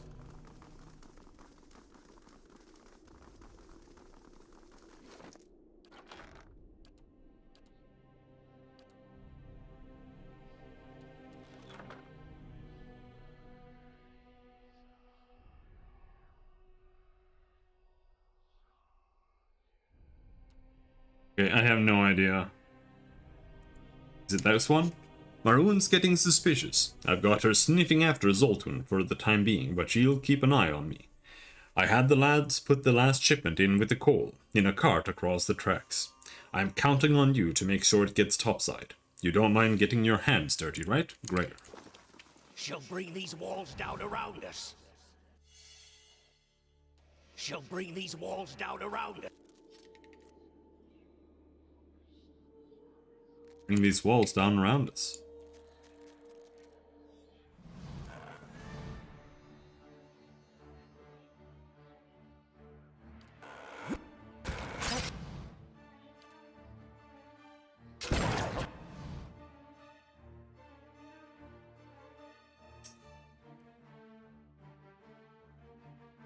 These are immune to prone, but does a little bit of damage, still AoE, but it's kind of crappy.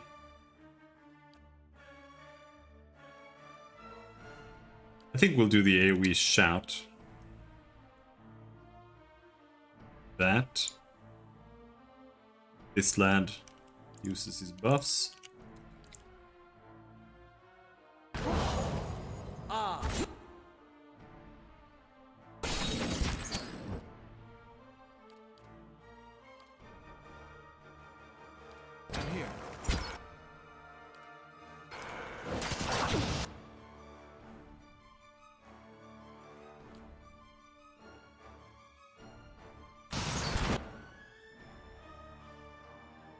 And then what do we want to use? They're weak to fire. Let's use a big fireball. Big boy fireball.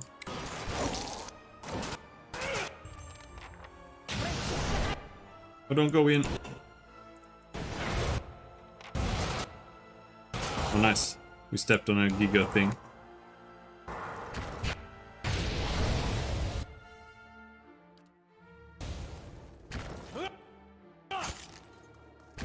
Super trap. You just throw fireballs, they'll die.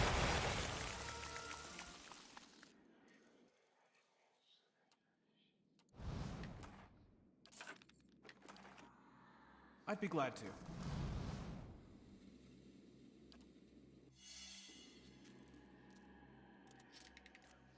You failed to disarm the trap. You piece of shit.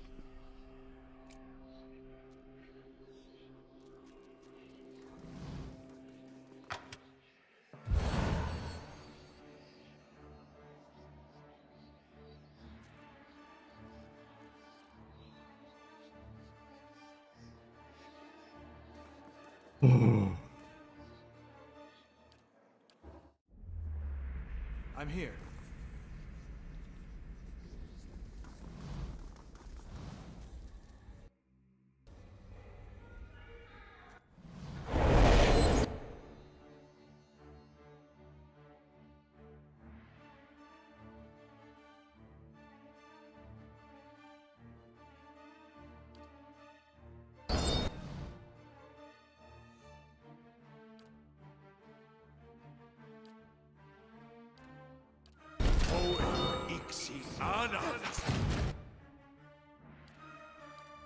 That's the spell that I queued up. Why won't you do it? Oh.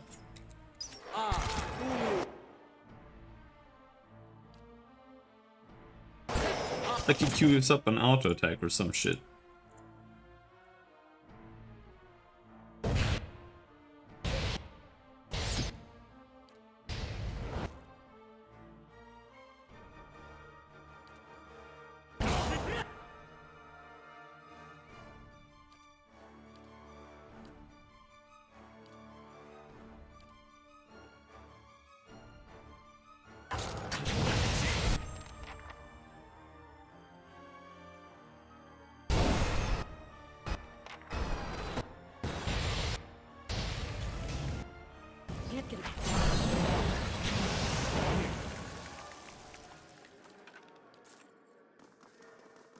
See, the damage spells aren't bad.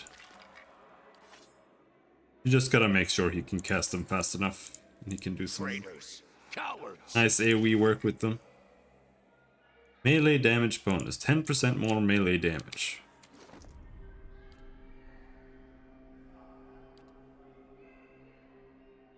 That's better than 2 might. 2 might is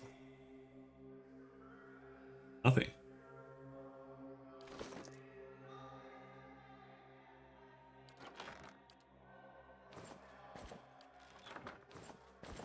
That's our shit. all I'm trying to say. I'm here. How long before the commandants come to blows? Did you see the look in Maroon's eye? Exandro had better watch his back. I don't care about your dwarf problems.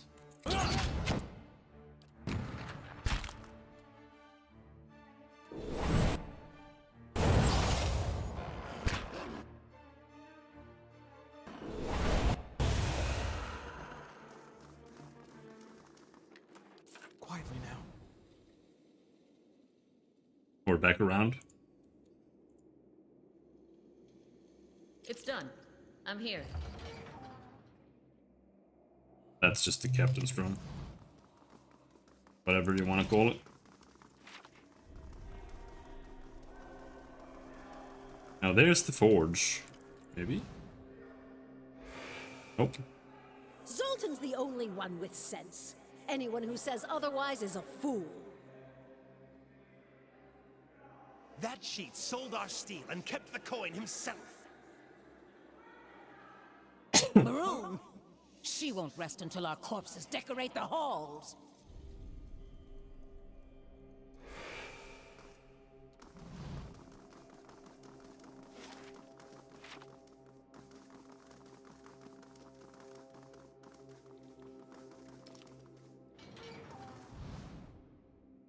He'll regret this. Durgan steel or Durgan iron. As it has twice before, your vision blurs and fades to black. When it returns, you find yourself on your knees, a shattered sword in your hand and a broken battered helm in front of you. Your helm. You can feel blood pouring down on one side of your face, and you know for certain that you will never see out of your left eye again. Arrayed around you in a circle are other warriors, some from your tribe, the rest from an enemy tribe. They watch the combat in silence. You're going to die, old man. Their opponent is brash, but young and strong. You still think single combat was a good idea? You do. Last winter's famine took a heavy toll on your tribe, and your warriors were in no shape to fend off an all-out attack from its enemies. Single combat was your tribe's only hope. But not if you lose. Once again, the world stops, the memories trail awaiting your guidance. Pretend to pass out. You keel over, surreptitiously grabbing one of the broken horns of your helm as you do. You lie there, eyes closed, listening for your opponent's approach, trusting in his arrogance to come within striking distance. Pathetic. You hear the crunch of the other warrior's feet near your head, and in a flash you strike, driving the horn upwards into your foe's unarmored groin. He howls in agony, but you keep striking again and again until he's silent. The enemy warriors snarl and shout when they see their champion fall, but soon leave your village peacefully, bound by the combat's results. Yes, it's all coming back. My sister, my reign, the end. Oh, Garrod looks at his own spectral form with a sad surprise in his eyes, watching it begin to fade. But I've only just seen it. There's been so little time to know what to make of it all. Farewell, Garrod. He sighs. The wheel has no patience, it seems. I entrust my helm to your care. You find Garrod's helm in your hands, whole and unbroken. Farewell, my friend. Oh, we got a helmet. It gives 3 might and retaliation? Whoa. Instead of 2 perception? Okay. Gonna put it on Aloth. You have might bonus. Might belt. Okay, never mind. What about you? You got resolve and perception. Athletics, dexterity, unity to stuck. Perception +2.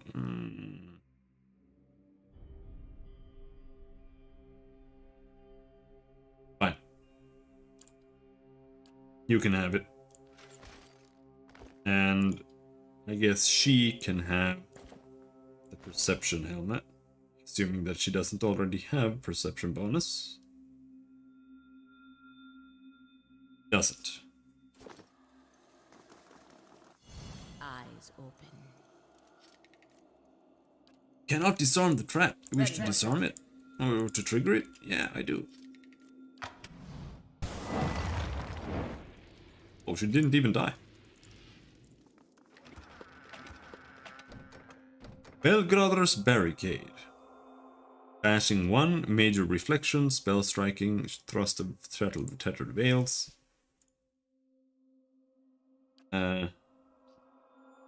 Grants bash.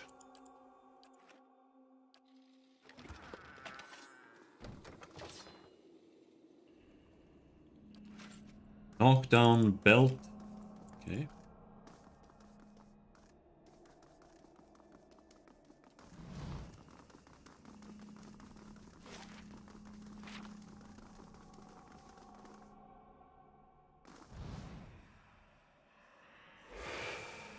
We've got to survive, by any means necessary. We'll have blood in these halls before long.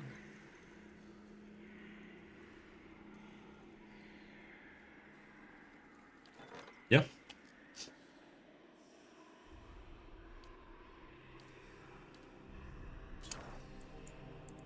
Absolutely. As you approach the doorway, a wave of essence ripples through the air. The ancient stones grind and groan around you, and a woman's voice echoes from the hall. Stop right there. You must be some merchant come to speak with Zoltan. There is pause in which the woman's wrathful essence gathers like a storm cloud on the other side of the door. The entire room creaks from the pressure of her presence. Who's Zoltan? Another door? Our illustrious coin master may let you plunder our armory, but I've got other ideas for dealing with your lot. Her voice is sharp and loud like the slamming of a door. As her words echo in the chamber, the ghosts startle and flinch, glancing about in agitation. Turn and go before I show you how an arms warden deals with trespassers.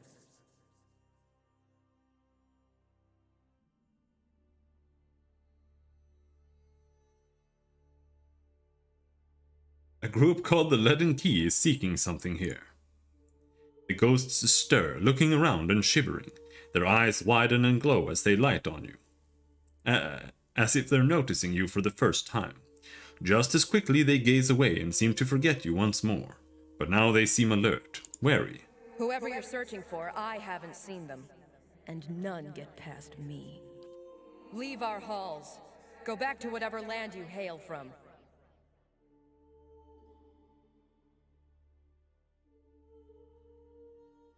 Your foundations were blessed by Abaddon himself. What harm could I possibly do? You sound like Exandru. At least you're no friend of Zoltan's, then. A gust of air sighs across your feet. You may pass, but don't make me regret this. I'll be watching you. I'm here. Okay.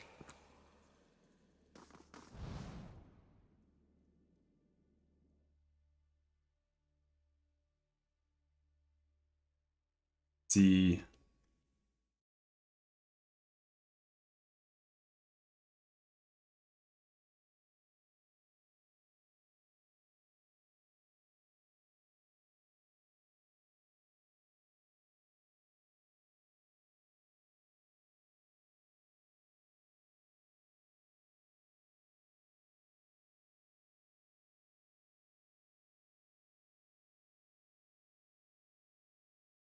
Pick.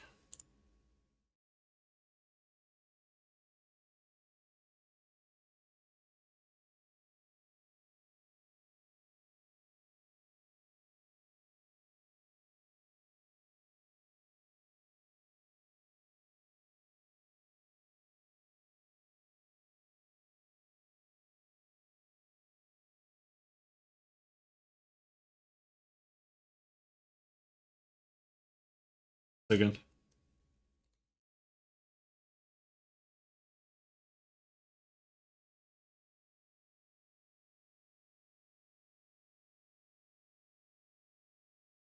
Never mind.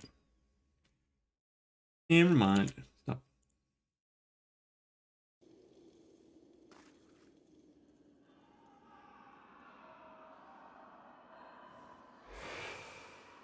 can't hold them off!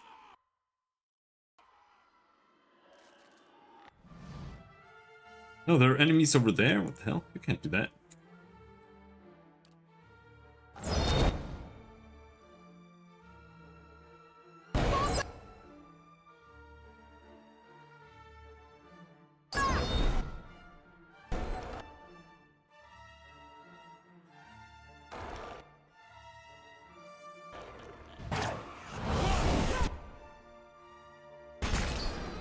Stuck? Oh, come on.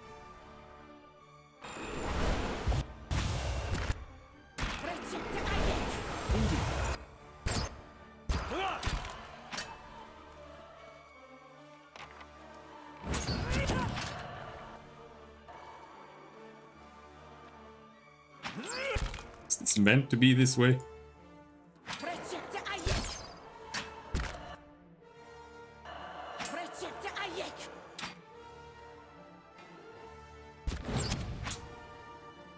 This thing isn't good.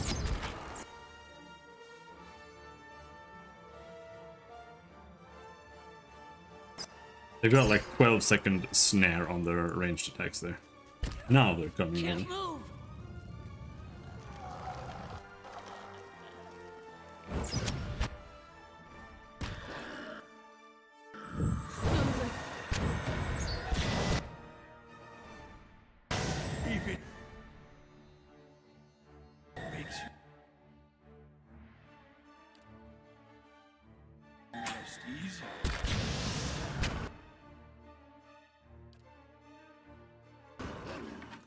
It's like the game got worse all of a sudden. Like it keeps failing to do things. It just cancels commands and stuff left and right. I don't know what's going on.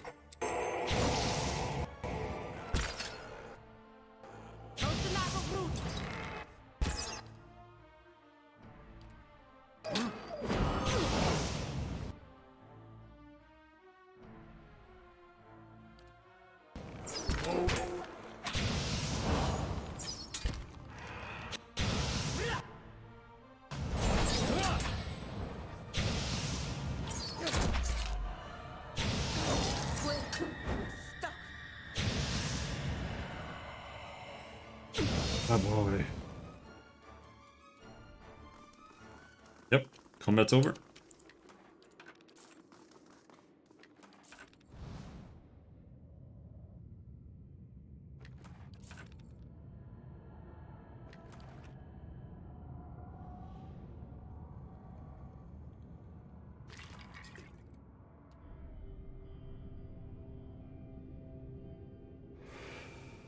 They're coming! To the mines! Let's see this stubborn bastard. Oh, we can't unlock that. Losing ground! They're coming over the barricade! What could have broken through this? I'm here.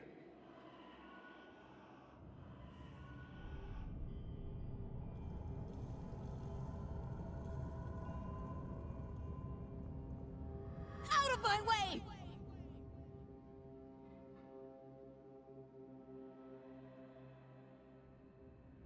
Don't look back! Keep running!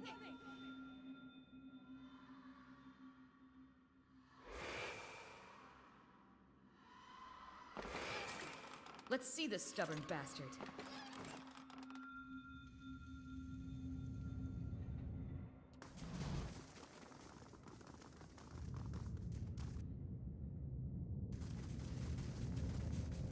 Is there another path here? Yeah, down there.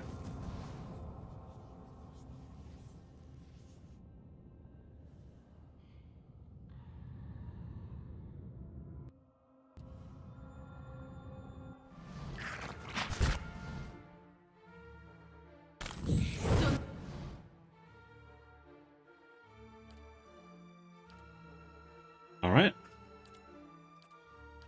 I cast those little spells.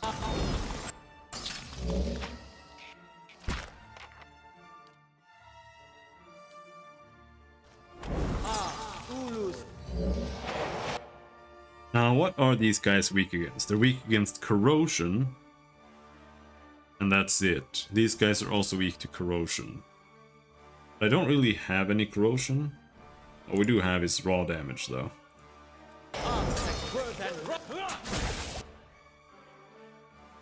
And then just fireballs.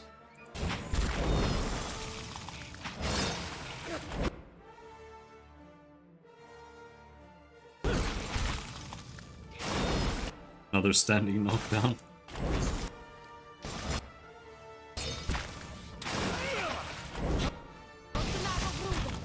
Whatever we're standing in just keeps knocking me down.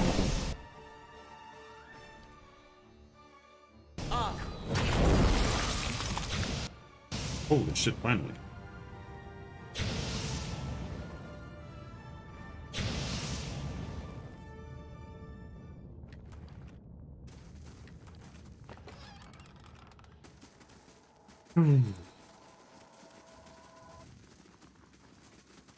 There's something secret? What's this, Itamak? He did say that he buried some stuff in the coal.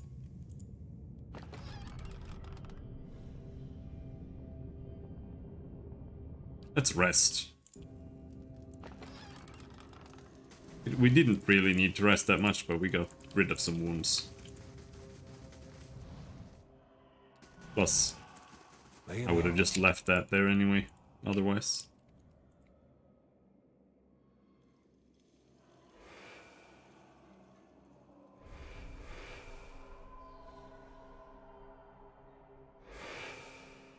Hold them off! Move! Hobbiton's gears, they're coming! For the battery!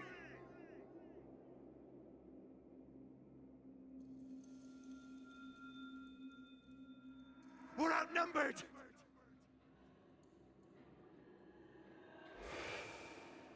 Listen, you hear that? Erasmer's letter. Something was hastily scrawled across this page. It reads, Floru, we're trapped here, but I take heart in knowing you're safe below.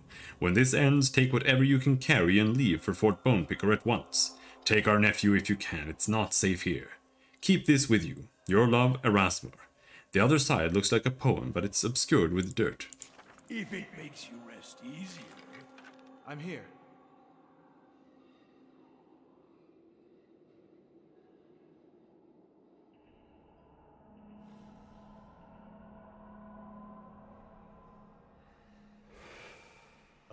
Are we safe here? Are we safe here? Quiet.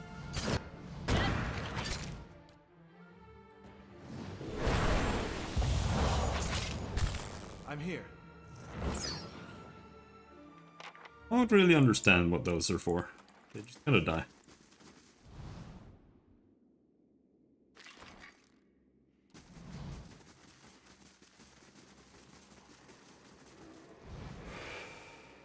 Hurry!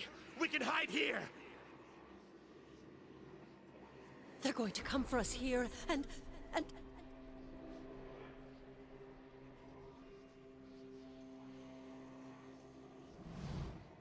This dwarf's remains lie on the floor, covered in dirt and swathed in cobwebs.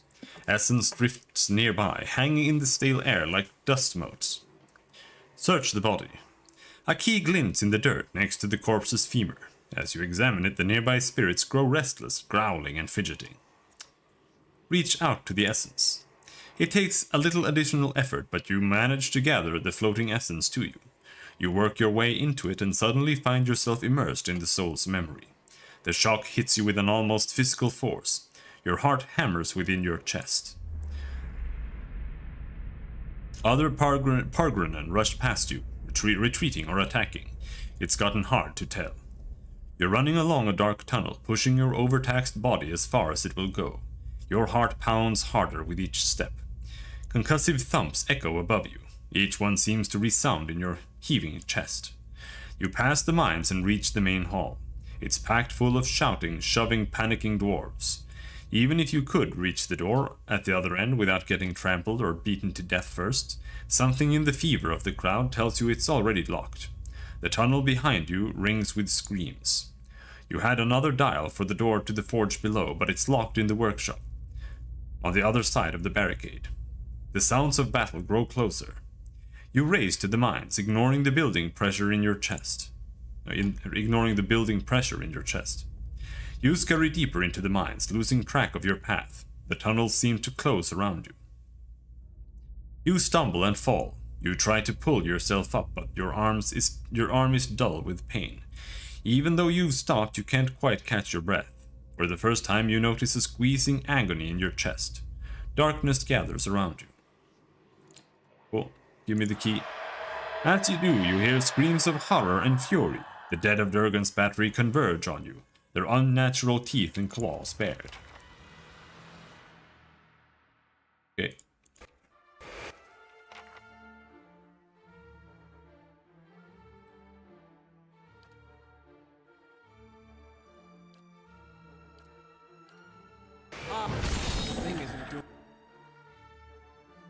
Why is he running?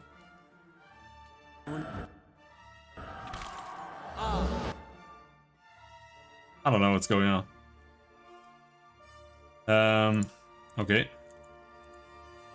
Now, Pallegina, can you nuke that guy really hard?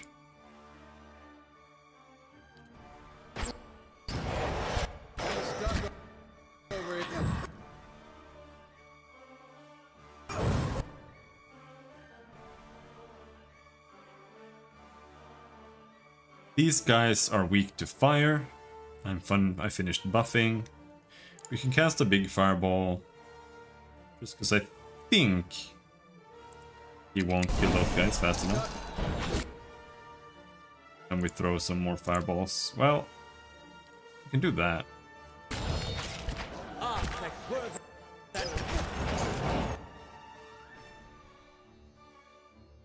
And then throw another fireball.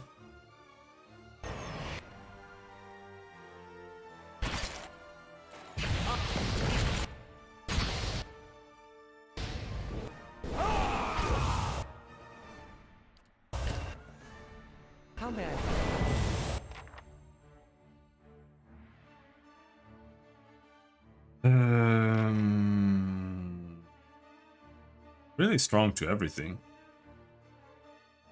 We can still do one of these.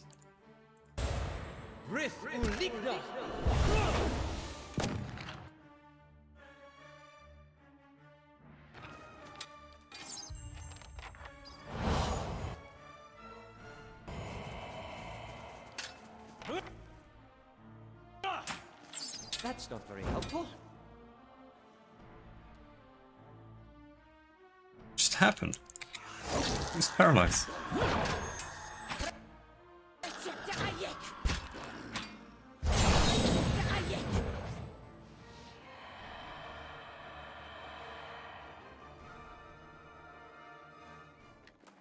Certainly. Neighbor's dog is barking. It's 23:17.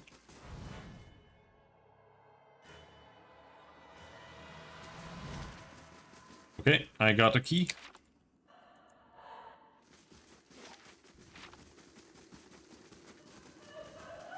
Stop her!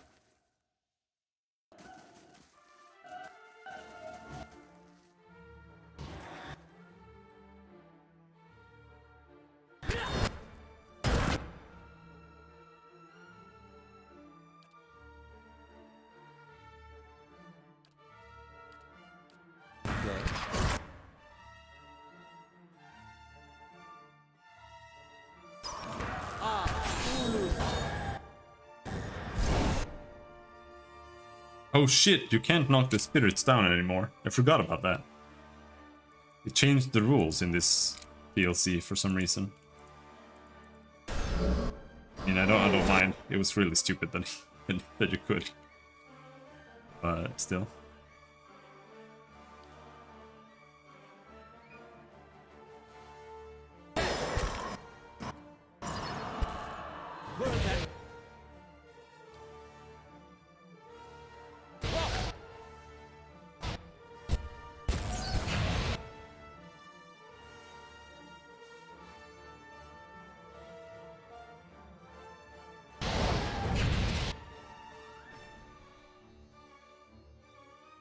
Yep, we're using up all our spells here.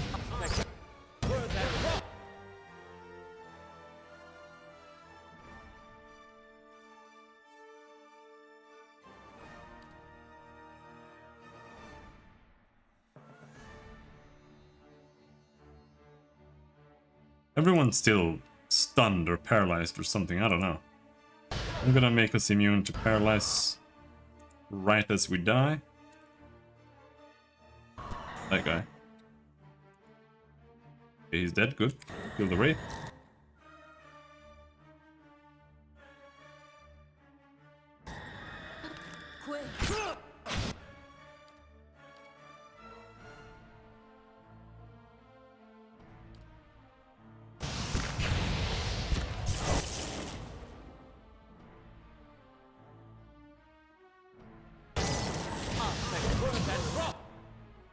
Oh, they are paralyzable. Alright, I'm just gonna keep banging them. Banging them. Banging.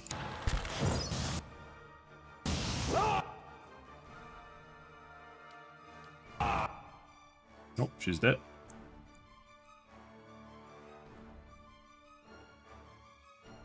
Now we can shoot medic missiles.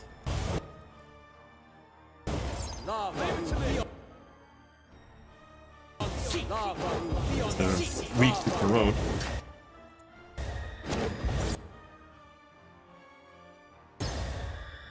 Yes? So, see, here's what's so weird. Like all three were the same enemy, but for some reason he had to use Crushed with one of his missiles before the rest like understood to use Corrode. And then the same for the next enemy. Here it used Crush, even though we already knew it was so obvious that they took damage from Corrode. Like, it even said that.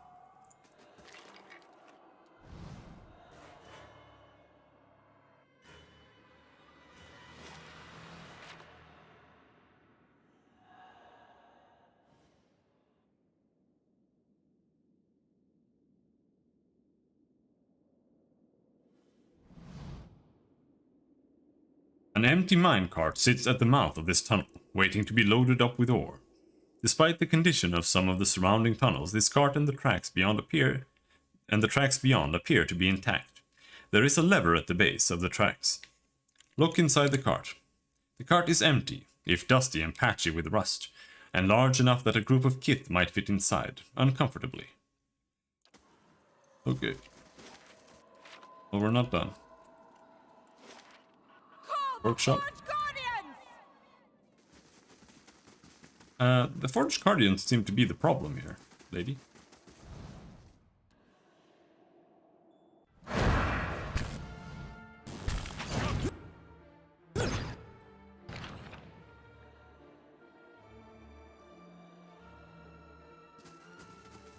Okay. Yeah.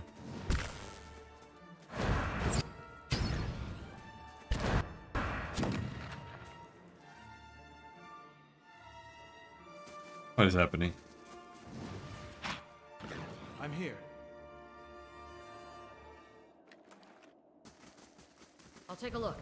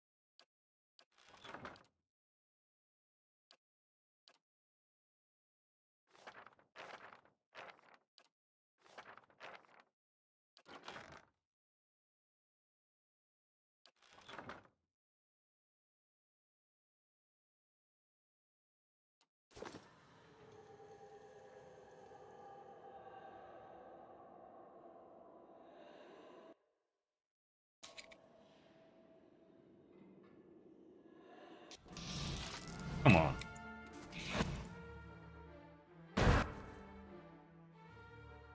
Ice Beetle.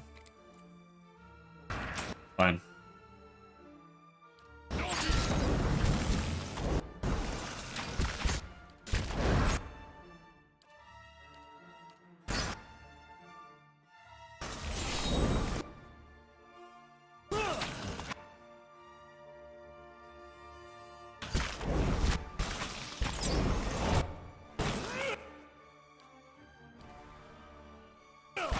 don't understand what's happening.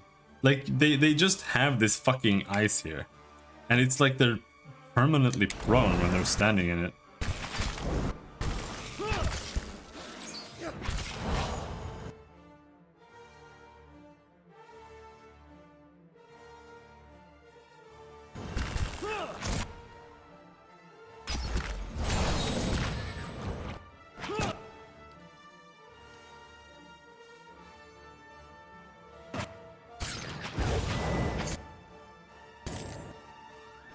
That's...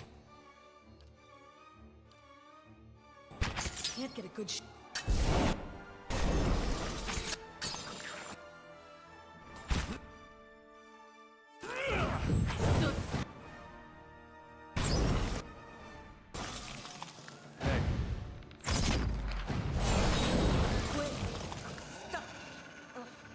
Perfetto.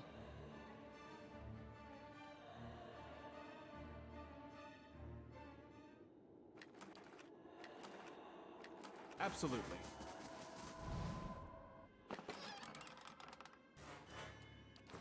Bonus damage to flanked targets.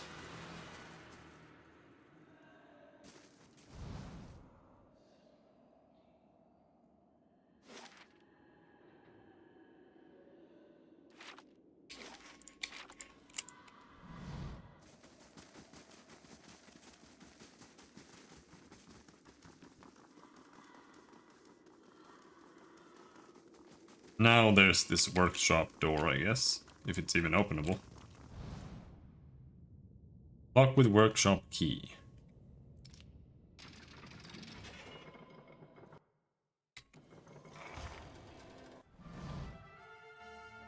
How are there wolves in here? You guys would have been dead like 1,000 years ago, wouldn't you? I don't understand.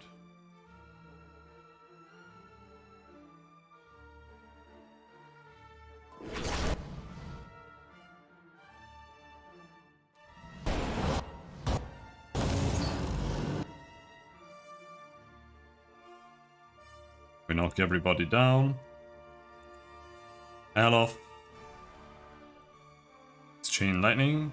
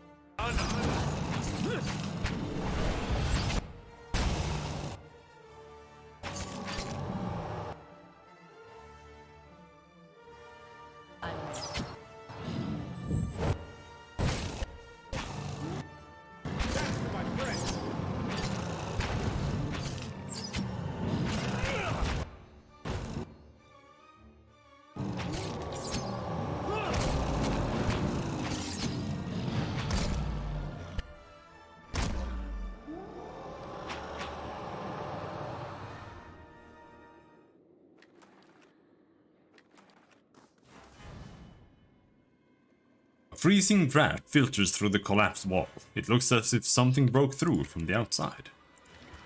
That's where they came from. Bloodthirsty, plus 3 might for 20 seconds per kill, plus 5 damage reduction. Kill, plus minus 5 deflection per kill. More camping stuff. Good, because we kind of needed that. Security reports that vicious mercenaries will attack the stronghold in 4 days. Alright.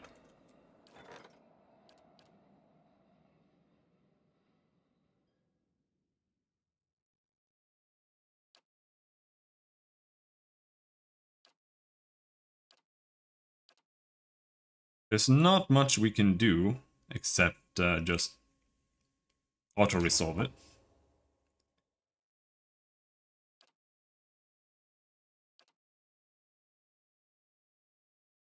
West curtain wall was destroyed. Only. Well, we can live with that. Oh, the south curtain wall was also destroyed.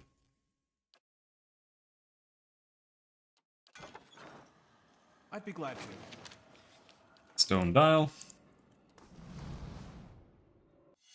What's this, Itamak? These scrolls catalog quantities of ore and minerals taken from the mines. This is a map of the mines, but various tunnels and choke points have been marked off with arrows and X's. It looks like a hasty battle plan. Absolutely. We still haven't gone down the main path here.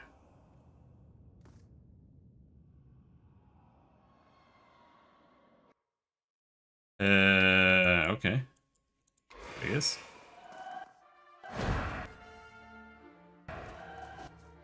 Oh, stand together.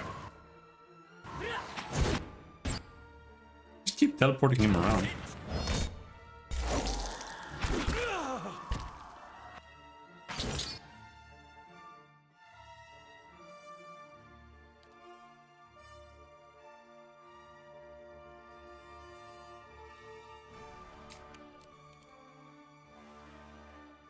The battery sirens are the worst enemies.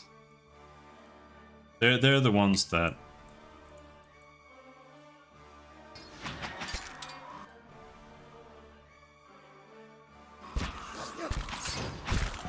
take time to kill. Because they're beefy as shit.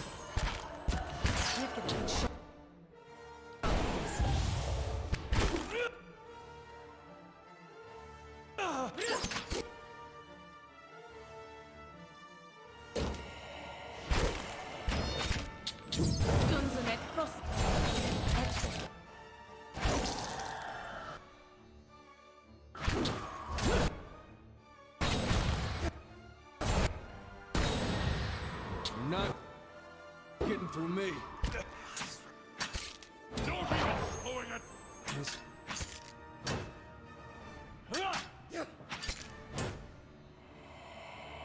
Yes?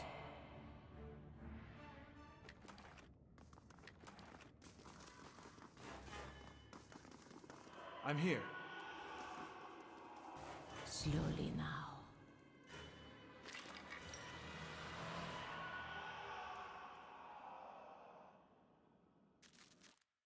Fight! Okay, let's fight, I guess.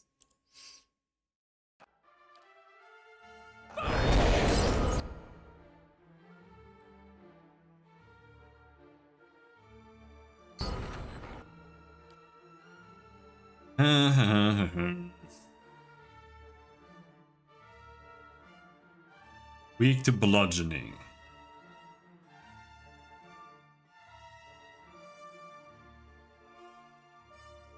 But they're not like strong against ice or anything.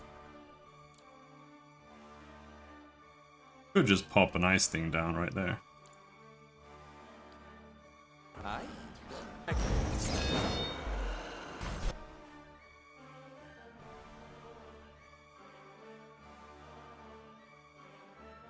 Also the raw damage AoE. Ah, next word. Then raw.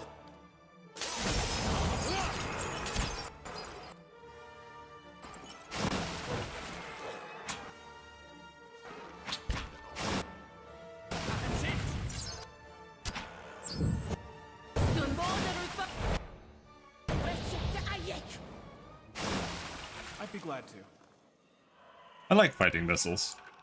But it's for the same reason I like fighting undead in D&D, because you finally get some fucking use for your cleric. Pretty much. Same if you're playing a paladin. Like, oh, half my class just kicked in.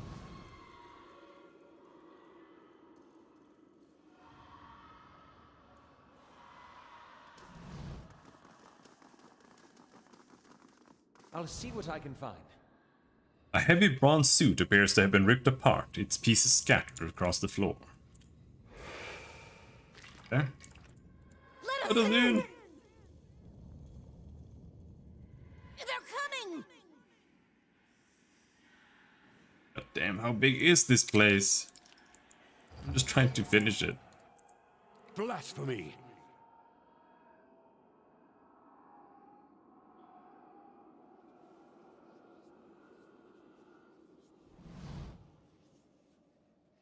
A circular depression carved into the stone sits below the relief of a dwarven mirror. The armor-clad figure is charging ahead against an unseen enemy. Inspect the stone carving. 3 holes puncture the bottom of the circular depression. Their edges seem worn, as if something had scraped against them. Above the depression, a dwarf appears ready to charge, holding a shield low and a sword high. Insert the sigil of the sword. You hold the symbol in place, matching its protrusions against the holes in the circular depression. They align perfectly. A gentle push is enough to slide the symbol into this receptacle. You hear a faint clicking sound behind the stone wall.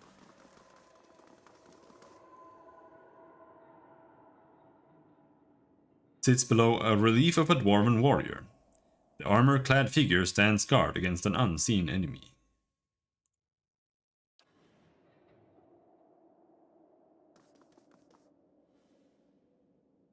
A circular depression carved into the stone sits below the relief of a dwarven warrior. The armor-clad figure stands over a defeated enemy. 1 hole punctures the bottom of the circular depression. Its edges seem worn, as if something had scraped against them.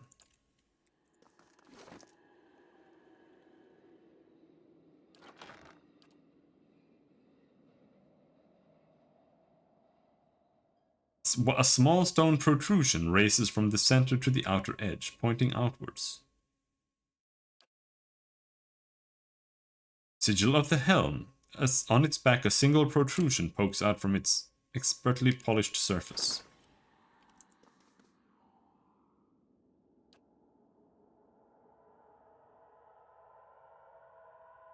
Insert the Sigil of the Helm.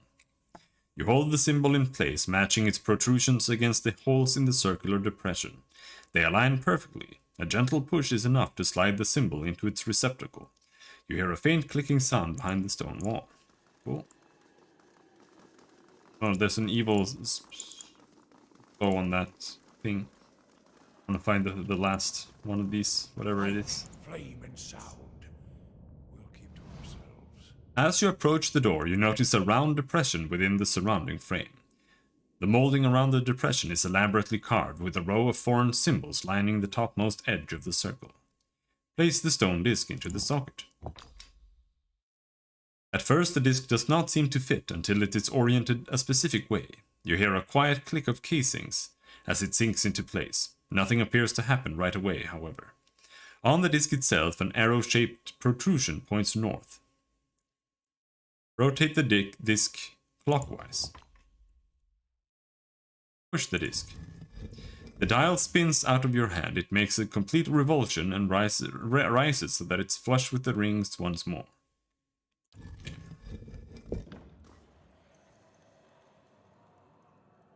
Certainly.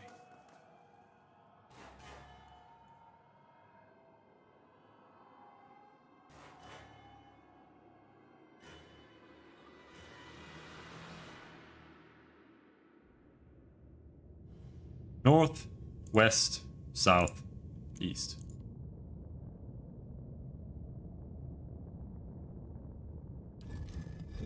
North, west,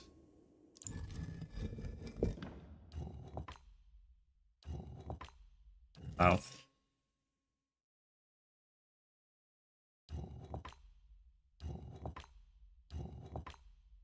east.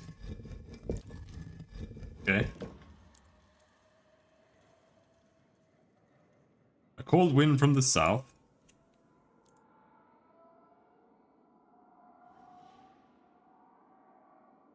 A cold wind from the south reached Old Valia in the west to seek the White Forge in the north and bore our parents east.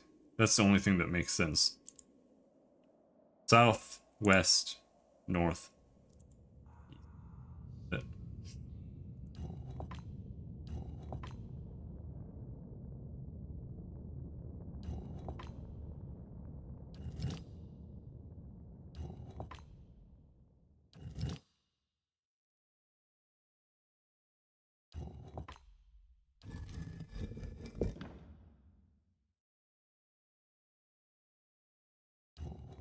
Crash puzzle. Anyway, it's south, west,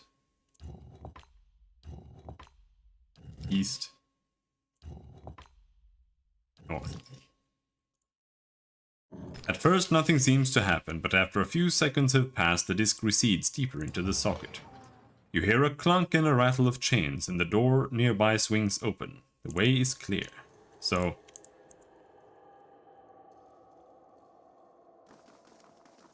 south.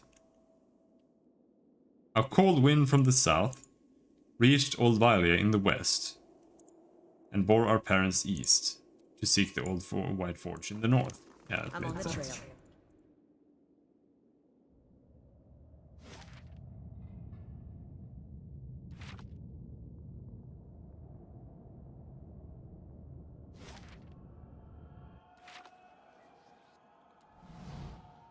Fine, I'll go poke the thing.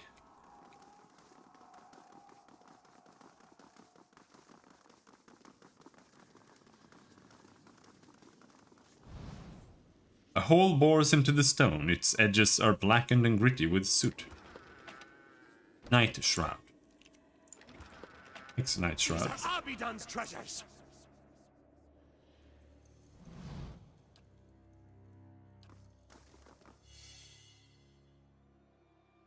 Found.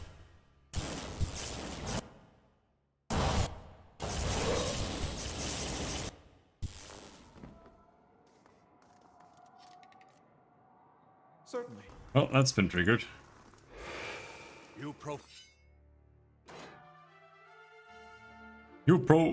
And then they said nothing more.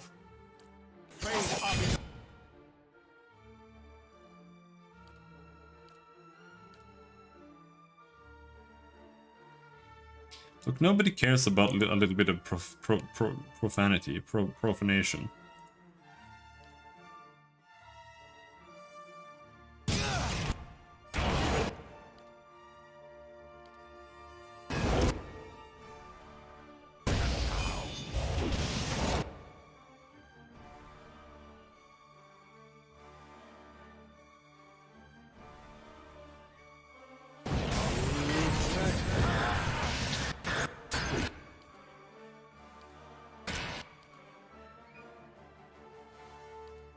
I'll come down now.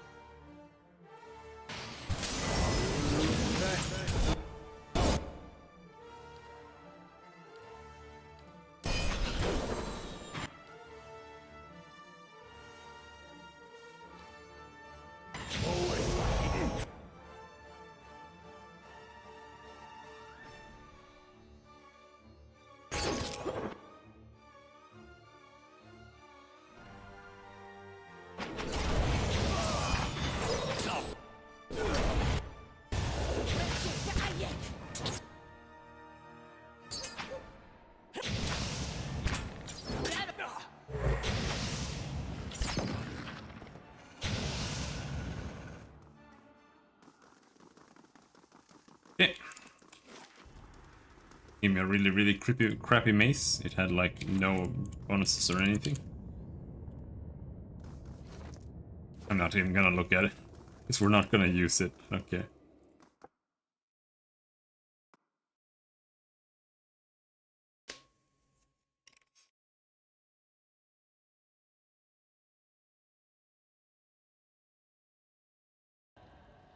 I'm here. Together. We're in this together.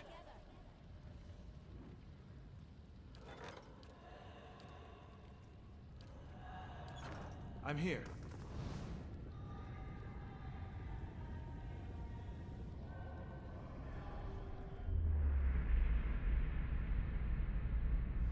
I'll organize the troops to guard the stairs. We can hold them off for a while. Vazo's repairing the Guardians. Elune's preparing for the... You can't be serious about this. Let's just wait those monsters out. Abidon wouldn't let us... Abidon rewards earnest work, not begging and cowering. We must hurry.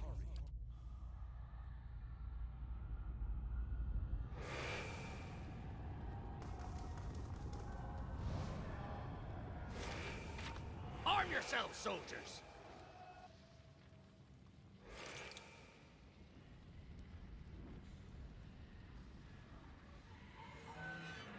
We'll give ourselves for the battery.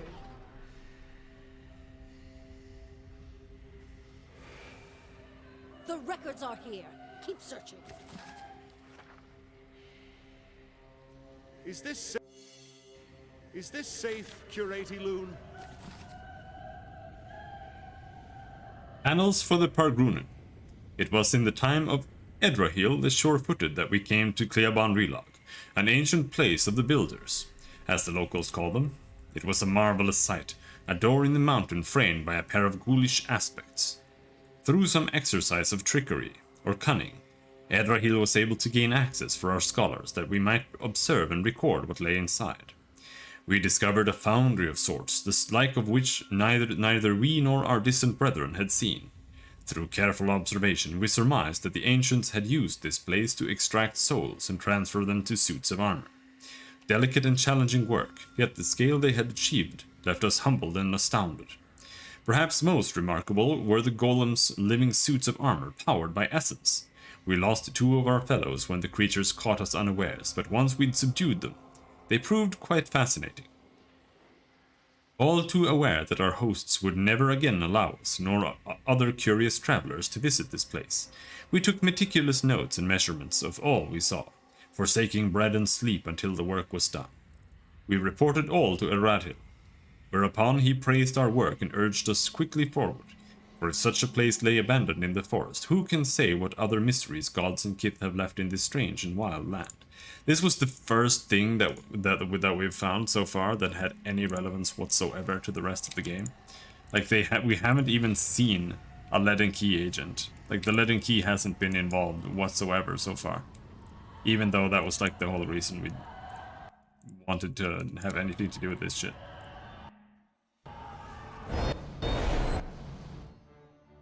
And that right there, that was not even really relevant.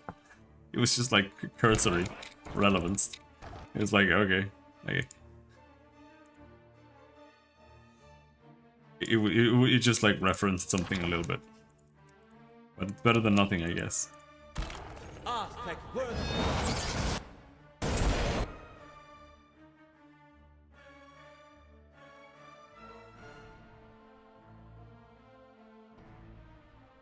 Alright, let's do a Giga Paralyze snowball.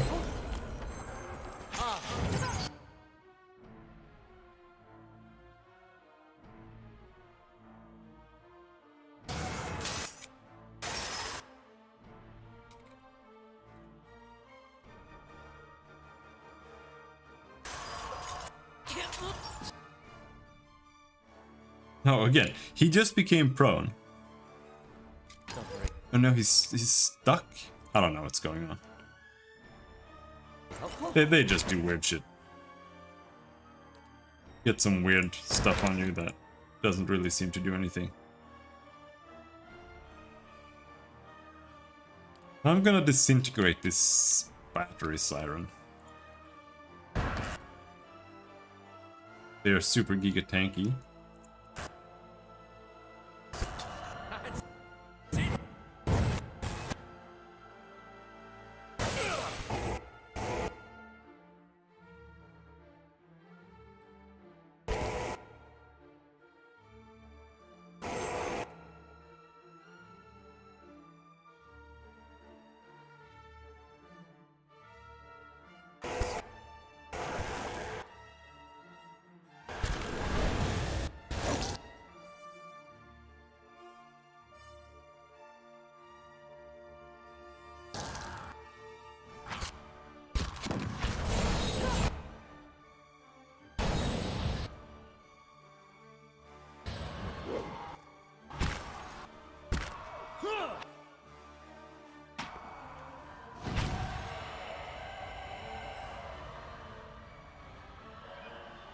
Yes?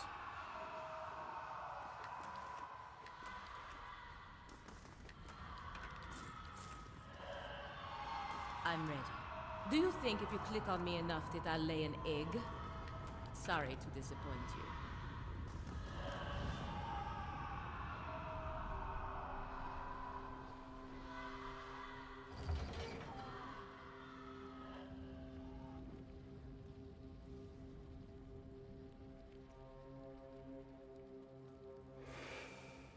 at our best armors. They must stand up to the heat. Right away, Master Vasil. More rest. Traps. Cannot disarm the trap. Okay. Yes? Ready, Watcher.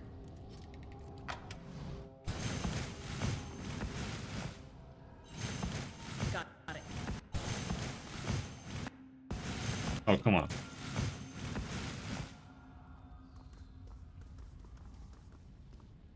It's done. Adra Sphere.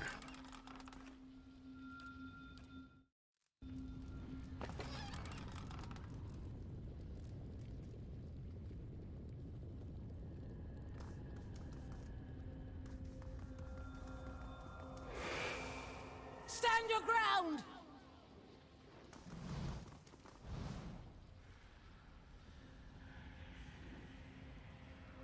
Quickly! There's not much time!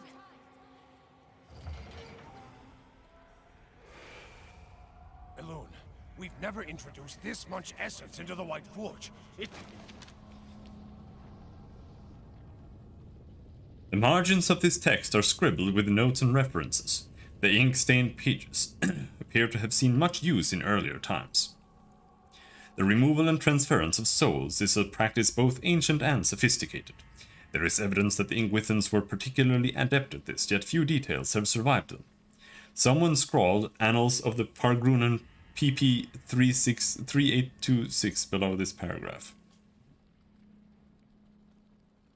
What is known is that the removal of a soul is a difficult process, and one that requires an expert hand and precise tools for any chance of success. Early attempts on a test pool of 138 goats left most of the subjects with maimed or fractured souls. In all but 2 of the 11 instances where the soul was successfully removed, the essence dissipated before scholars could capture it. The words "transfer to holding vessel" are written and underlined in the margin. The process requires conductive materials, copper and adra, specifically.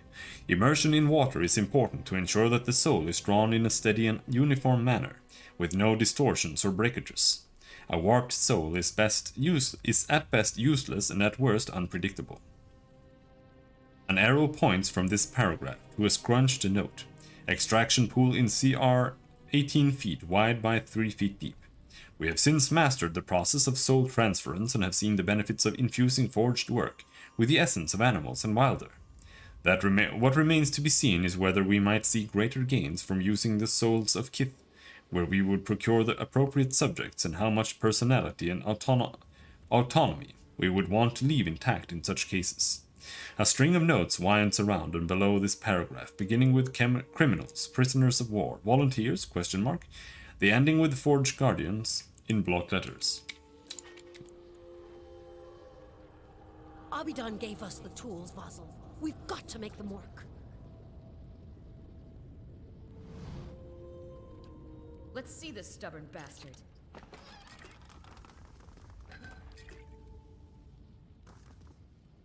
Your skin prickles as you approach the vat. It teems with soul energy, with lives spent and stored thrice over. Essence roils like churning water running over ancient pipes and gears. But there within the vat itself lies a heavy stone disc, rune-engraved and pale as bone. Reach for the object. You feel a chill run up your arm. The moment your fingers brush the disc's surface, whispers erupt from the stone around you, and out of that chorus rises a single steady voice. Stop! These methods belong to us, to the Pargrunan! What happened here?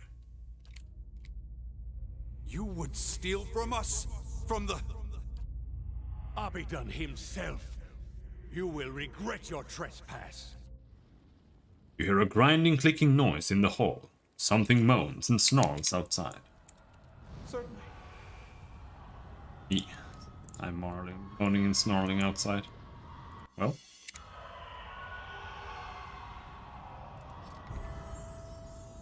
Level up.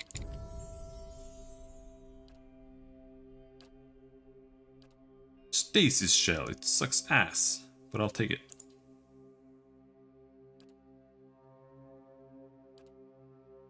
I'm gonna take Acolyte's Radiance.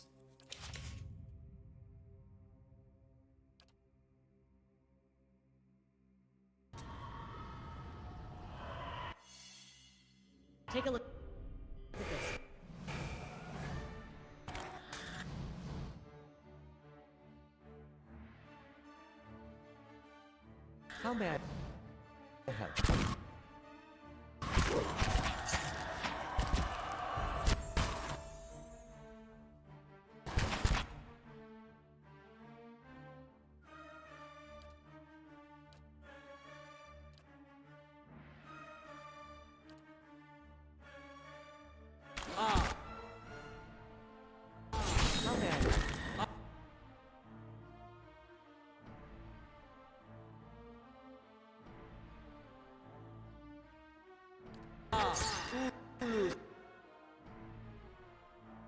Great, very cool.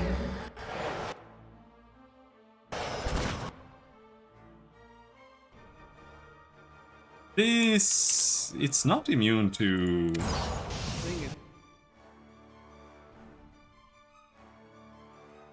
getting taken over.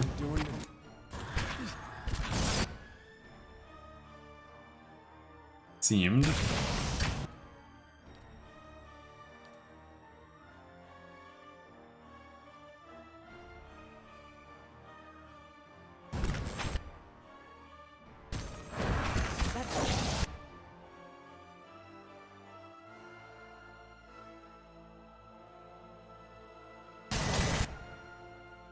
Oh, of course. Of course it interrupted me instantaneously with Paralyze when I used the thing.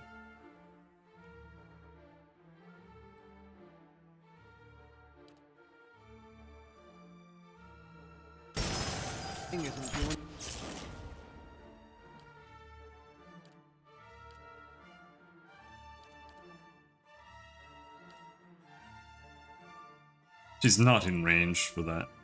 Good job.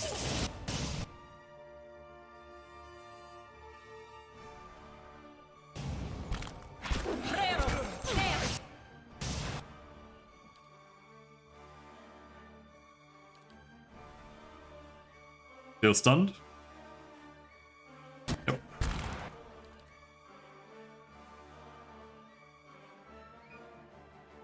Now it's weak against magic missile.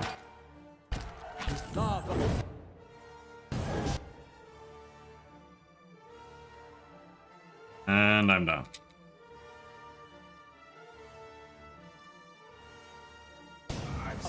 She's done.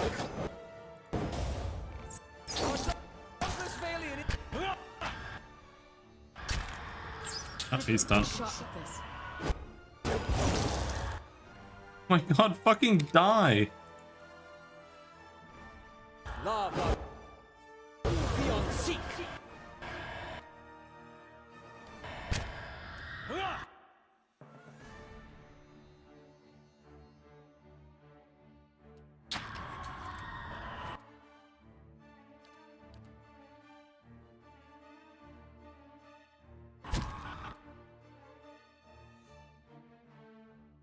Stuck over here. Can we confuse them? That is a good question. That one got confused.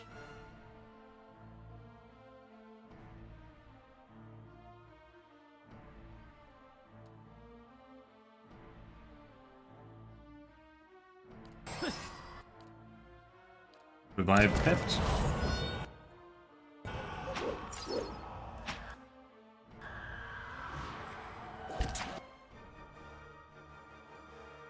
Gonna be completely useless.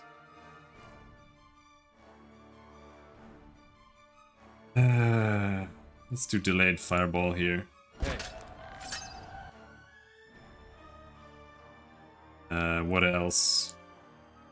Freezing thing. Oh, it's done.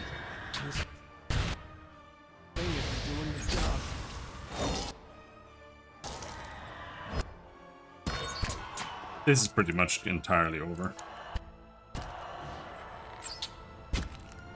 Because they just stun you every single time you do anything. Less.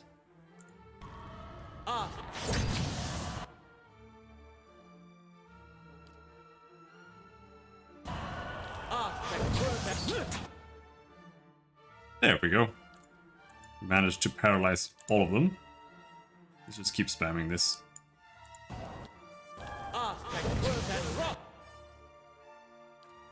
Good spell. Very good spell.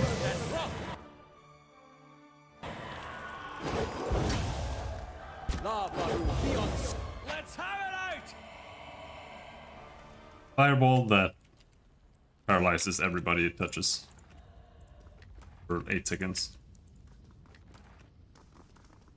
Which again makes it impossible for them to resist more, because it goes against reflex, and if you're paralyzed you have like no reflex save.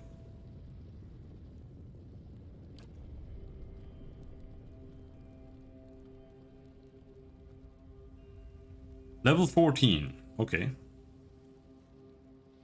What do you want? Offensive. We don't have much left to take. Unstoppable. Bonus defense against blinded, stuck, prone, hobbled, dazed. Just gonna give him will saves.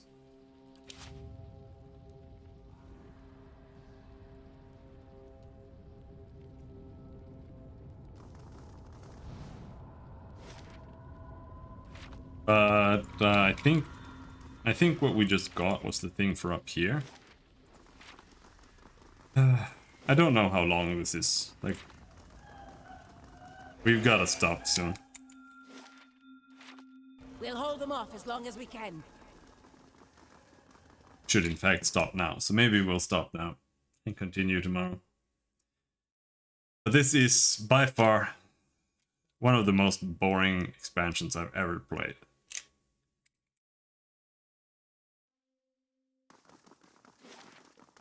It's just encounters. So if you just want more encounters, then sure, I guess. But otherwise, it offers nothing.